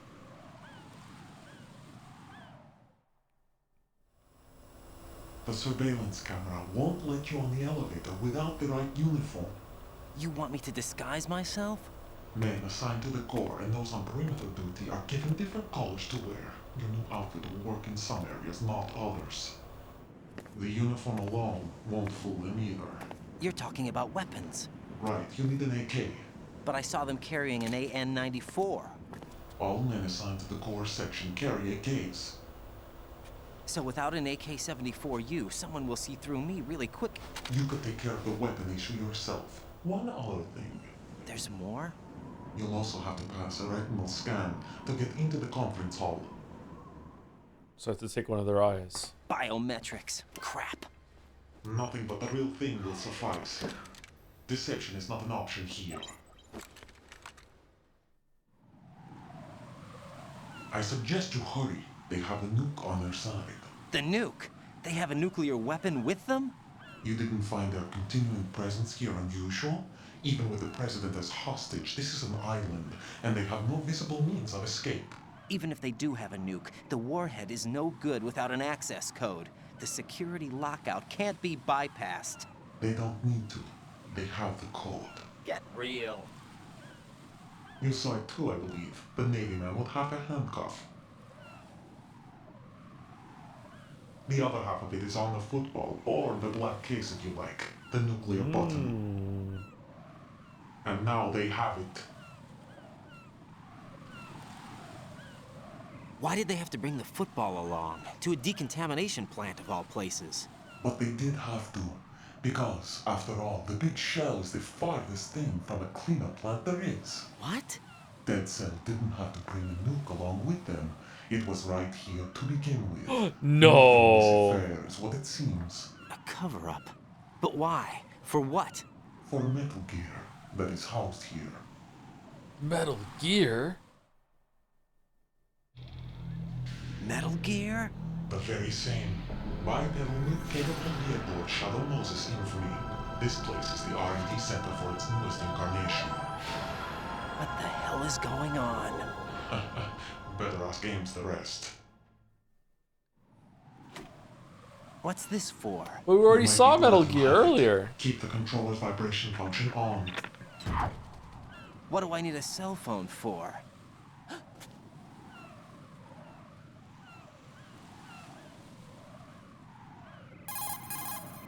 Colonel, who was that man just now?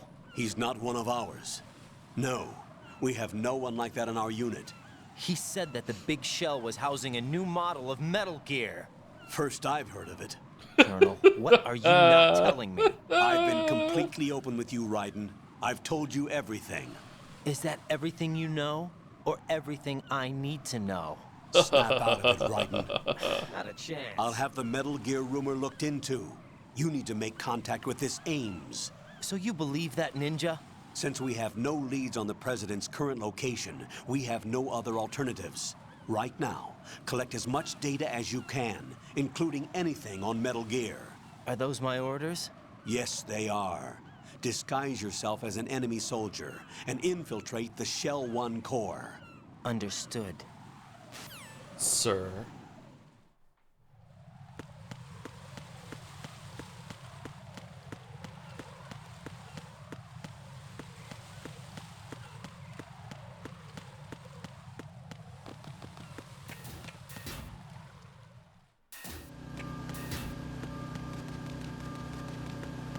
So now we have a level 2 card, so we can get into a bunch of rooms that we couldn't do before. Does it show us on the map where to go? I think we have to go down to the bottom right one and get in some doors there, I think. How long are you going today? Usual time around 7 o'clock. So we're gonna take a break very soon, and then we'll go for another 2 hours or so. So we're definitely not finishing today. Absolutely no way. In fact, at the pace that we're going, we'll be lucky to finish tomorrow.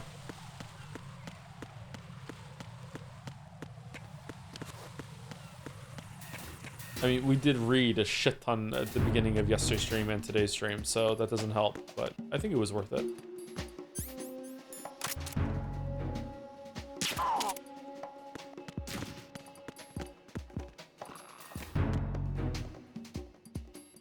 Suspicious. No, we're good. Nothing here.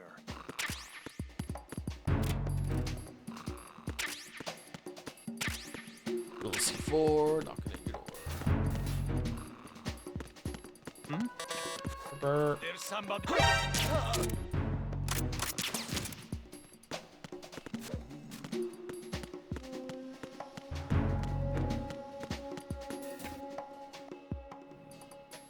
Nothing here. Where did we get the AK from? I forgot. Is it down here, maybe?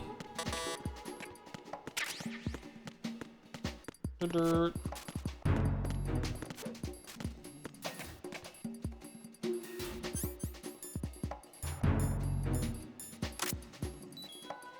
Hey Rose, I smoke. I'm a smoker now.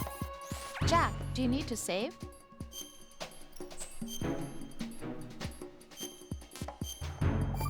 Jack, do you need to save? Got a minute, Jack? Rose? I found some information on where Solid Snake is interred. Great. Shoot. I've located the grave site. And the body? Exhumed for DNA testing. Well, do you have the results? The right arm was missing, but there was no doubt that it was him. That body belongs to Solid Snake. So the head of the terrorist group must be... An imposter. Right. You sound disappointed. I guess I was kind of hoping to meet the legend in the flesh. I get you. But it looks like he's not behind this incident. Raiden, the President needs you, I think.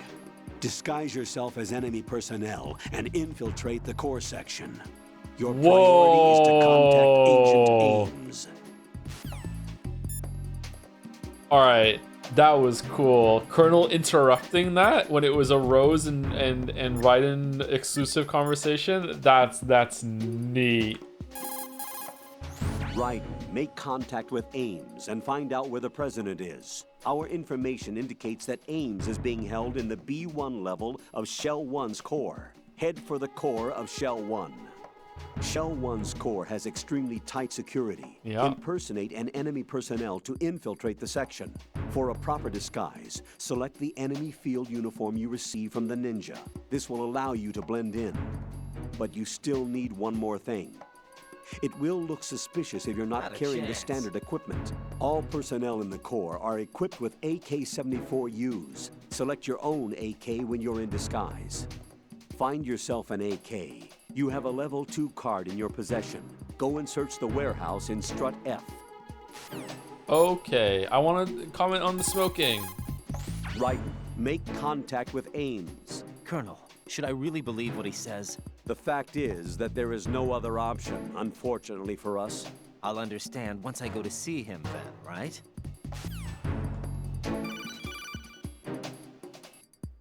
Watch out, Raiden. There are IR sensor traps in that location. Infrared sensors? Right. A booby trap connected to plastic explosives.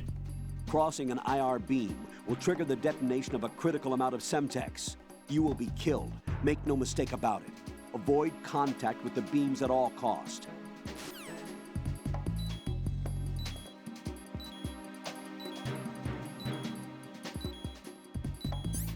Doesn't look like this is one that you can get through.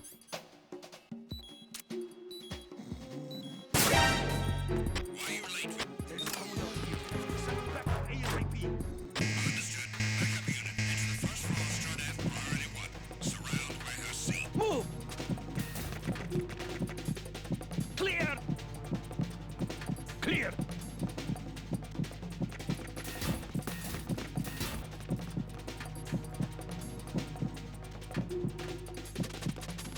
Return to your positions. Increase security.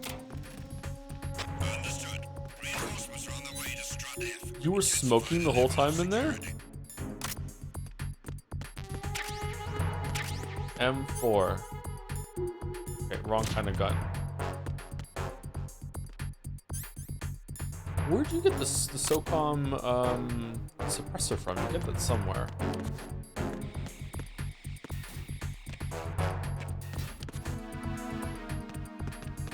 Shh!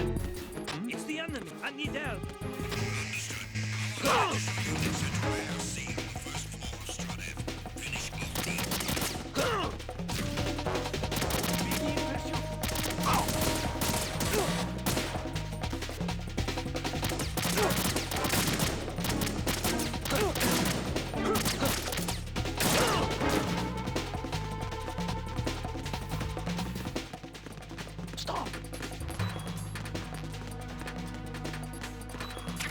Gotta get your reps in.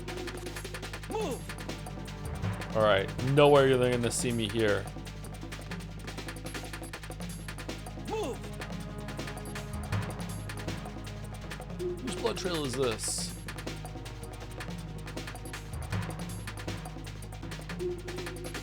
Clear!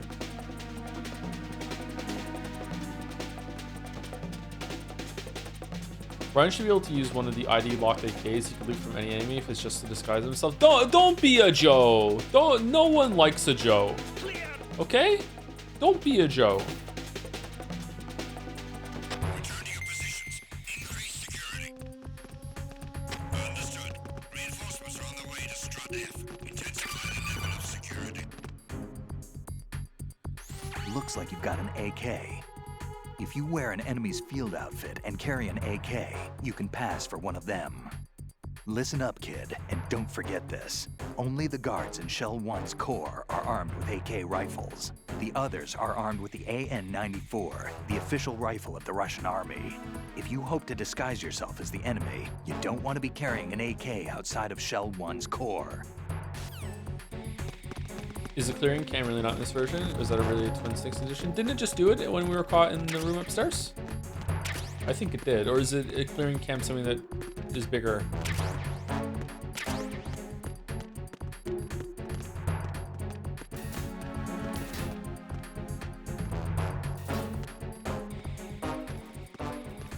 Someone said the SOCOM suppressors on this floor?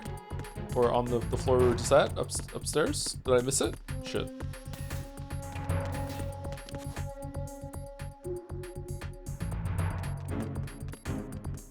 Need some more trank ammo.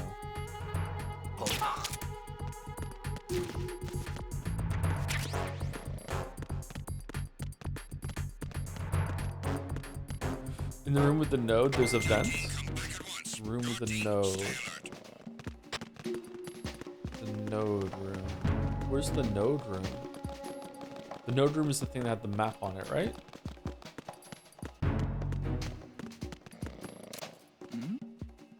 Who's there? Who's that? Fuck.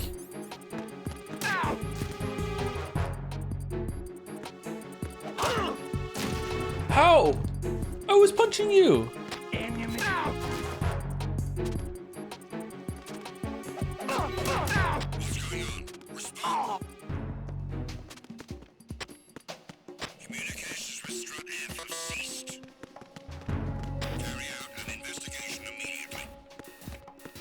Command guy has a really cool voice, huh?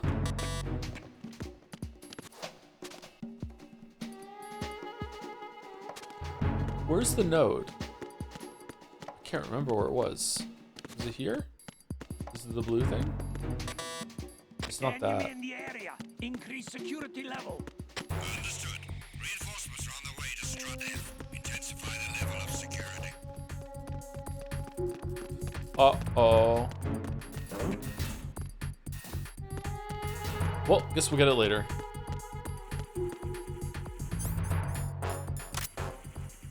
Oh, shh. We have to go back where we just went through, actually, don't we? To get into the middle section? Shit.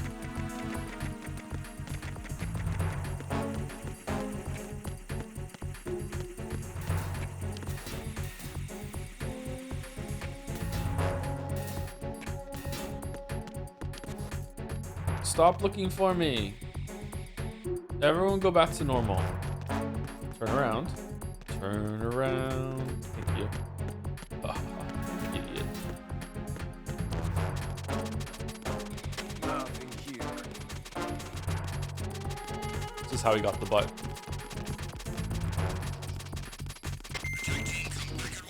I fucking hate doing squats.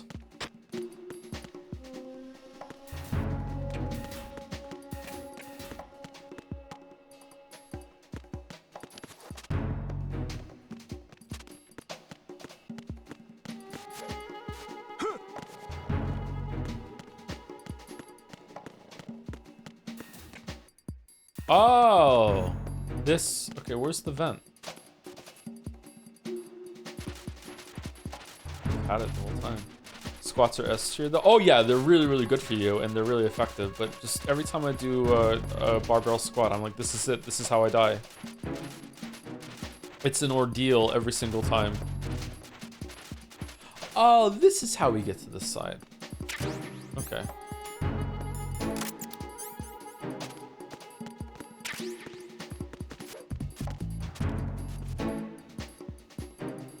They're so boring though. Every exercise is boring.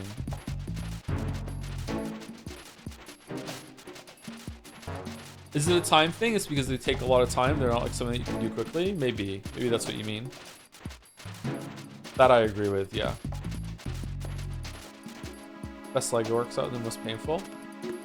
Leg extensions just destroy my my thighs. My quads just scream doing it. It feels like there's like daggers being dug into them. They really, really work.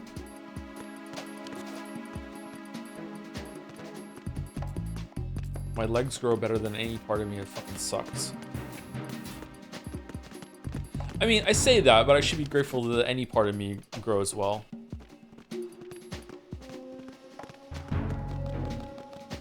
Nothing here. Well, deadlifts give me the exciting thrill of wondering if I mess up my form and give myself a permanent injury. I quite like deadlifts.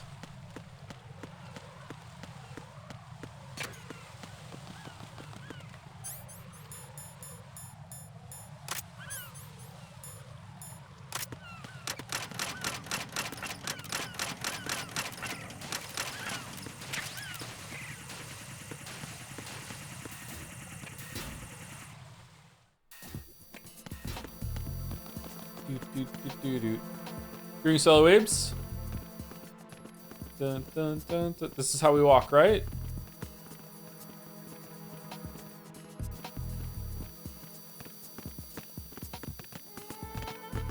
Mondays, am I right? Oh no!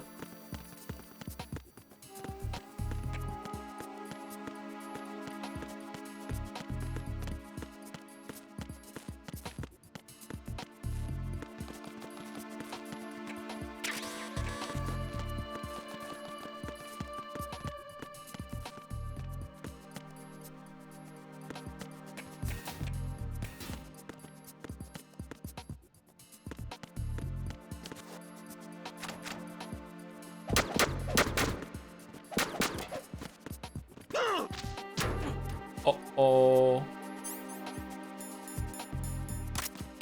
Phew. Man, Kojima liked this Put On Disguise gameplay so much, he's like, let's just make a whole game around it in the next one. And it worked perfectly. What a great system that everyone enjoyed. No problems with it whatsoever.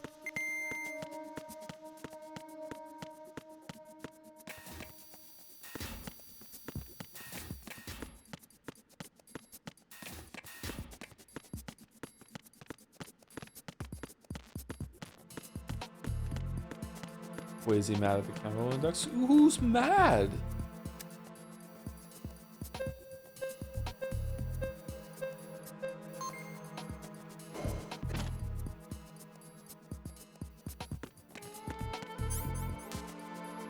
E1?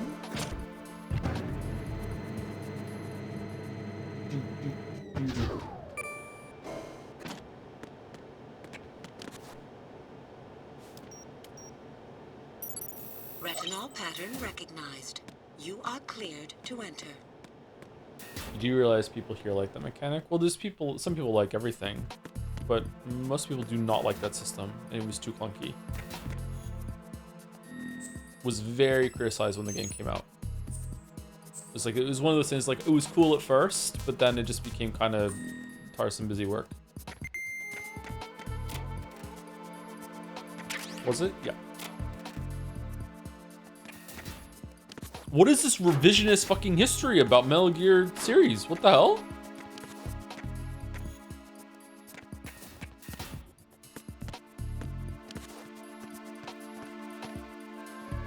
What system? The put different clothes on whenever you're in a different environment system from Metal Gear Solid 3.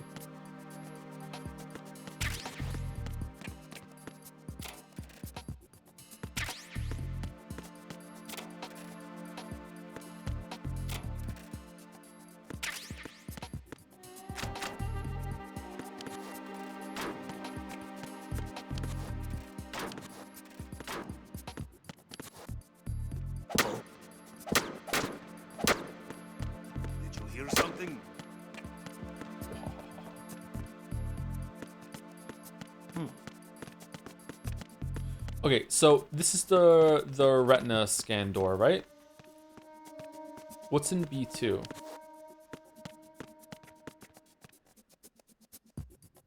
Do I have to look up Metal Gear Solid 3 reviews now? Well, I mean, when you did it yesterday about Metal Gear Solid 2, you proved me right, so go for it.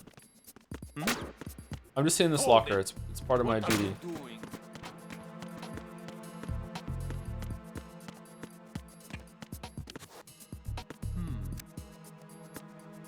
What, no, you're proven wrong with the Sissy Boy comments? The majority comments were that Raiden was whiny. That was the most common one. What are you talking about?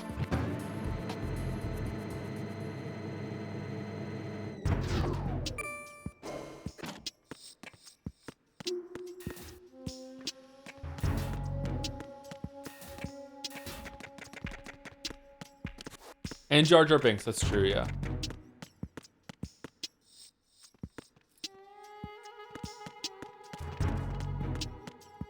The bird!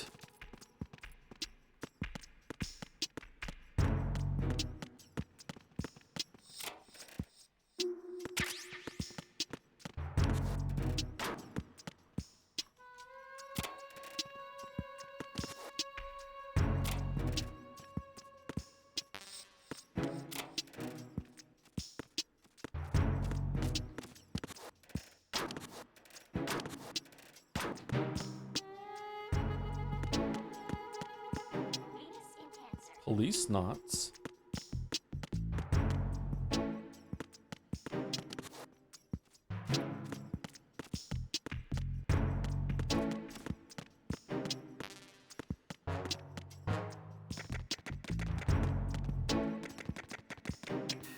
Okay, I don't know if it's worth going through here right now. I guess we can explore while we're here. Uh-oh. Phew. Phew. I need some help here.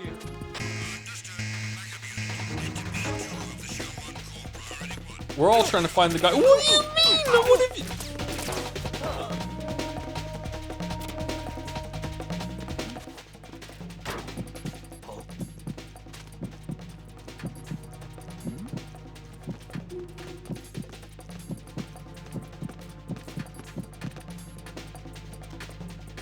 Uh-oh. Oh, we got the book.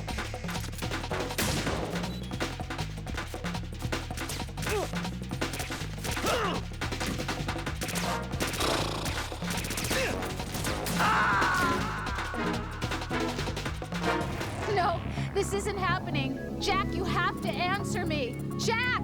Jack!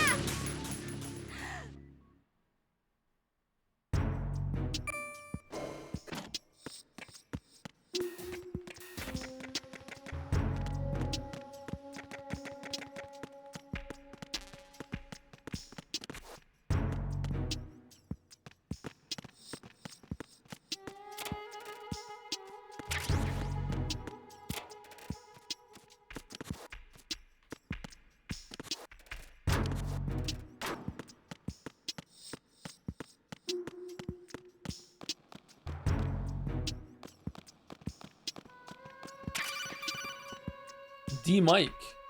You have the directional microphone. According to our information, Ames has a pacemaker. This should make his cardiac pattern fairly distinct. Use the directional microphone to locate it. What's up? Venus in Cancer. Is there also going to be revisionist history about how the camouflage system Metal Gear Solid 4 was celebrated as a much more intuitive and seamless way of doing the camouflage system, and everyone thought it was better? Or no, now it's a downgrade, now we're going to fill up the question marks, so we have to go see the reviews? Because like I'm getting kind of annoyed at the Kojima fans right now. Venus in Cancer. What's up?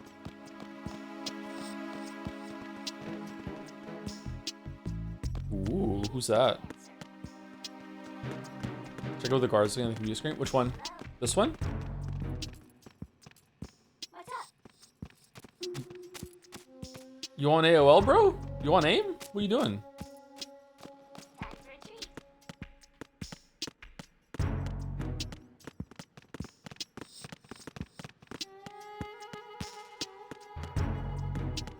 Where did that guard go?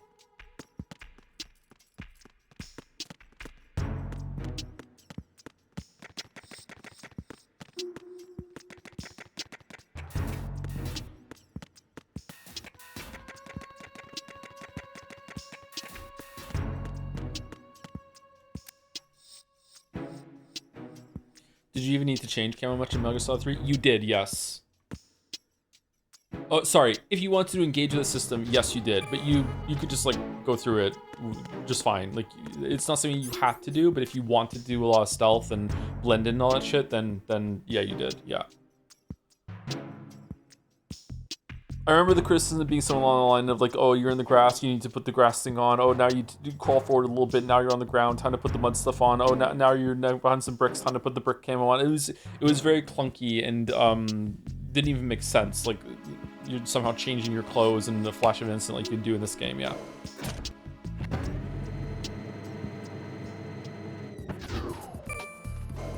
But apparently not. It was well beloved, and I'm old and senile, and I'm not bitter about it at all.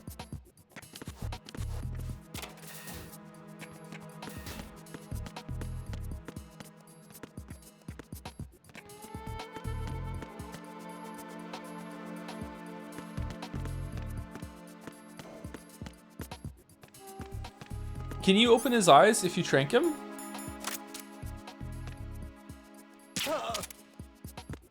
Because if you knock him out, his eyes are going to be closed too, right?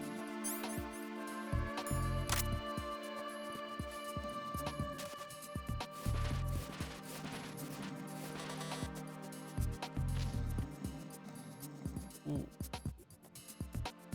Do I have to kill one?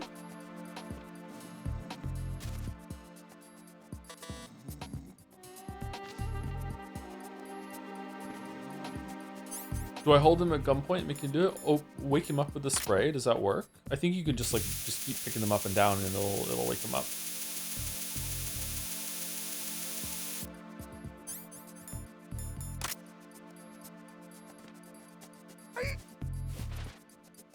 Oh, okay. Retinol pattern recognized. You are cleared to enter.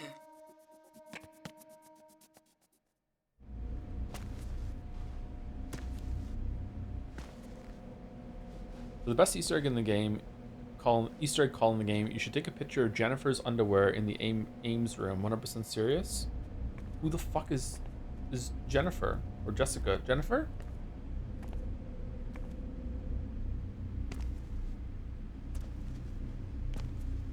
It's just that Metal Gear Solid 3 is now widely considered the best Metal Gear amongst the community. Most people either don't see it as a flaw, don't see it as big of an issue. That's fair enough, but at the time it was heavily criticized for that system. One of those hostages in there is Ames. The only thing we know is that Ames wears a pacemaker. His heartbeat should sound different from other people's, so use the directional microphone to locate him. Once you recognize Ames by his heartbeat, keep the microphone pointed toward him. Then push the action button and call out to him. If it really is Ames, he should respond in some way. What if it's the wrong person? The guards may get suspicious and come running instead. Security could get tighter, too. Try to be sure before you take the risk. Don't call out to a hostage with the action button until you're fairly sure that it's Ames. If you do make a mistake, switch the microphone for an AK and get out of there before a guard gets suspicious. If you're discovered inside, they'll cut off your retreat and call in the reinforcements. You won't make it out of the room. The mission will be over if you're discovered. Oh, Don no. your disguise and look for Ames while deflecting the enemy's suspicion. Maybe most people here are not old enough to be there at times. It's best just let it go. But you understand how frustrating it is to have like been there and are like, this is what happened, and then people that weren't even there at the time were like, no, that didn't happen. It's like, what the fuck are you talking about? Just like someone the other day was like, what were we playing? Metal Gear Solid 1, and it was something like Metal Gear Solid 1 looked way better than Final Fantasy 7, which is a game that didn't even look good at the time. Like you just don't know what you're talking about. You know what I mean? It's really, really fucking irritating. You know? It's like, what? Like, you can make an argument that Metal Gear Solid looked better than Final Fantasy 7. That's fair enough. You can't account for taste, like, whatever. I don't know if it looks better. I haven't looked at Final Fantasy 7 in a while. But Final Fantasy 7 being bad at release is like, just wrong. Like, it was stunning when it first came out. B1 in the Shell 1 core. Alright, which underwear am I taking a picture of?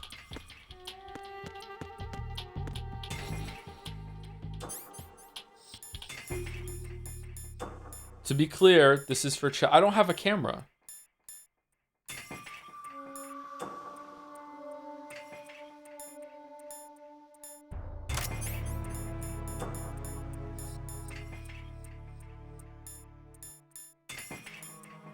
Am I meant to have a camera?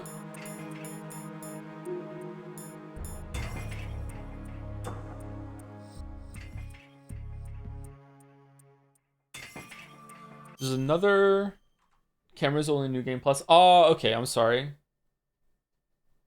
There's another really bizarre Easter egg in this room. Depending on your console time, when entering this room, every hostage save for Ames will be replaced with the same female model. I don't know what purpose this serves. What? That's weird.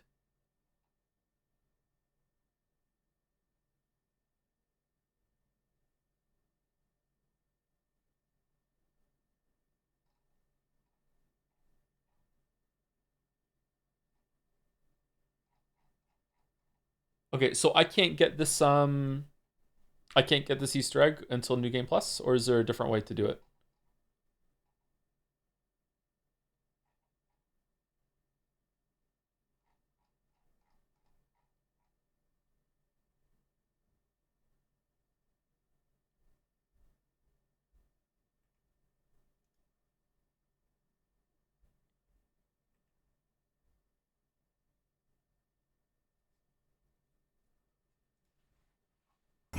Reporting no problems in the hall. You should ask around for transfer. Oh shit, we're not in our uniform.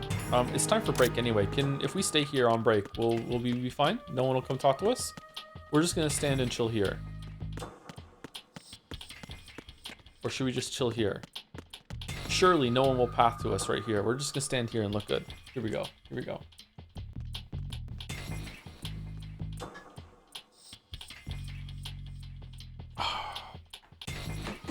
I don't know. I'm sorry, chat, but like I've learned in the past, I don't know how many years, that one of my personal triggers as a person is denying reality. Like when reality exists, like weirdly it comes back to objectivity again. When there's an objective reality, oh shit, and people tell me that things aren't that way, it is extremely upsetting to me. Right, what's wrong? How old are you? I'm 39. Raiden! Gaslighting? I don't want to use the term, but sometimes it can be gaslighting, yeah.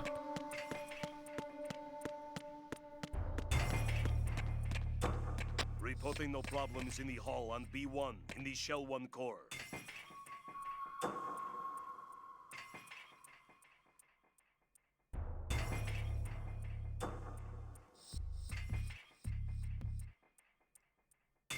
Okay, so am I safe here? You know what? If I get caught, at least the continue screen will be up. That's fine. That's okay.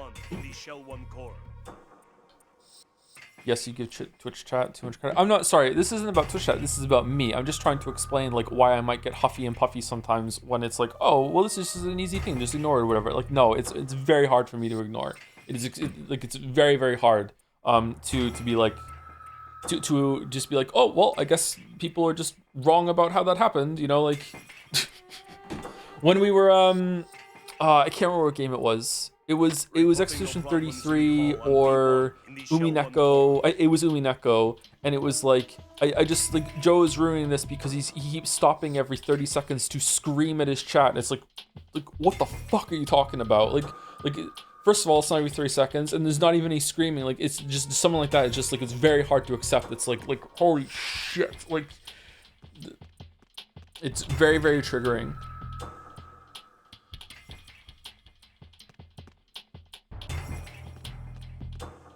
But yeah, like I said, this isn't about chat right now. I'm not expecting chat to change. I'm just trying to explain like it's very upsetting to me.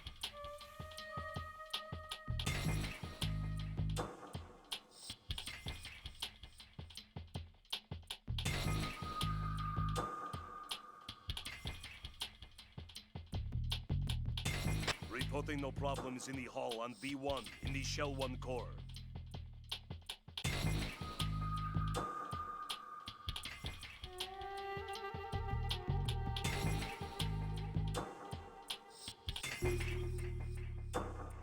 Or I was trying to convince people that Master Collection Metal Gear Solid 1 didn't have analog control in a forum. Before a certain patch, there was no 360-degree movement. People were trying to argue with me that it was always like that in a fan forum. They patched it some weeks later. Damn. To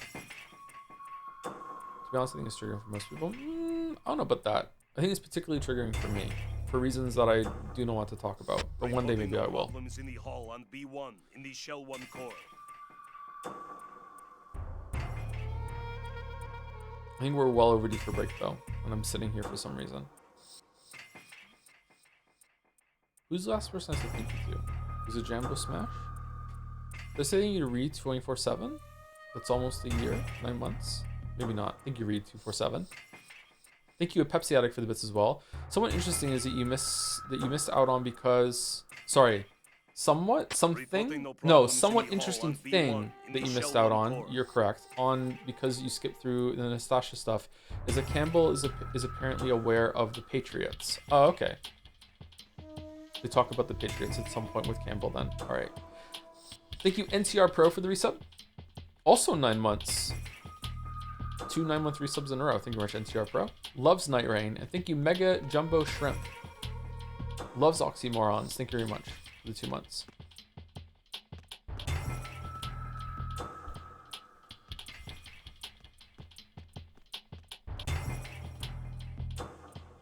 What is NTR, Joe? It's Night Rain.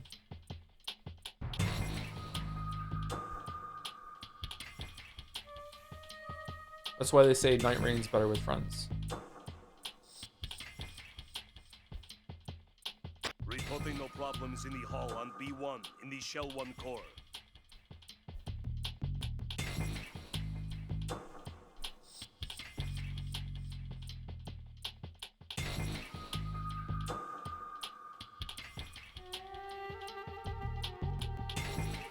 So you think Night Rain is better with friends? Yep, Night Rain's better with friends. Oh wait, we're back. No Couple minutes. problems in the hall on B1 in the Shell 1 core.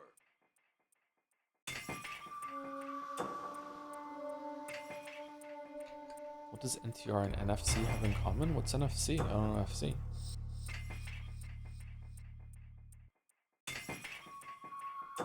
Reporting no problems in the hall on B1 in the Shell 1 core.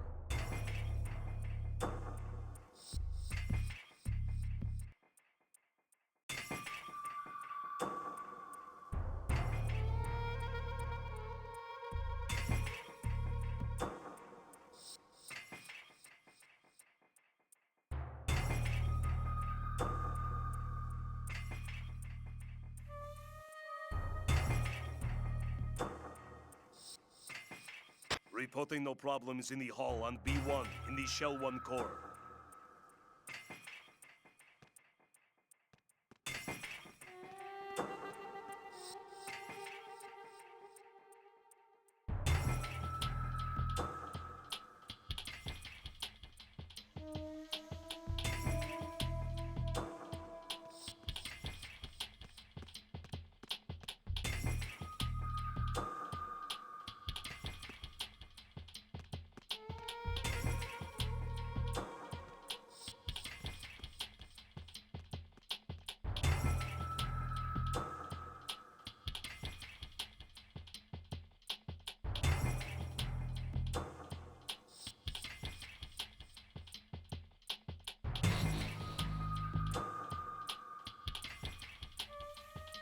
Reporting no problems in the hall on B1 in the Shell 1 core.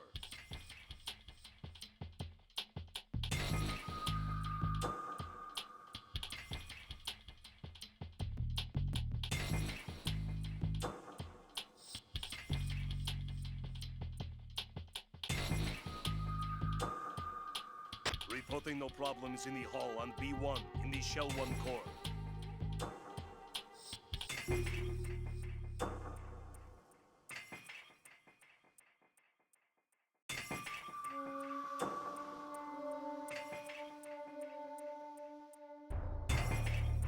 Reporting no problems in the hall on B1 in the Shell 1 core.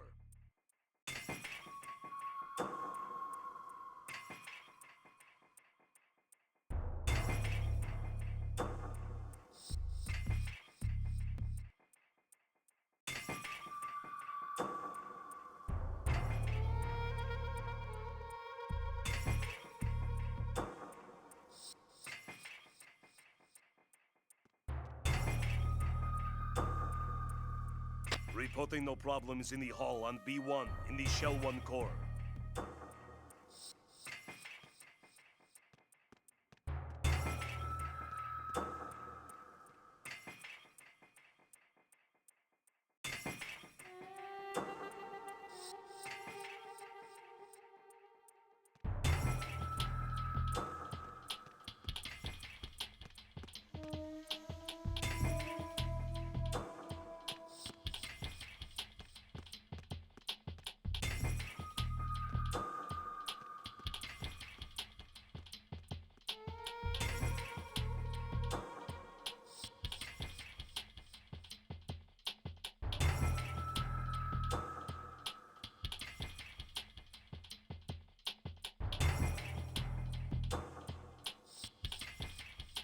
Reporting no problems in the hall on B1 in the Shell 1 core.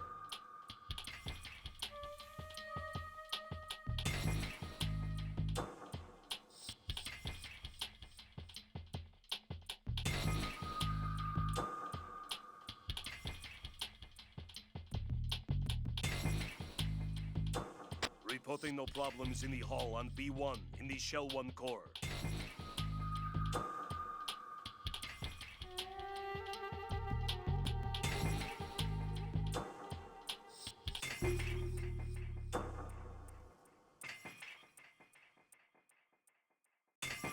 Reporting no problems in the hall on B1 in the Shell 1 core.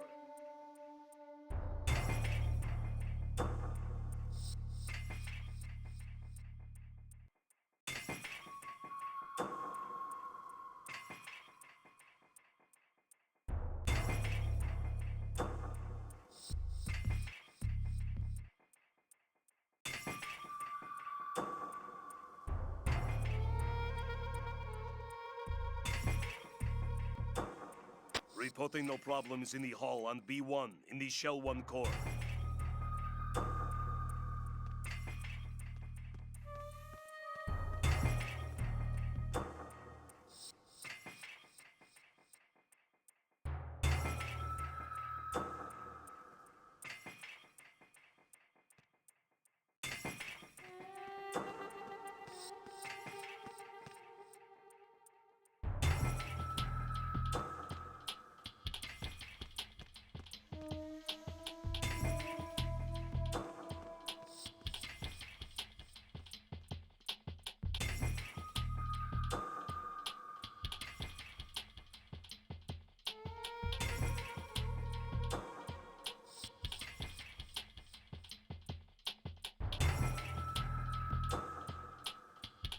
Reporting no problems in the hall on B1 in the Shell 1 core.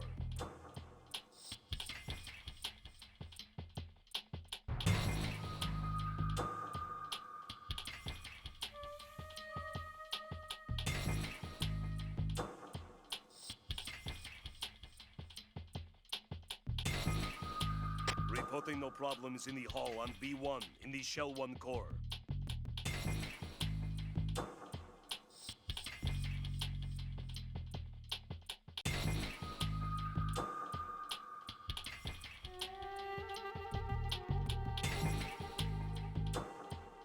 Reporting no problems in the hall on B1 in the Shell 1 core.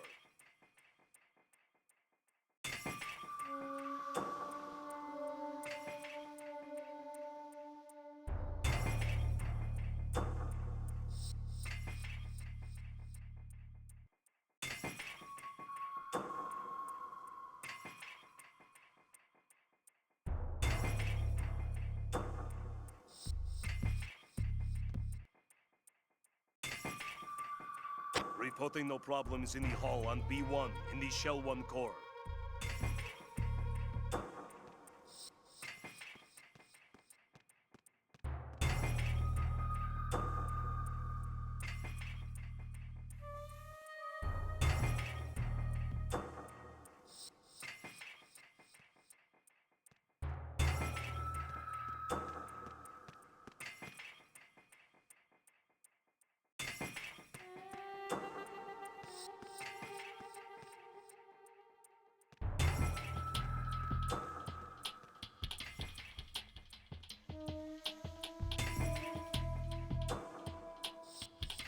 Scrandle prediction ended 9 minutes ago? What? We're doing Scrandle again? Why are we doing Scrandle again? Reporting no problems in the hall on B1 in the Shell 1 core.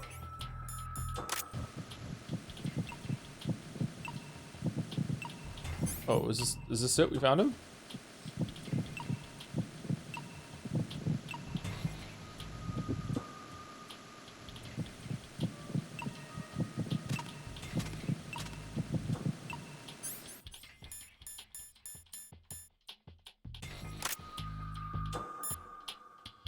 No, I think you talk to him after you use it, don't you? Reporting no problems in the hall on B1 in the Shell 1 core.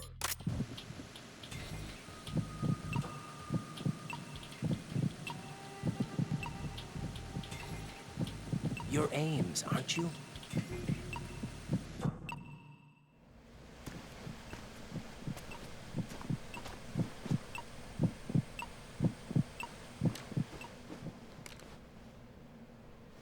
You must be Ames.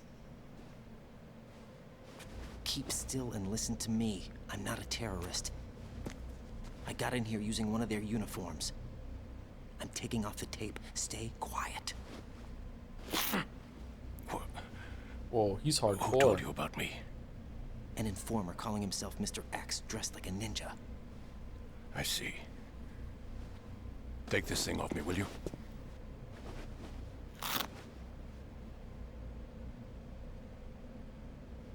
I'm Richard Ames. Secret Service? From the story. No, I was set in by the Lali Lule Lo, just like you. Fucking hell. What? You're here to find out where the president is. We have little time, so I'll be brief. How about switching to nanocommunications first? Nanocommunications? Yeah, it's cheaper. Right, silence beats talk when it comes to safety.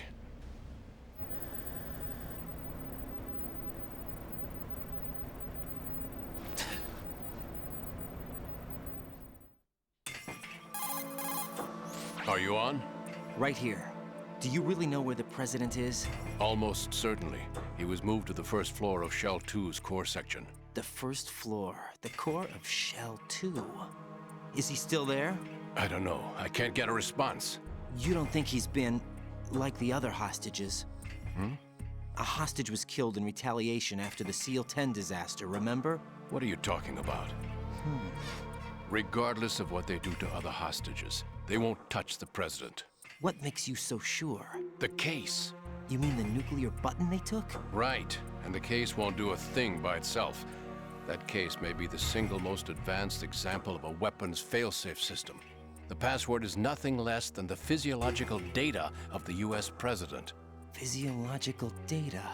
The president's own vital signs, heartbeat, brainwave pattern, blood pressure and so on are constantly monitored and relayed by his internal nanomachines. This information, along with the DNA pattern, serve as a biometric password, unbreakable even by the latest parallel processor supercomputers. What about Decoy Password Octopus, entry though? itself cannot be performed unless brainwave patterns and heartbeats fall within normal parameters, rendering chemical and other forms of coercion impractical. In other words, the Samari. login must be made of the president's own free will. As a failsafe, the input must also be reconfirmed hourly, even after the initial login. If a valid confirmation is not forthcoming, the system will automatically cancel the login. What if he's nervous about using a nuke? Can't harm the president. At least until the bird flies. Is there really a new model of Metal Gear here? Absolutely. The black case serves as the launch key to Metal Gear as well. Why would they hide Metal Gear in an offshore plant? Haven't they told you anything? The entire thing was planned. The oil spill, the tanker accident that caused it, everything. The big shell was built specifically for the development of a new Metal Gear model. And they called the it inspection Big tour Shell. was to check its progress. What's going on around here? Wait.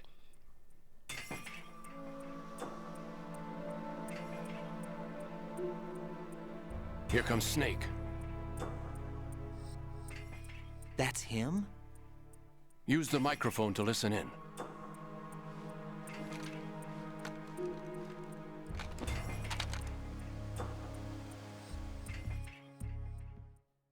King, Fat Man is dead. It doesn't matter. Saved us the trouble of getting rid of him ourselves. Why did he betray us? Who knows? They're a band of lunatics to begin with.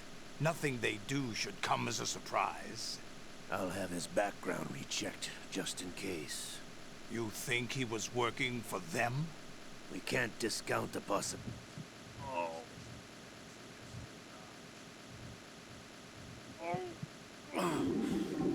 To come all the way to New York just to get hit with a bowel attack. What luck. Oh! Yes. The man in the sneaking suit.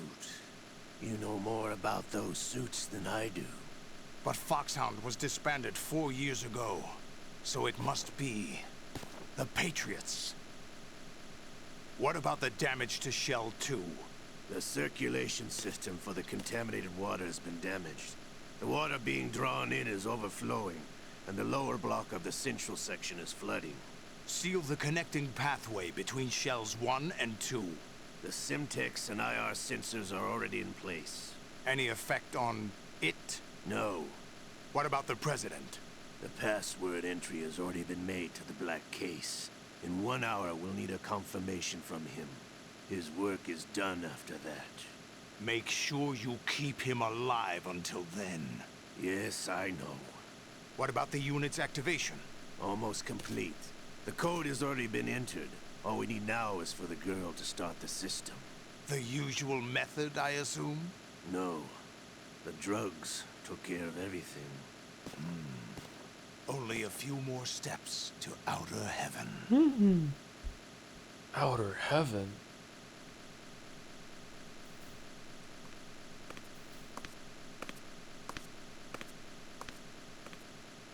Who is that cyborg ninja, Shalashaska? I cannot even guess. What about you? I'm having the matter looked into. Olga, don't cast suspicion where it isn't due. Where it isn't due, when you watched my father die and did nothing. It's been 2 years ago, Olga. Let it go. Yeah, let it I go. have the case file for Shadow Moses, by the way. Olga, how could you suspect me? I know that the ninja is not one of my men. How meaningful you make that sound. If Sergei were still alive... If the old man were still alive, I wouldn't need to take orders from you. Olga, Sergei was my best friend. If you sell us out, I'll kill you myself. Listen, daughter of Sergei. Don't ever let me see your gun pointed at me again. If you... I'll... This one's worse than that one up in Alaska.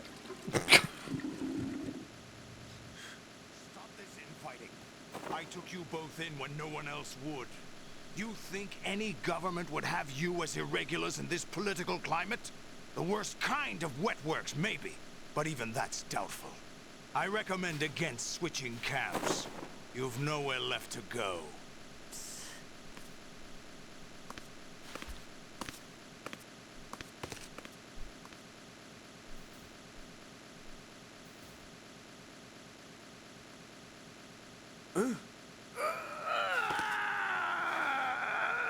It's happening again? This damn right arm.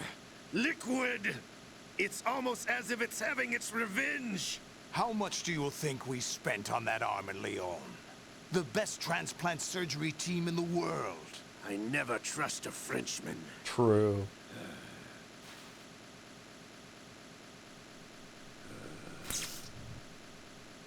There's something going on. The incidents are becoming more frequent. Maybe that man's presence. Ocelot, I leave this place in your hands. I have the intruder to take care of. Yes, King. King.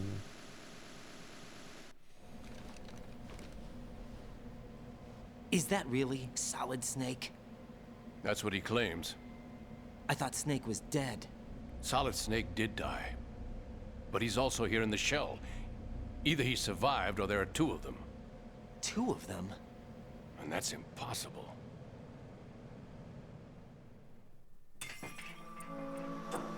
Anyway, shouldn't what did you manage Ames to recognize catch? him? They said password input was complete. I thought so.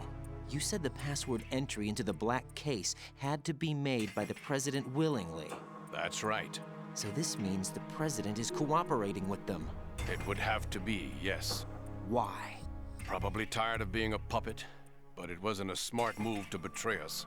A puppet? We're running out of time. They will fire a nuke.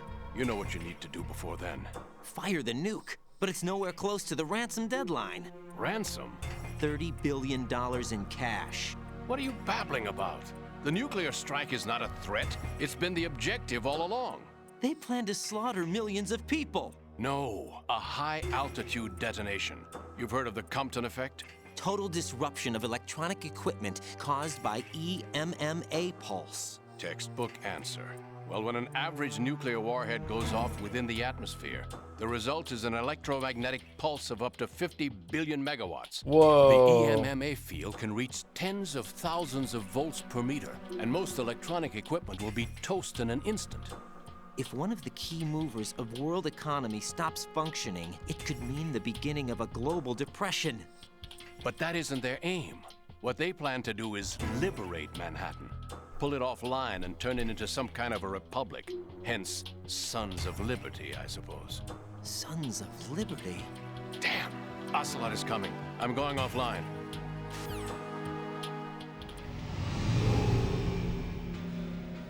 Search my pocket. Hurry! It's a security card. You'll be able to unlock doors of up to level 3 security. Use it to get to Shell 2. Take care of the president before they launch the nuke. A weird decision to let us see Ocelot seeing this happen on the surveillance He's camera. coming here. Pick up your AK.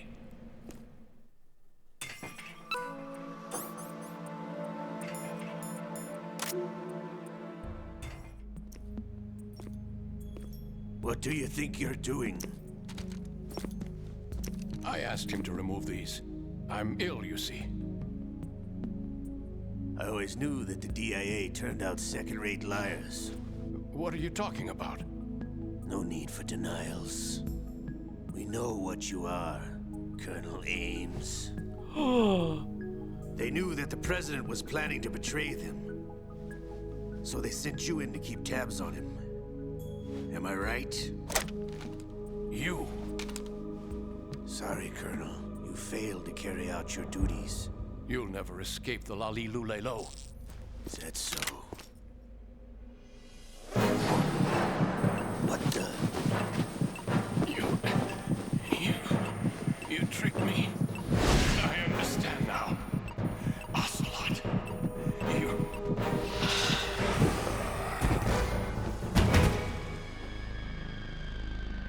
This seems familiar. You? Which team are you with?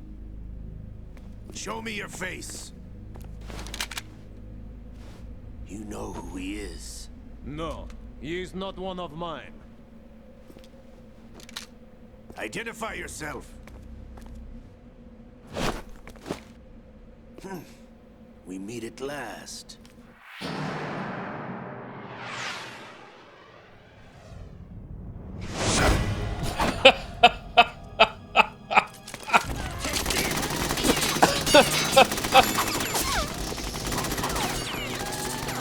Hold your fire! We need the hostages alive! Hurry, get away! What a great gag. But you died!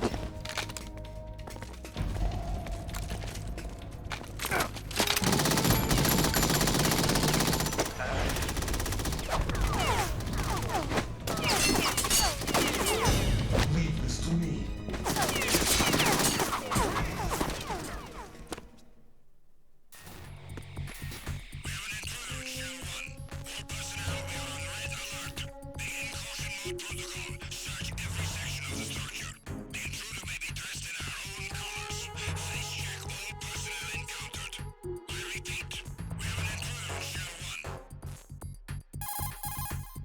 Colonel, Ames is dead. Looked like a heart attack. That's unfortunate. However, we do at least know where the president is. So there really is a new type of Metal Gear in this place? Apparently. We're still looking into it. I've also been told that the nuclear strike was what the terrorists were after from the start, not the $30 billion. Right. It was a cover-up all along. Colonel, what are you keeping from me? I am not keeping back anything. It's not as though I'm told all the facts either.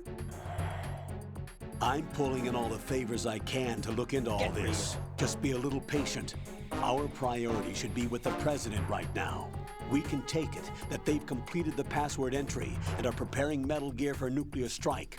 Get to the president as soon as possible. But the president is cooperating with them. According to Ames, yes. But it's also true that they're about to get rid of the president.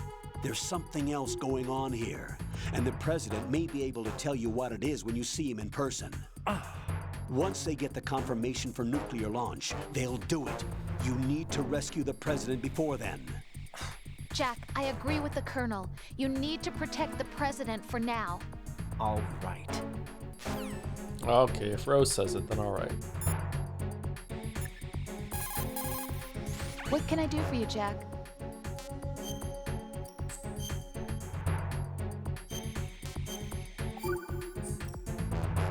Jack, how's the mission going? It's all right. Fine. Is that it? Look, I really don't feel like talking about the mission. At least with you. I want to talk about something else. Okay, then. Let's talk about you. Definitely not. Yeah, your least favorite subject. That's not... Oh, yeah? Then go ahead and say something. Like what? Anything. Tell me something about yourself. I can't think of anything interesting to say. Why do you want to talk about me so badly? Because I'm curious. But why? Is it really that strange to want to know more about someone you love? No, it's not strange, but... You know, sometimes Oh, look, now we're talking about me, not you. Why won't you tell me anything? About what you were like as a child? What kind of things you like to do? What kind of people your parents were? I've never heard you talk about any of that. Why? Don't you think it's just a little bit unusual that I don't know anything about my own boyfriend's past? He's your boyfriend? When I get back, I'll tell you everything. Is that a promise? Yes, it's a promise.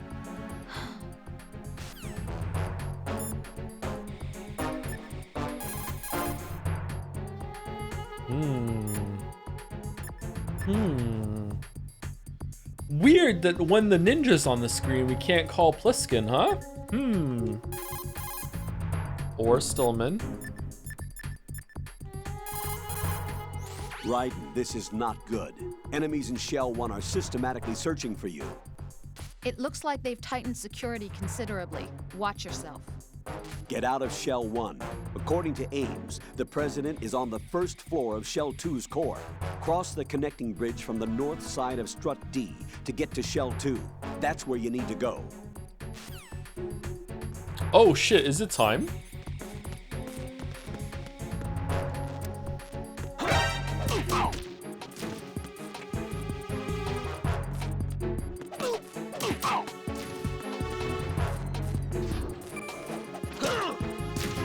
How did you kick me from behind? I need help.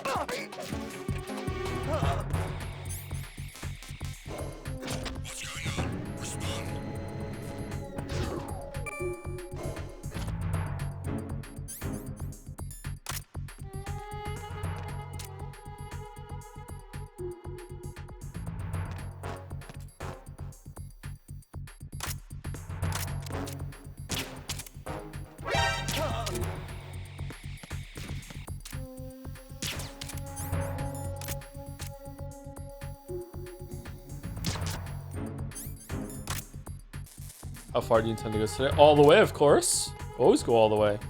No, we're gonna be going for another hour, which should be enough time to do the next boss, I think.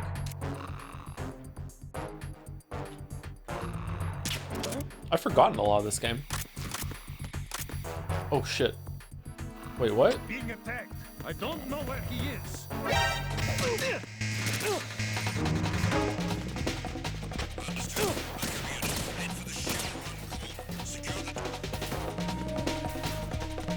Interesting, I was born on the same day this came out. That's cool. Yeah. Makes sense. Raiden, come in. Raiden! Raiden! Raiden! Thank you to Broadsworn for the resub. Oh, we, now we're not in alert phase. Calculated. Thank you, Broadsworn, for the resub. 9 months. Another 9 months. What's going on with that? And thank you, Words on Shirts, for the new sub. Welcome, Words on Shirts. Do we like Words on Shirts, chat? I prefer wearing shirts that have no words or graphics on them or anything like that, but maybe I'm the weird one.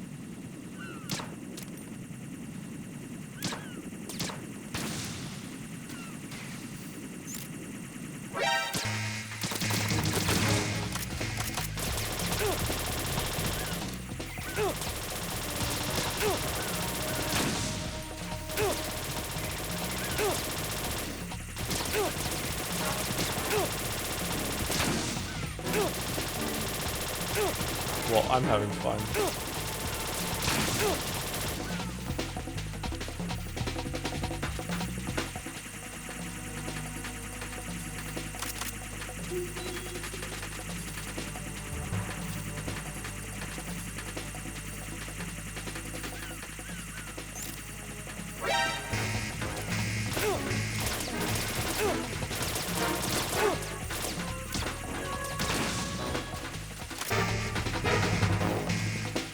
I would love to wear a shirt with an Anderson brand logo design on it. No, you wouldn't.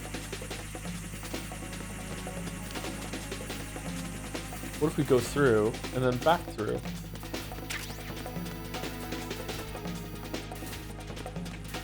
It's chaff. Oh yeah, chaff grenades.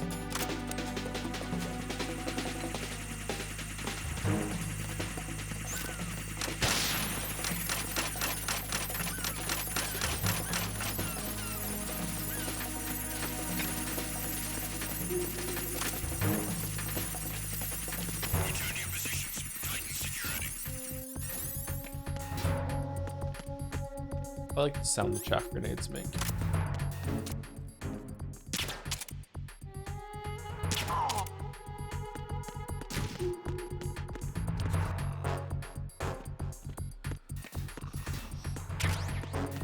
Nothing here.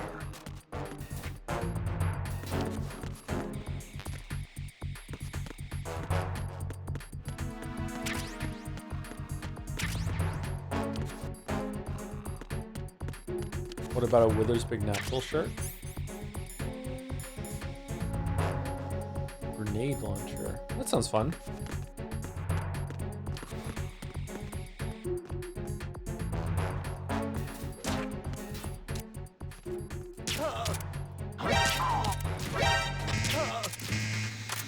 How did it just suddenly go into battle mode? They didn't.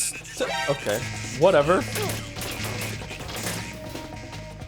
Ah, no one will ever find me here.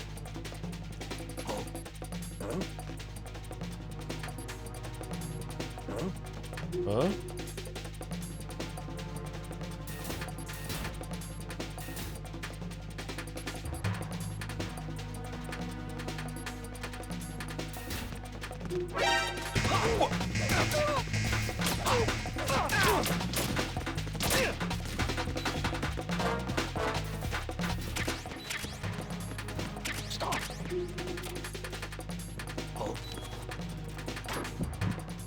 PSG-1T first.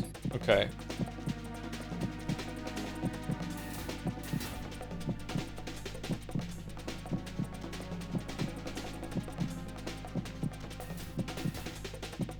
Return to your positions. Increase security.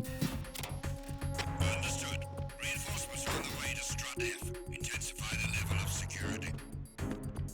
What about a shirt with a picture of Wither's Big Naturals who's wearing a shirt with 2 D20s at 20 on them with the text "Yes Sir Natural"? Oh, that's a good one. That's a good one. Larian should do that.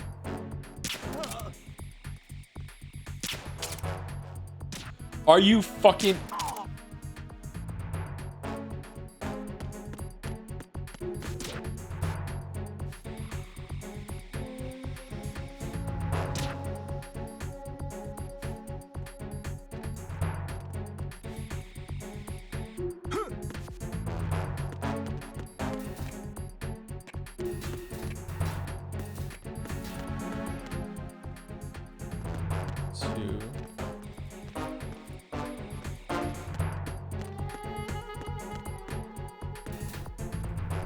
Where's 3?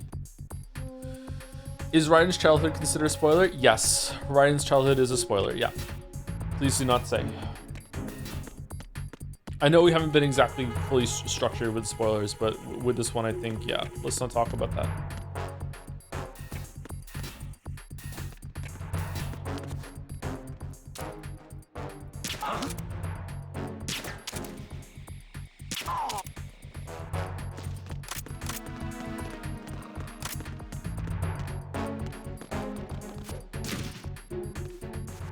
Nothing here.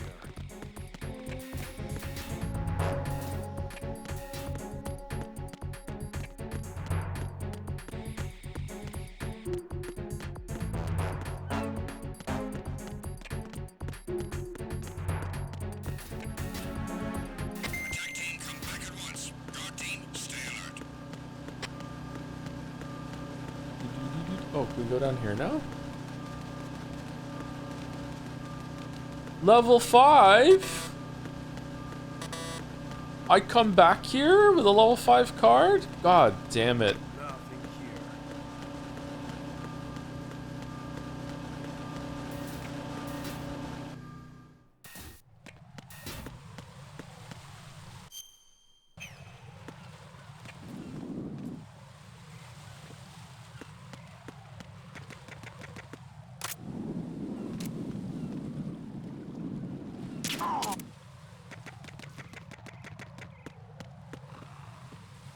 What's the trick with the boss fight earlier where you have to like you do the auto aim and then do you just do a little correction and then it works, or do you have to like go off of, do you do this and then you let go and then you just go back to it? I can't remember.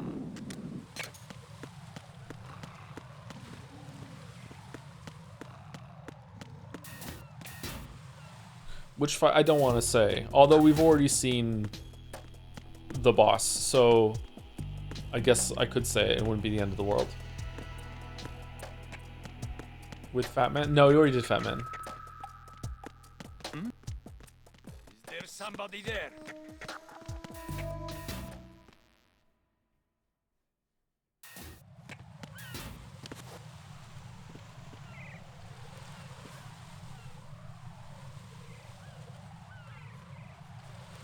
It's one coming up.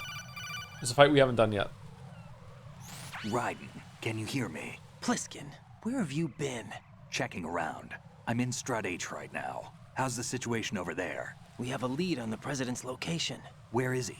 Shell 2 core, the first floor. I'm cut off from the core where I am. It's a mess here. All right, I'm on my way to Shell 2 right now. There are IR sensors in place on the connecting bridge between Shells 1 and 2. If you break the beams, the Semtex will go off. Yeah, I heard them talking about that. Target the control units and destroy them. Make sure you don't shoot the Semtex. What do the control units look like? Take a look with your binoculars.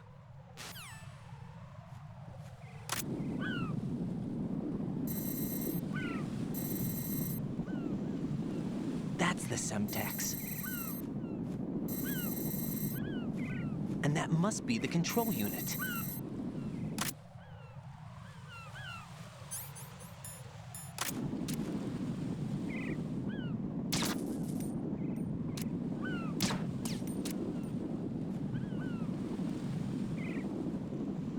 The flag.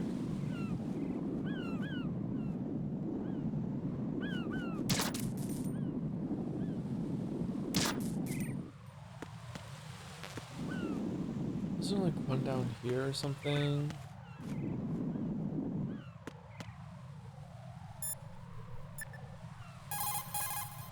Jack, is that you?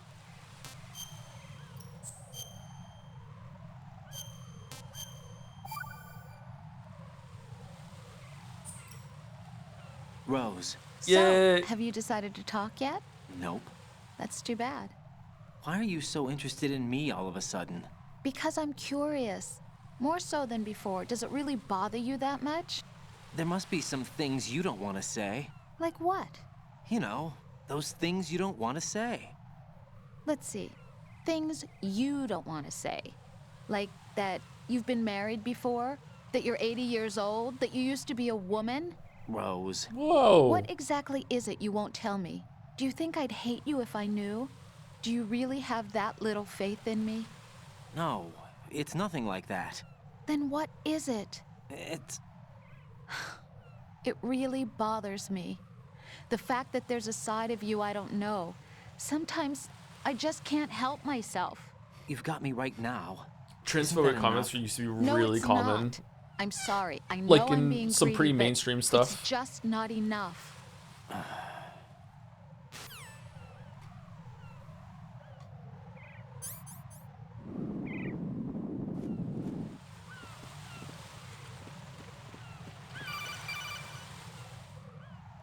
Raiden, you haven't destroyed all the control units yet. Use the first-person view Oh, did I or miss the one? sniper scope to look around.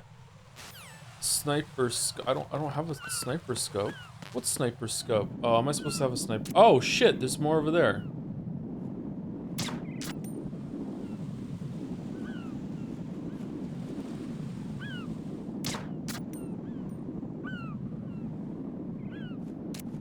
Oh.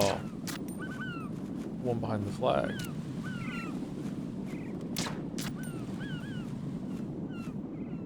Okay, do I have them all now? Does it tell me when I have them all? Can't remember. That's probably fine. What the hell happened? Raiden! Raiden! We missed one.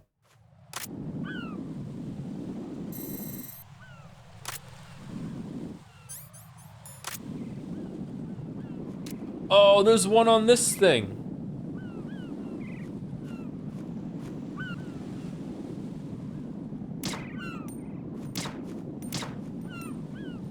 Can I just blow it up?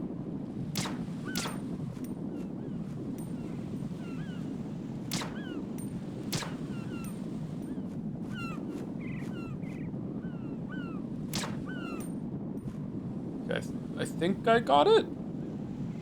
No, there's still a light on it.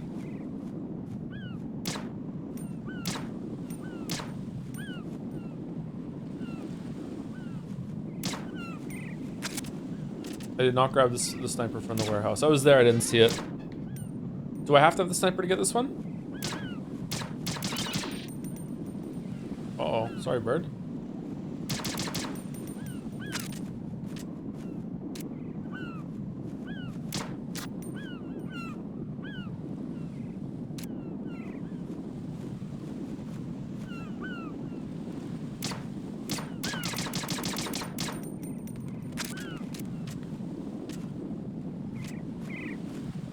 Okay, so does it go a little bit below where the reticule is, or what? No, it goes dead nuts where it is. Okay, so I need to cover what it is with the slide at the bottom.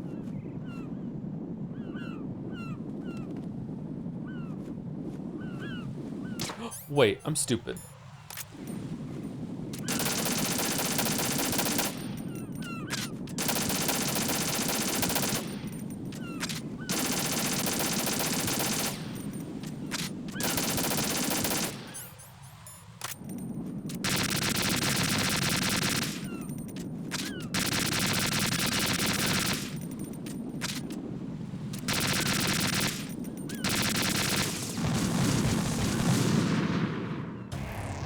Raiden, is everything all right? Raiden! Raiden! Whoops. All right, let's go get a sniper rifle then. I think maybe we're out of range of it.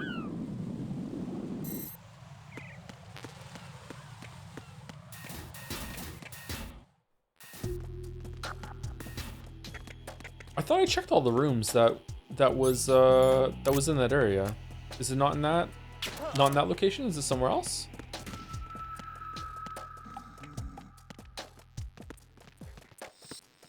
Oh man, my eyes hurt all of a sudden.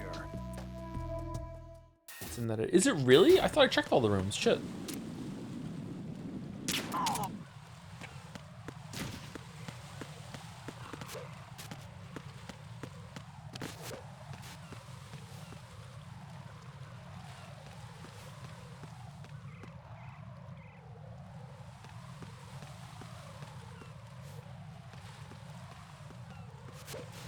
Joking, you stream was so EP. 45 minutes, sorry. Try and stick with it.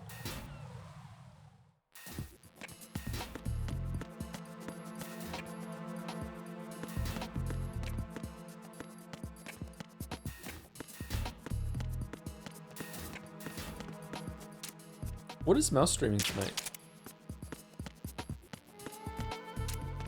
Is it that cozy PlayStation 1 game? Cozy game again? That game looked pretty good.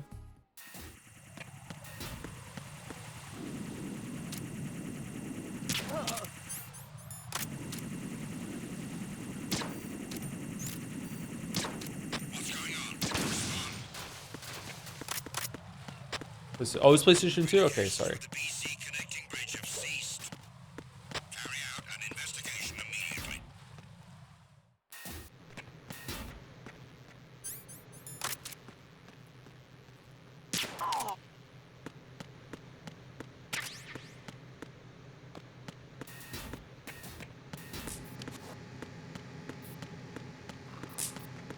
So much blood.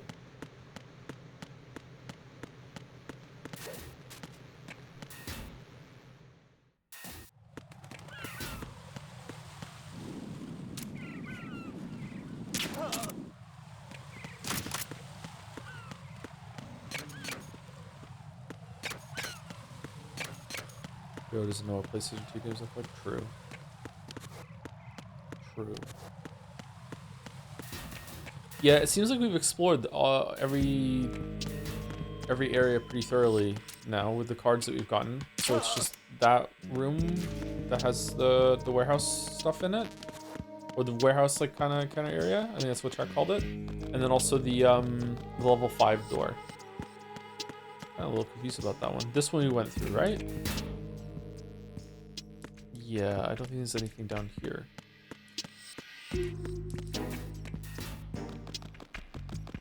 No, we'll go up.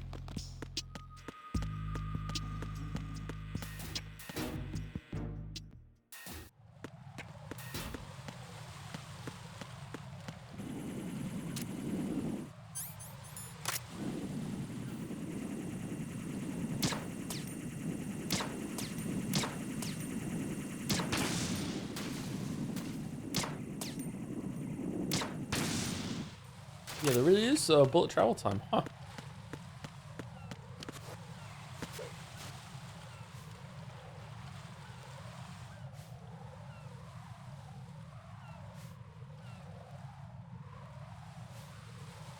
How many more pull-ups until we get to level 3?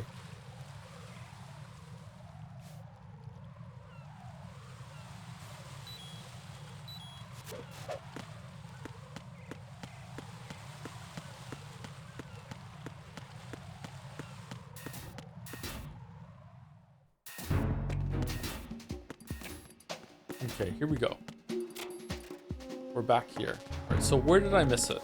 I went through this room. And I went through this room. Oh, is there an event? Nothing here.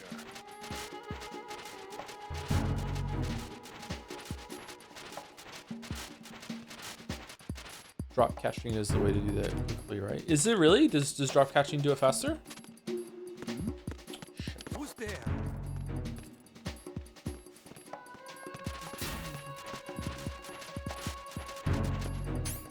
Nobody's here. Oh no, something bit your leg.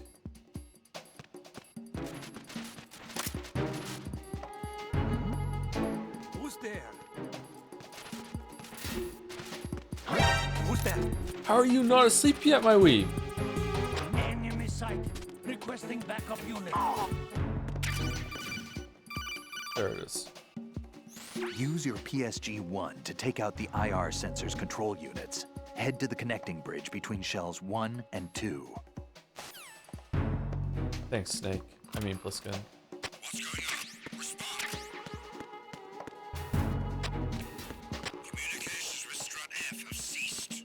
Carry out an investigation immediately.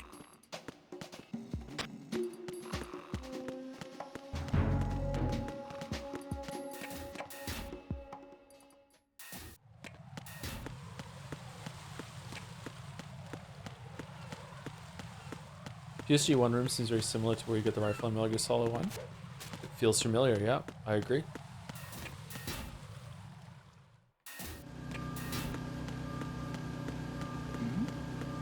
Who's there?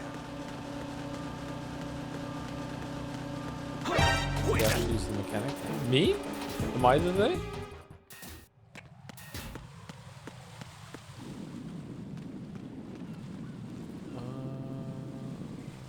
Here we go down. I'll hide from the guy up top.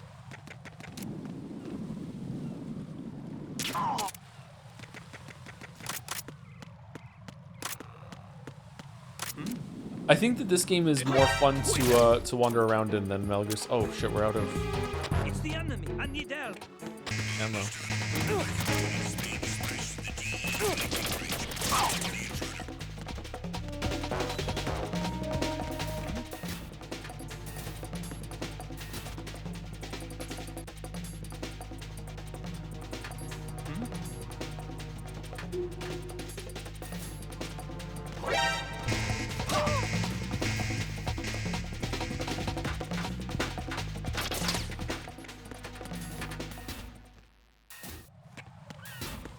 Hooray! Okay, so sniper rifle.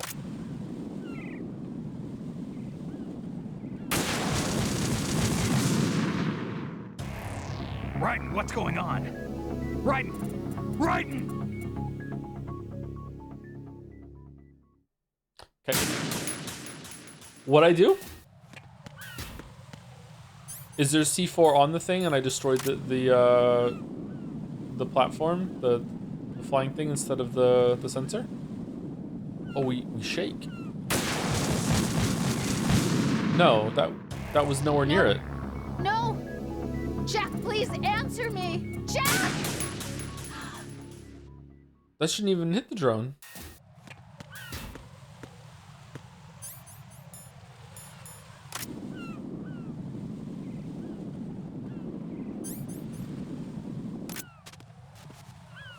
There you go, this will be more stable.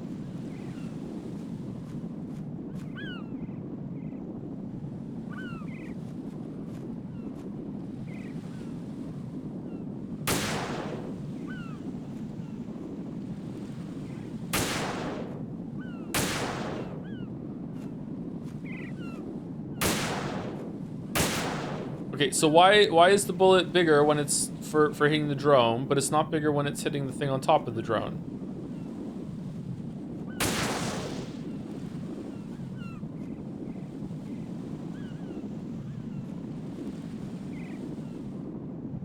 I'm confused. What?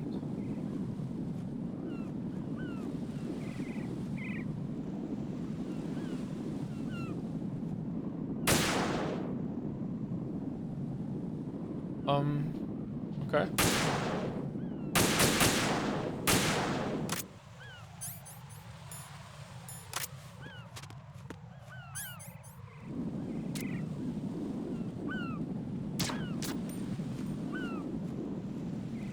Can we get this one?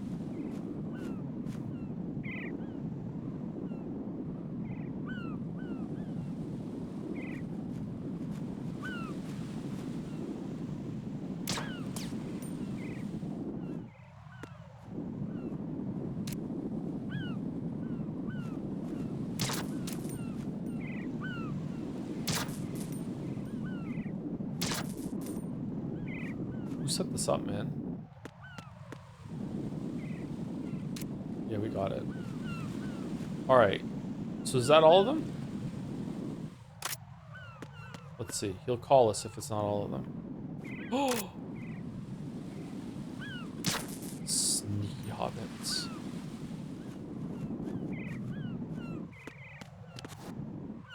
I remember searching so long for one of these on European Extreme.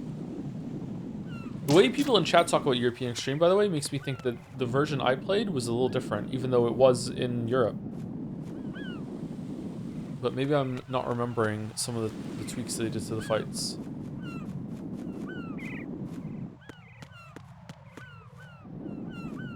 Is it something like in Europe Extreme was just European Extreme and everywhere else European Extreme was European Extreme and they were mixed up or something?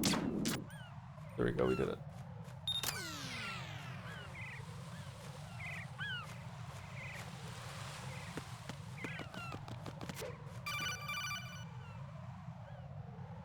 Raiden, I found us a ride.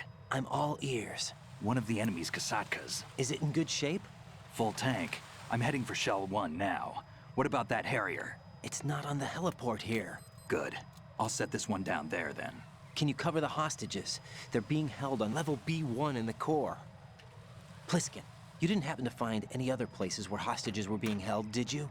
No, nothing like that. Okay. How many hostages are there? There's a few short of 30. One dead and several wounded. The Kasatka's cargo area will hold 13 max. What about the other Kasatka? I sabotaged it. It can't come after us if it can't get off the ground. We'll have to make 2 trips. Can you fly a Kasatka? I have a pilot who's flown the civilian model, the KA-62 in VR. There's not a whole lot of difference between the military KA-60 and the civilian model. Cleared for takeoff. Raiden, let me introduce you to my partner, Otacon. Otacon? Hey, Raiden. Nice to meet you. Intruders! Over here! Damn! Raiden, I'll talk to you later. Colonel, I need some answers from you. Who exactly is Pliskin and his partner? I know what you're thinking. It keeps coming back to Shadow Moses. And now this Otacon. AKA Hal Emmerich, PhD, a Shadow Moses survivor. Rose? Snake and Otacon both became fugitives after Shadow Moses, wanted for acts of terrorism. An anti-Metal Gear organization. They sabotaged and destroyed countless Metal Gear units throughout the world. How many And are were there? responsible for the incident 2 years ago that necessitated the construction of the big shell. Snake and his partner aren't terrorists. Jack, why are you defending them? I look back on what I've done here so far, and things like training and sense of duty alone won't get you through a sneaking mission like this. Jack, are you okay? You need something higher. Jack, you need I to can't think save. of the right word, but it has to be pure will, backed up by courage or ideals or something like that. I'd stake my life on it. The solid Snake that saved Shadow Moses couldn't turn into a terrorist. Maybe that's true, but they went down with that tanker 2 years ago. We even recovered Snake's body. And the DNA test results on the body say it's him. Jack, I know what you're saying, but Snake is dead. He can't be here, not even as this Dr. Hal Emmerich. But that also means that he can't be the terrorist leader behind this thing.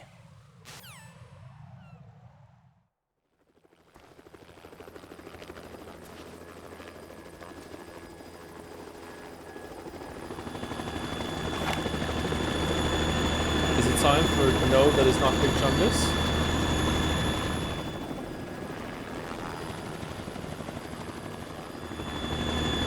No. Okay.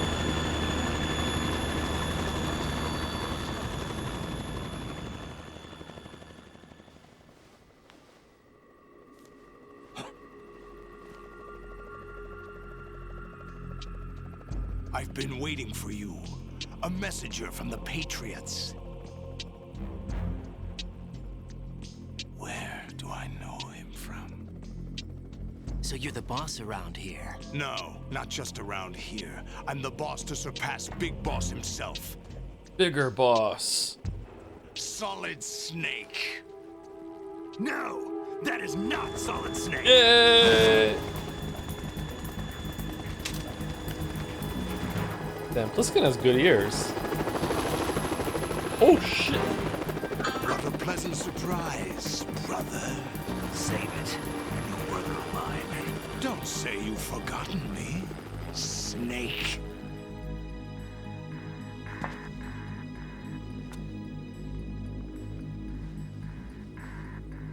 Snake? Right, take cover. No, Snake, we're not supposed to do that. Mission over.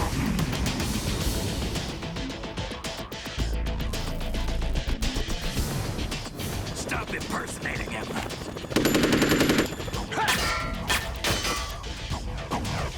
Brother, I'm a whole different game from Liquid.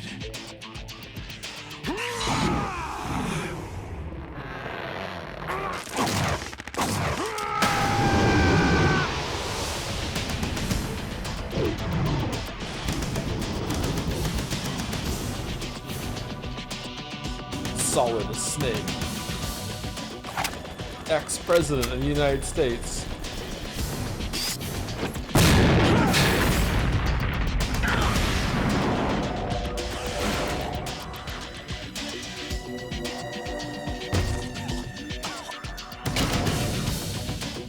That the best you can do, Snake?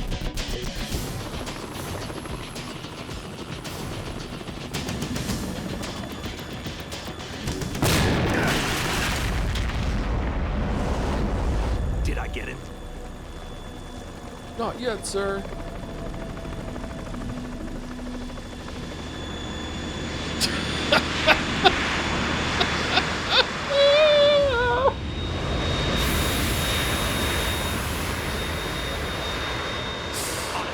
We're in trouble. It's the Harrier.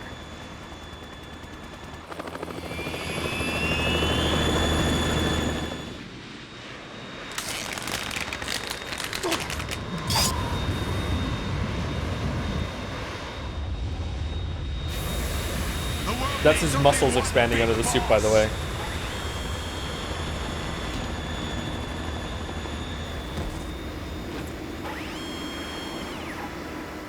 I'll drown you fools for interfering.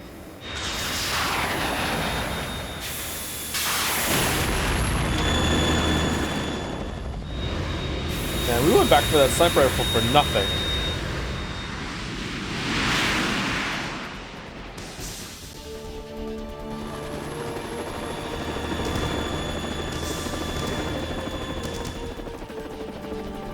Right.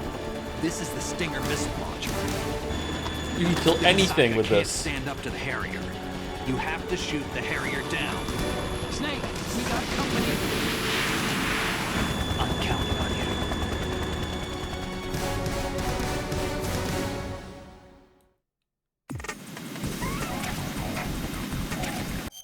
So this is the moment when my European extreme run turned from, you know what, it's pretty hard, but I'm getting through it, to, no, you're gonna be fighting this Harrier for the next like 15 hours or whatever. Like this took me a long time.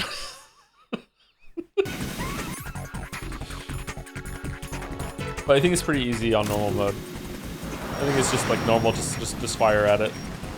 I think it's one hit you're dead, isn't it? Use this.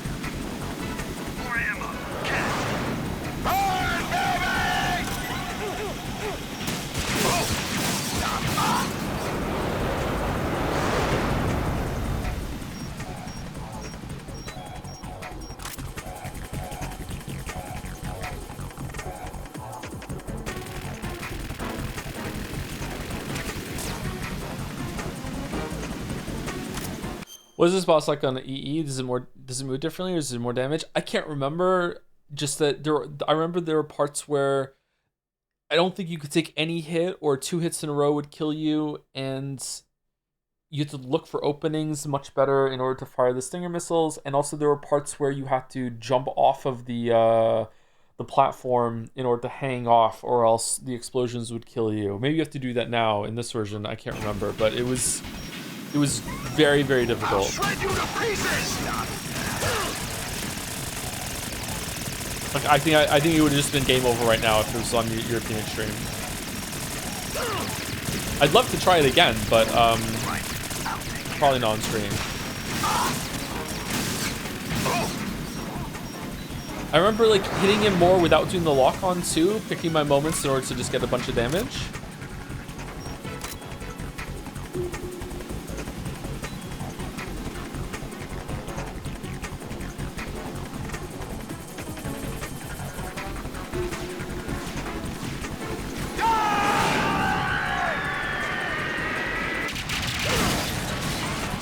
Nope, that didn't work.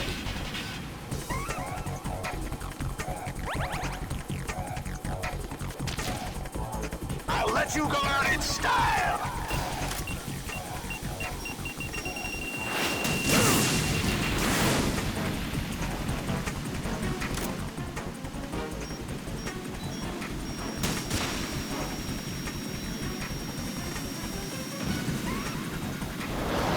Take this!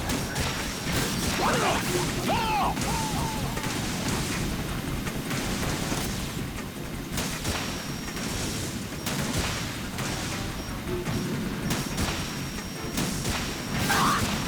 Use the grenade launcher this part.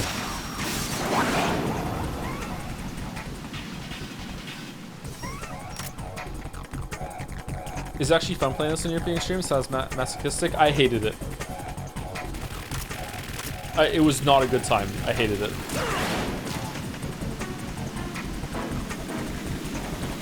More ammo.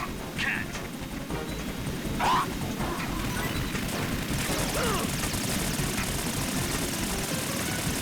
It's not even the hardest part of Extra European Extreme. Yeah, the later fights are much more difficult.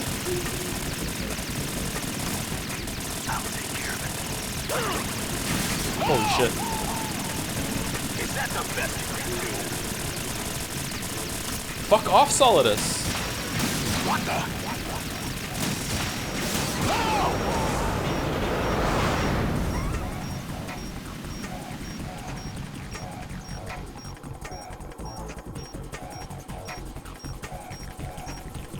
I'll let you go out in style.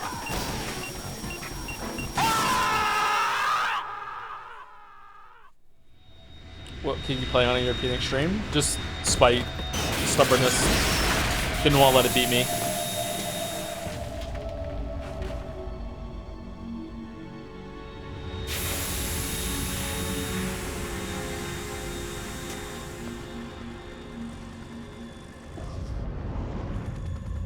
There's something coming up.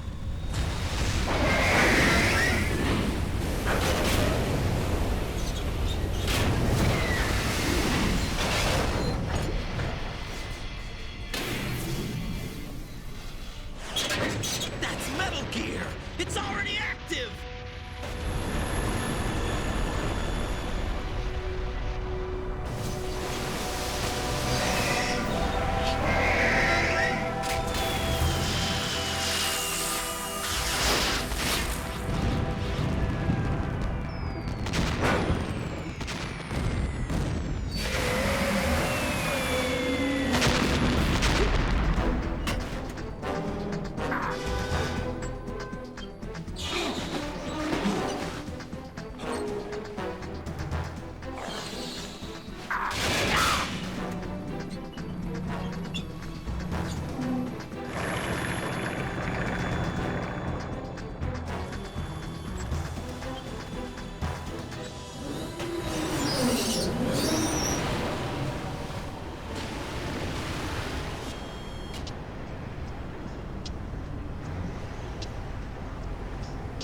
They got my eye!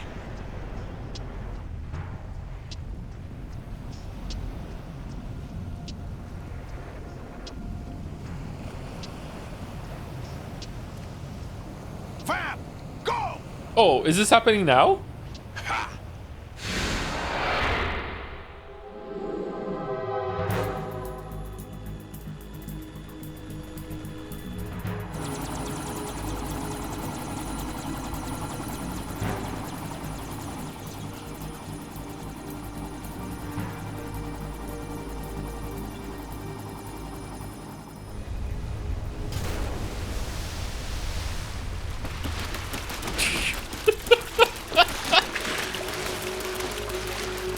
Hey, what's that?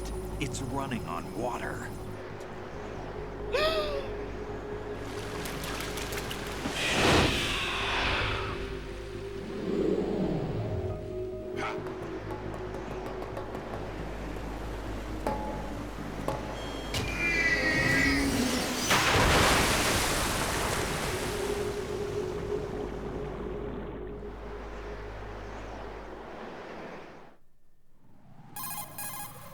Raiden, you all right? Yeah. How about you guys? Barely managed, but we're all right. The chopper? We need some time for repairs. Oh. The president's all yours. Okay. Can I ask you something? What? Are you the Snake? They said you were dead. No, not me. There are still too many things I need to do. Snake, you're a legend, and that's why I need to ask you this. Legend? A legend is nothing but fiction. Someone tells it, someone else remembers. Everybody passes it on. Oh, this time we're I'm the here Meryl. because I was Oh, assigned okay. to this mission, not because I want to. If I could, I'd be out of here in a second. How could you come back to all this? Why keep fighting? There's something my best friend said to me once. What? We're not tools of the government or anyone else. Otacon Fighting was said the that. only thing I was good at, but at least I always fought for what I believed in. What about the DNA results from that body? That was Liquid's body. He and Snake are identical on the genetic level. Liquid? A deception, for our own protection. We stole his frozen body from some organization. Kind of a hassle, though. That's all there is to it. Are you two really an NGO? Insofar as we're a non-profit organization of civilians advocating a cause, yes. The cause happens to be the eradication of Metal Gear. We work on our own, but it's a cause worth fighting for. Why would you stick your Wait, neck out Pliskin for is something Snake? this risky? That's the way I used to look at it 4 years ago. I was holed up in the middle of nowhere in Alaska, drinking too much. We have a responsibility to the coming generations, to the world. What responsibility? To keep track of the mistakes we've made as a species. We need to remember, to spread the word, to fight for change, and that's what keeps me alive. You think you can change the future? Nah, I'm not as arrogant as that. What you do isn't grassroots activism. It's more like terrorism. I admit that. But our group, Philanthropy, received some information. A new Metal Gear prototype was being developed here, and terrorists were planning to raid the facility. The information came from a very reliable source. So you're here to... We're here to stop all that. But I also have a personal motive. Looks like the terrorists have his sister in the big shell. We're here on our own, not under anyone's orders. We have our own battles. Otacon's here for someone. I'm not. This is a military mission. Jack, are you all right? Just barely. You almost gave me a heart attack. Sorry, it wasn't intentional. I know that, and I know I need to stay stronger. Say a prayer for me, Rose, so I can come back. You will make it back. I'm with you all the way, remember? That means a lot to me, you know. I'm going to save the data, okay, Jack?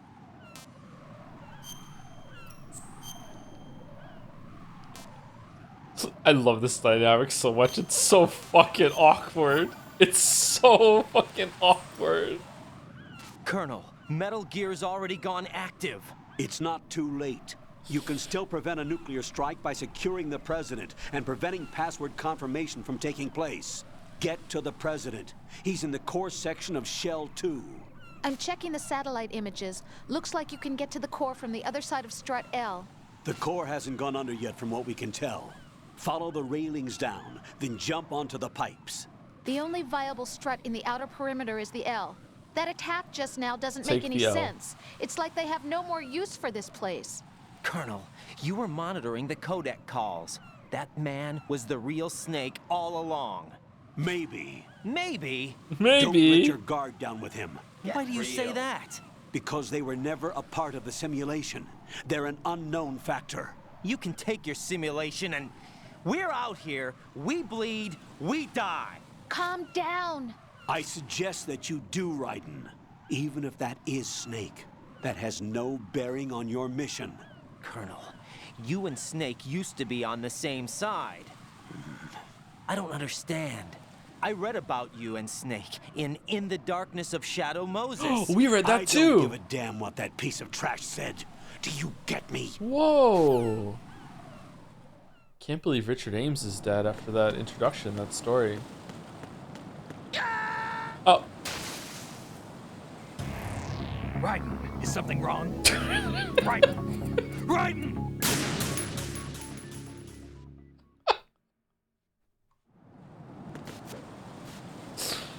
Sorry, you have to flip over first. You can't walk along.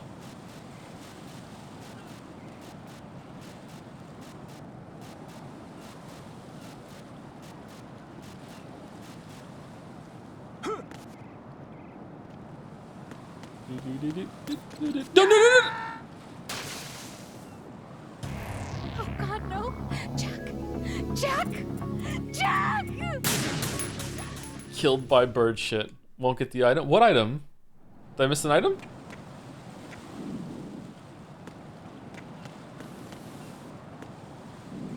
I don't know how you get that.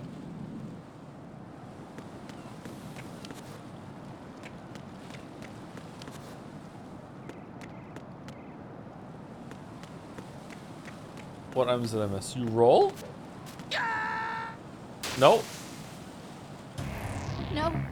No! Jack, please answer me! Jack!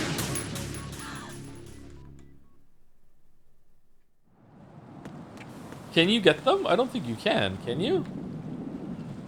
Looks like you go over from that side. How do you get the ration, though? You can roll, it just takes positioning? Okay. Whoa!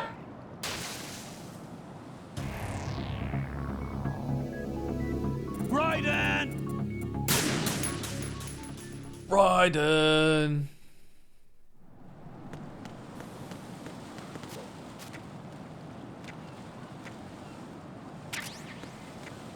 Yeah, bullets.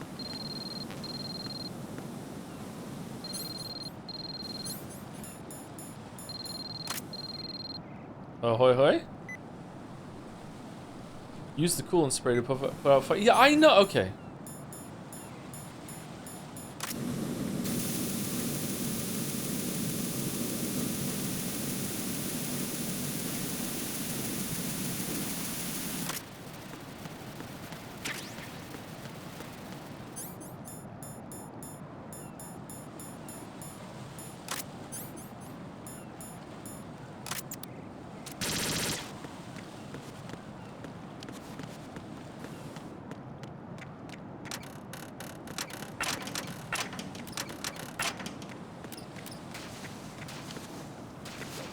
Is this the part where you get pissed on?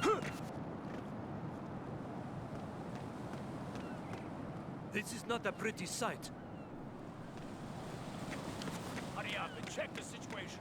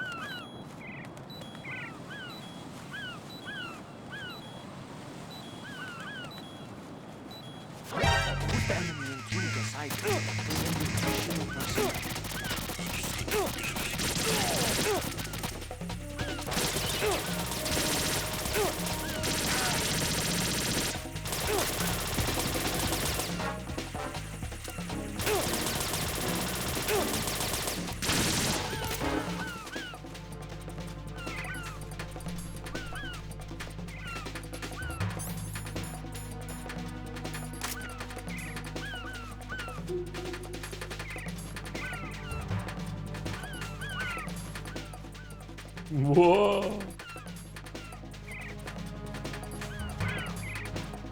Return your positions. Tighten security. Understood. All you.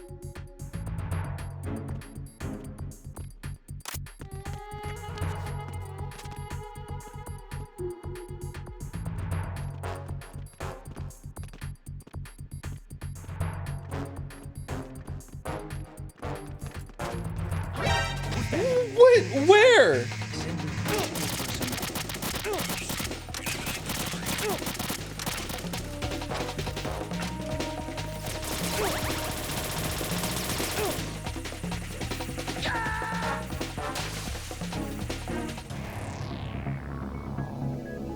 Raiden!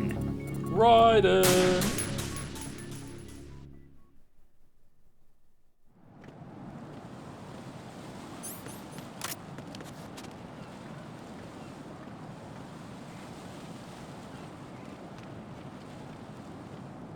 That's a preview of the Hunt Showdown stream, by the way. Where? How did he see me? Where is he shooting me from? I don't understand. This is bullshit. We're fine. Okay, we're not fine. What the hell happened? Raiden! Raiden!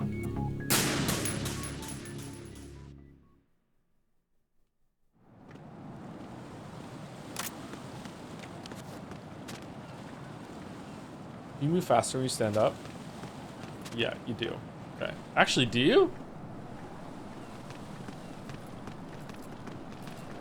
Sorry if I missed it. Is Joe gonna stream Hunt Showdown eventually? I'd love that. No, you wouldn't! I am terrible at Hunt Showdown.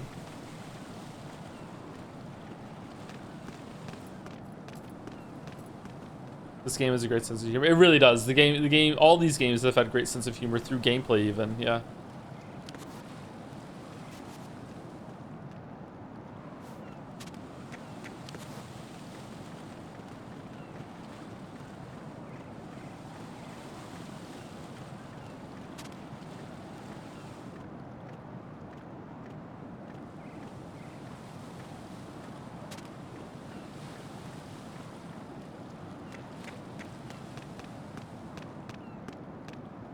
What? I'm going to go in my pants. Nobody's looking, right?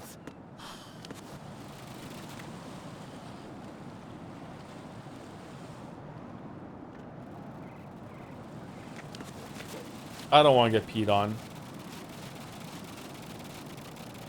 Does he stop? Holy shit, what a stream. I know, right?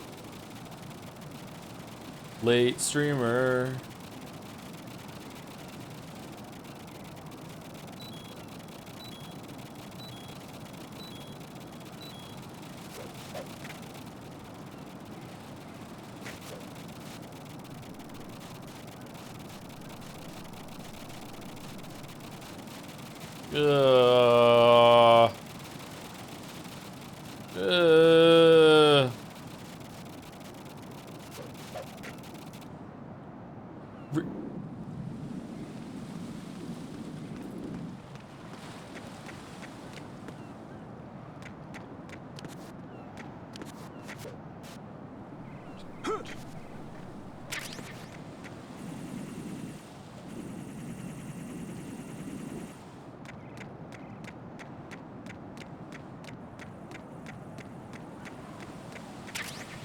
The guards here genetically enhanced with the genes of Big Piss, the strongest bathroom warrior of the 20th century.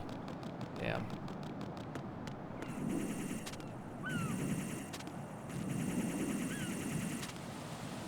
Where are we? We're here.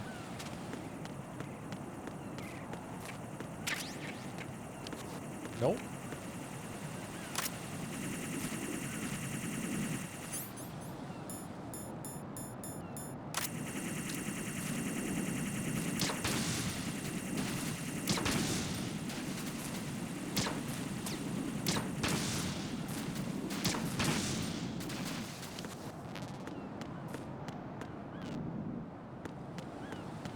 No, that is not Piss-chan. Nice.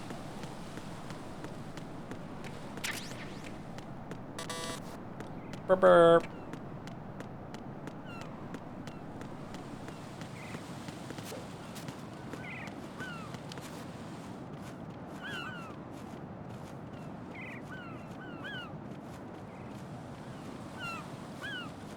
I think it's this part that makes it so you have a better time if you have grip level 2 at least.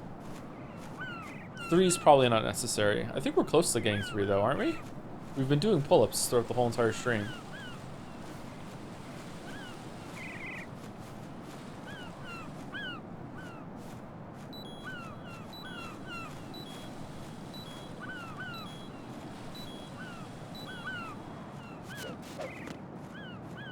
Let's do one more set.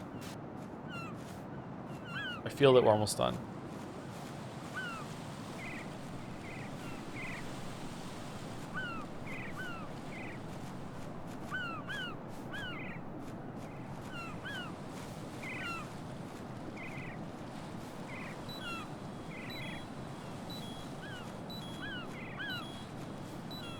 No? Wow.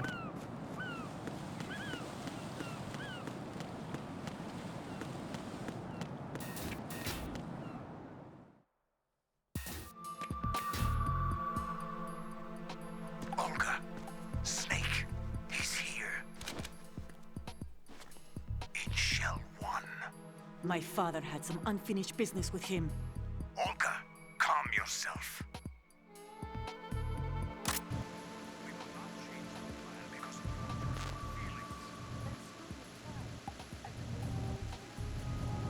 And I Where's the will pooping send- guy?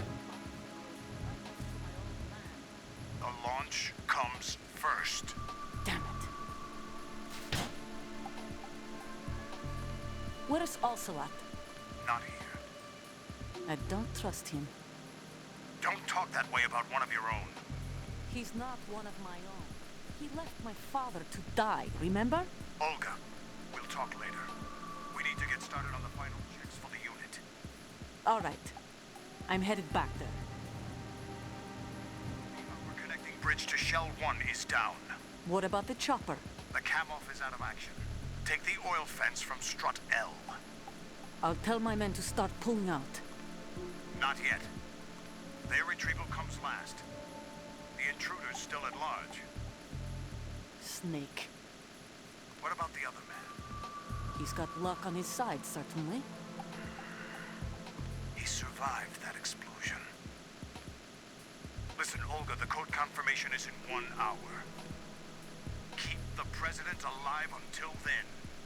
I know. No one gets in here. Turn the currents on. Of course.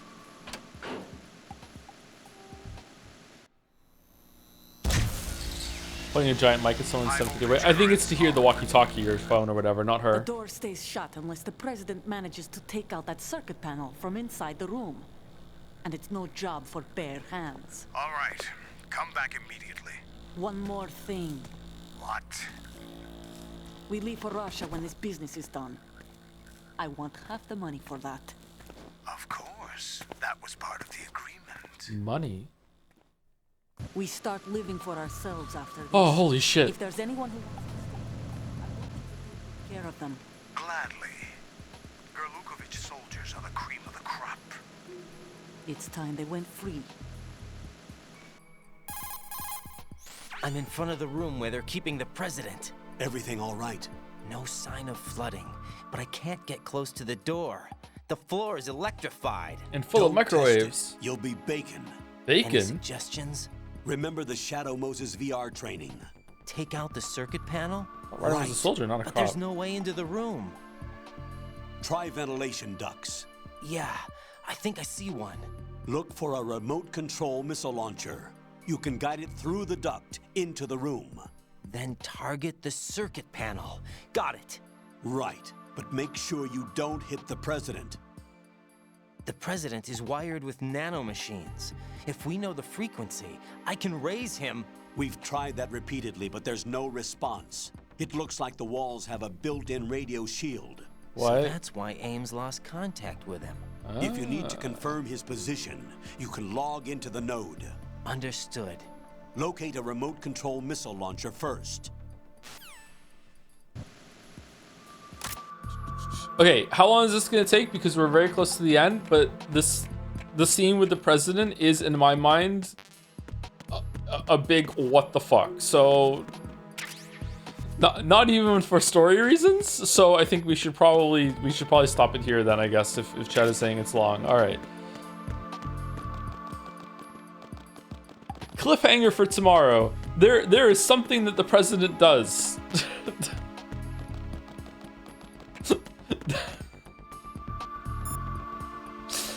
Oh man, we'll see tomorrow. Jack, do you need to save? Do you need to save?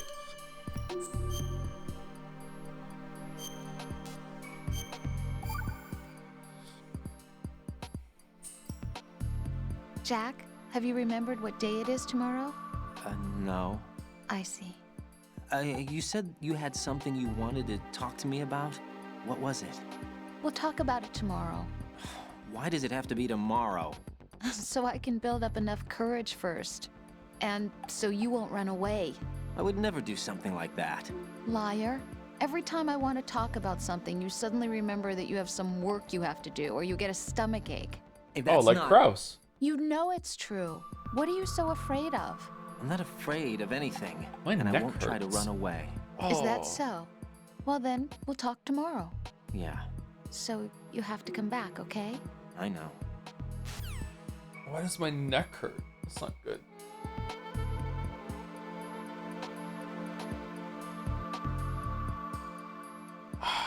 The moon rose, my apes?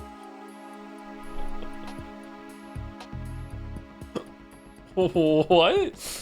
Anyway, thank you, Primordial Donut, for the resub, 18 months. 9 months. And Sane TF2 for continuing their sub as well, also known as a resub.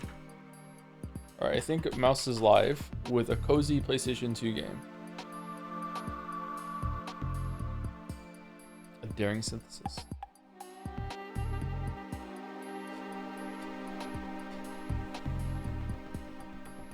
You hodled to the moon, but then the moon rose away, so you hodled even longer. Thank you, Glacier Island, for the new sub 2. Right at the end here. Thank you very much, Glacier Island. Alright, I think we'll probably finish Metal Gear Solid 2 tomorrow. Is there a boss that I'm forgetting? Because in my head, there's...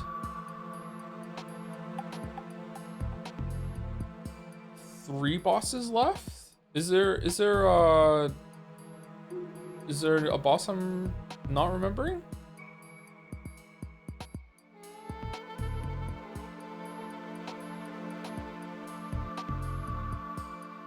Should be 4 technically. Is it 4? I wonder which one I'm forgetting. Okay. You seem to remember a lot of this game. Do you think so? I don't agree, actually. I feel like I've forgotten quite a bit.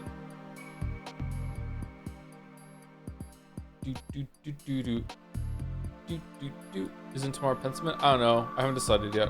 It might be Pentiment and then we'll finish on Friday. That might be good. Anyway, Raid's going through. See you later, everyone.